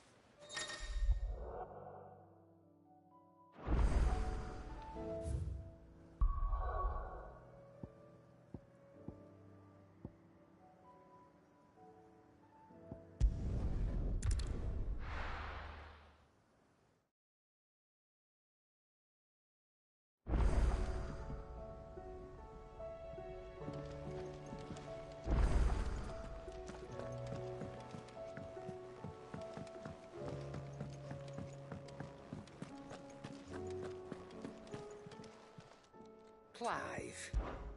Go on, then. It'd better all be here.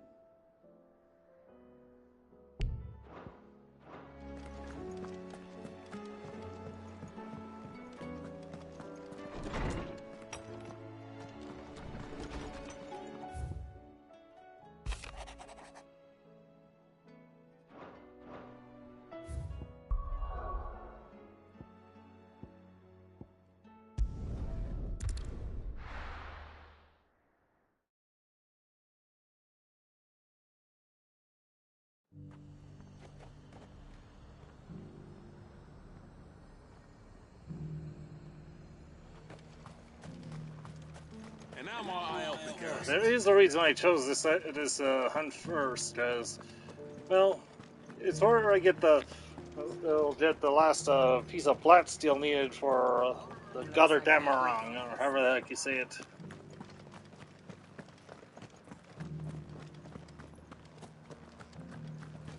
haven't seen any of those beastly blue eyes.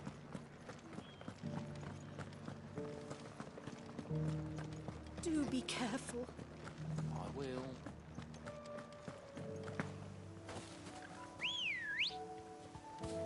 Ready, go? Faster! Should at least make the following hunts easier.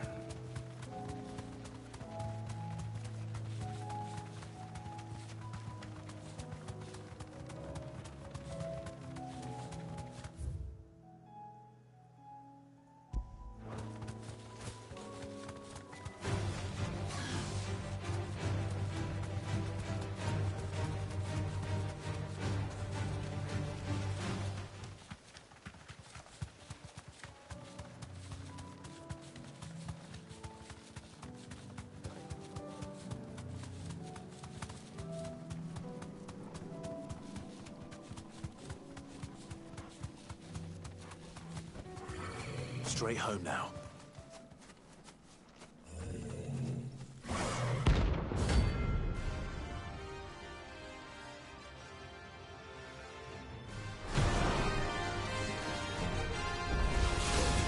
Not another one.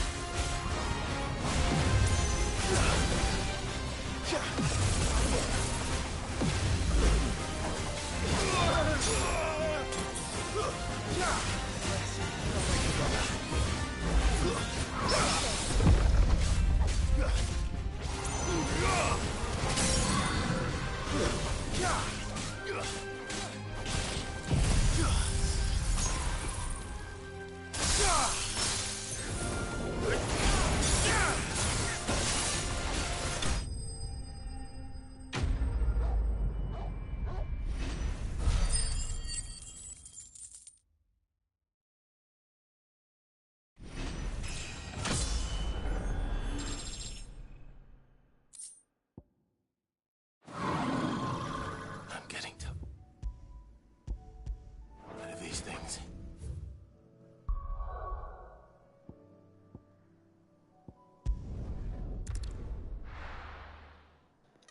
Quick stop by the blacksmith.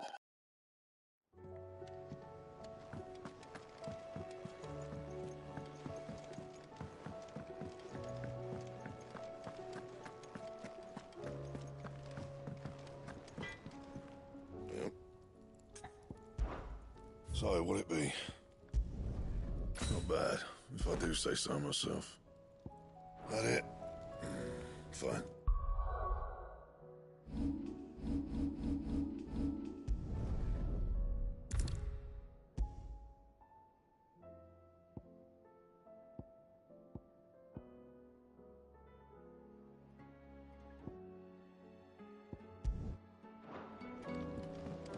First the skies, then the crystal.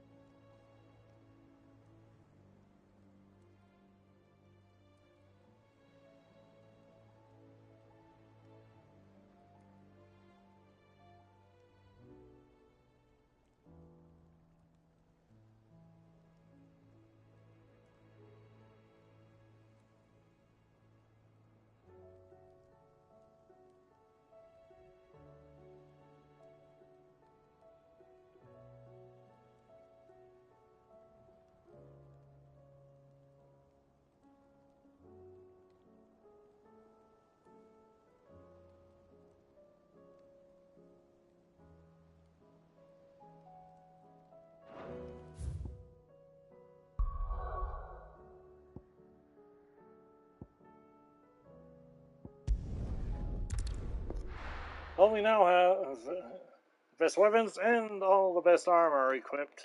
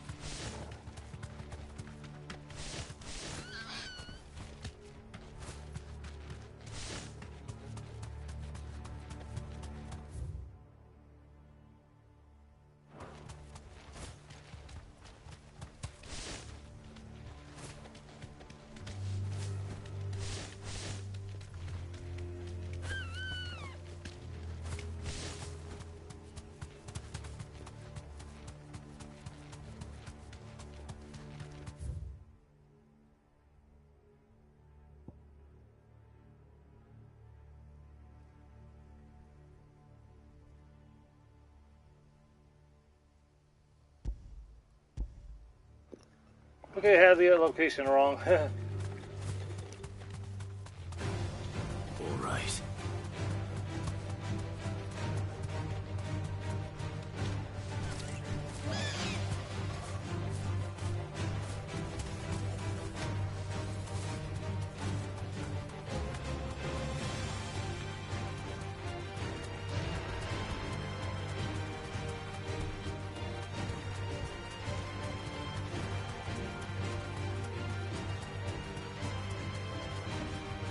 No need to ride from here.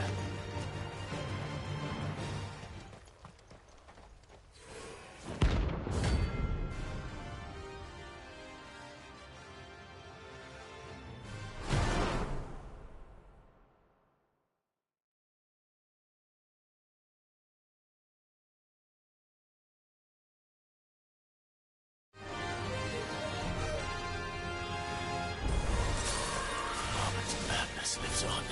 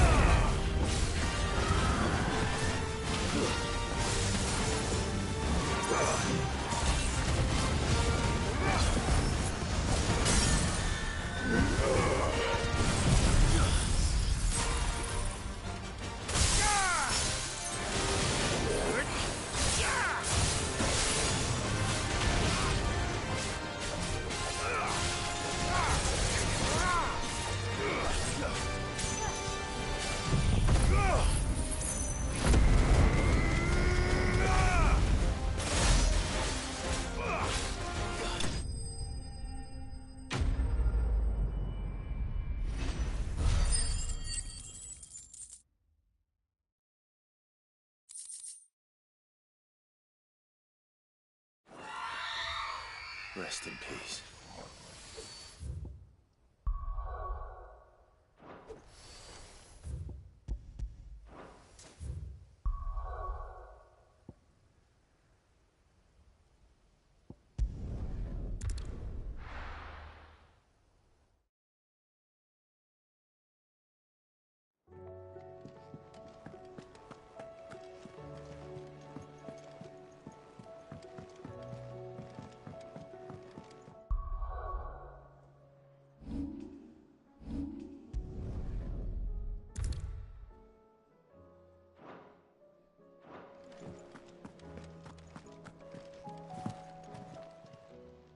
Still alive, are you?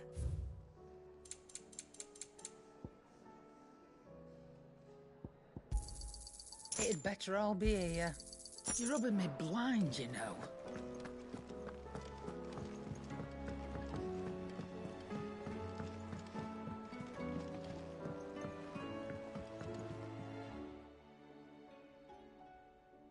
Ifrit, your resolve didn't falter. No. Though I continue to be bewildered by fate. But I should meet with my old tutor here, at the very end of the world. I thank you, with all my heart, for giving me this chance. And I thank you for taking it. I should like to look upon that flower once more, when I am worthy.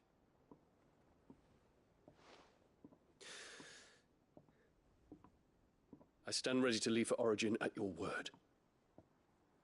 May Grieger go with us. And see us safely home.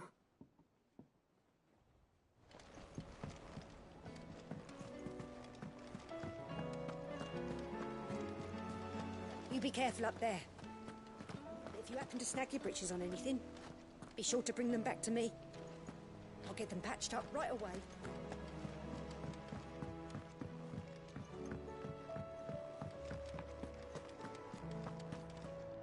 What a word.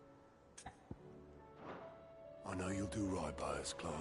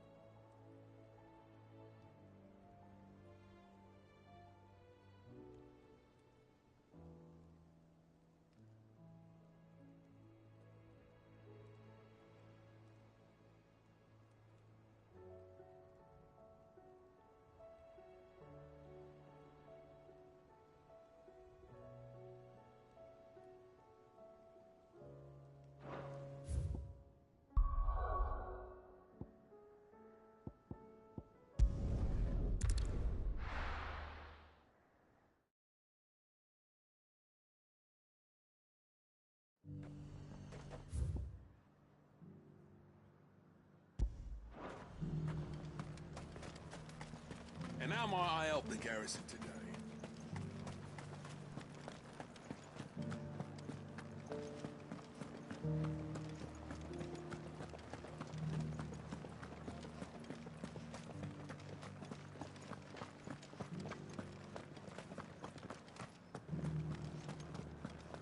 Haven't seen any of those beastly blue-eyed...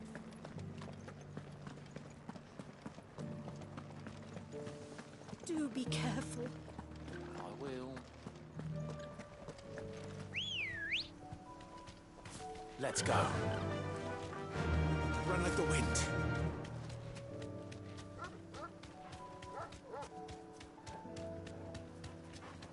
Company.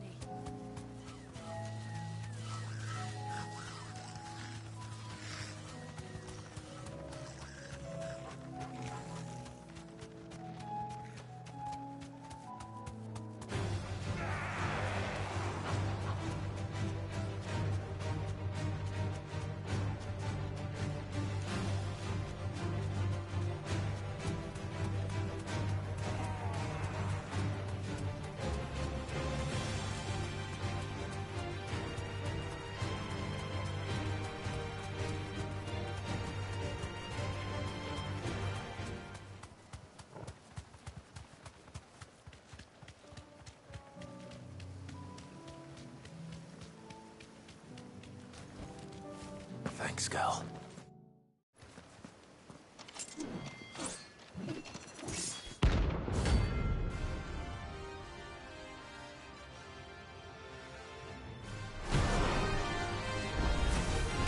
You're the outlaw!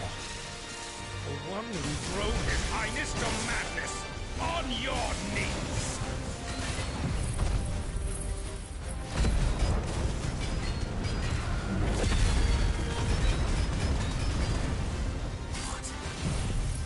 He hasn't heard.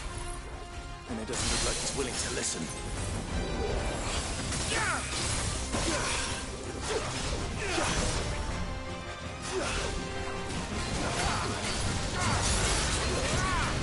Only your death will serve!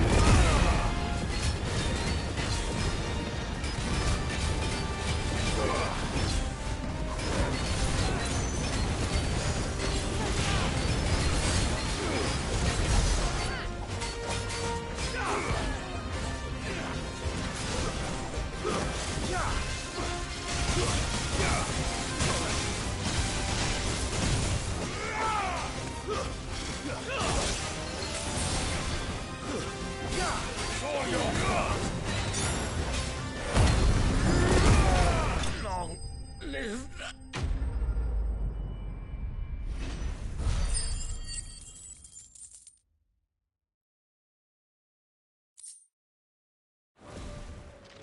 Damn it. Dion would have been glad to have you back at his side.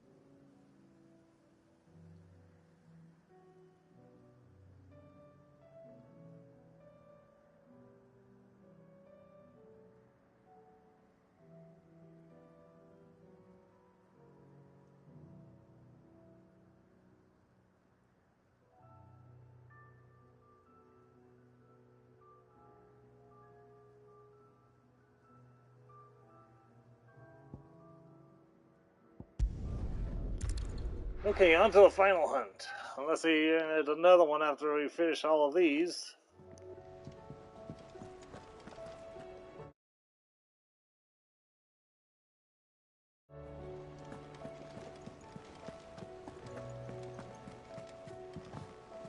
There's something about it.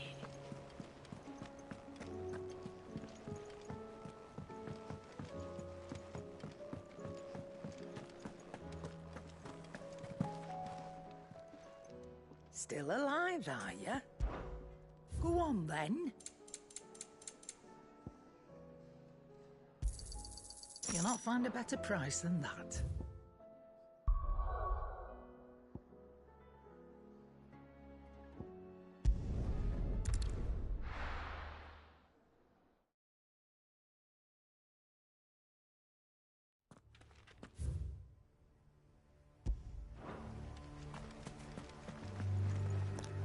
Alright, this is it. Let's finish this.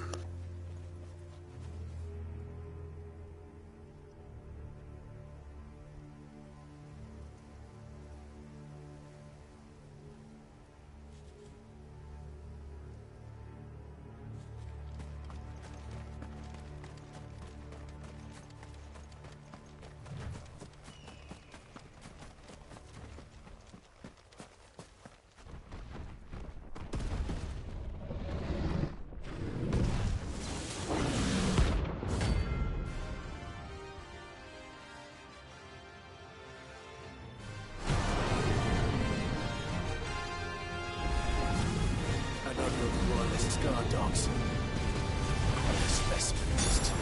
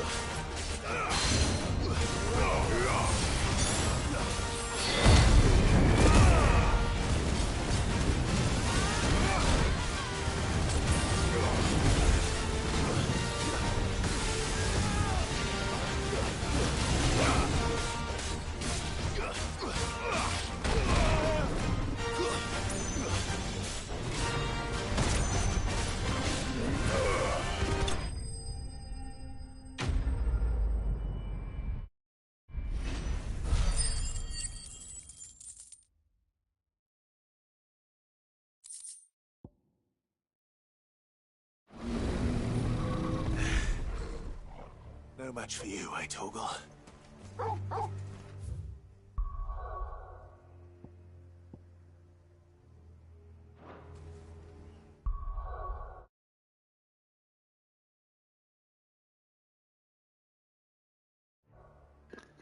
That is officially every hunt in the game.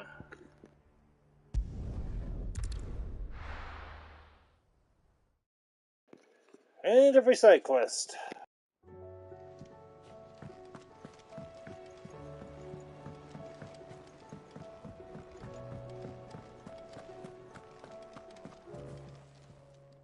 Still alive, are ya?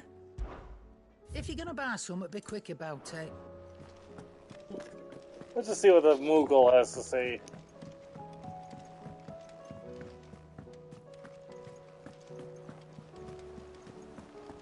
There's something about it.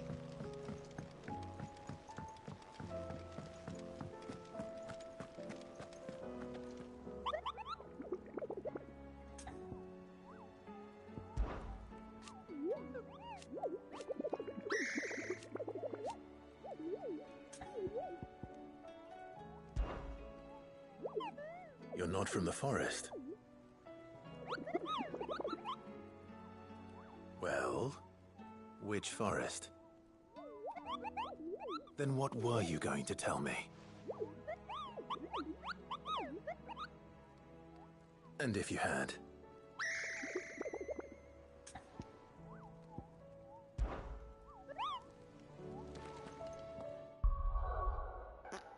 I thought he'd have some extra dialogue or something for completing all the hunts, but eh.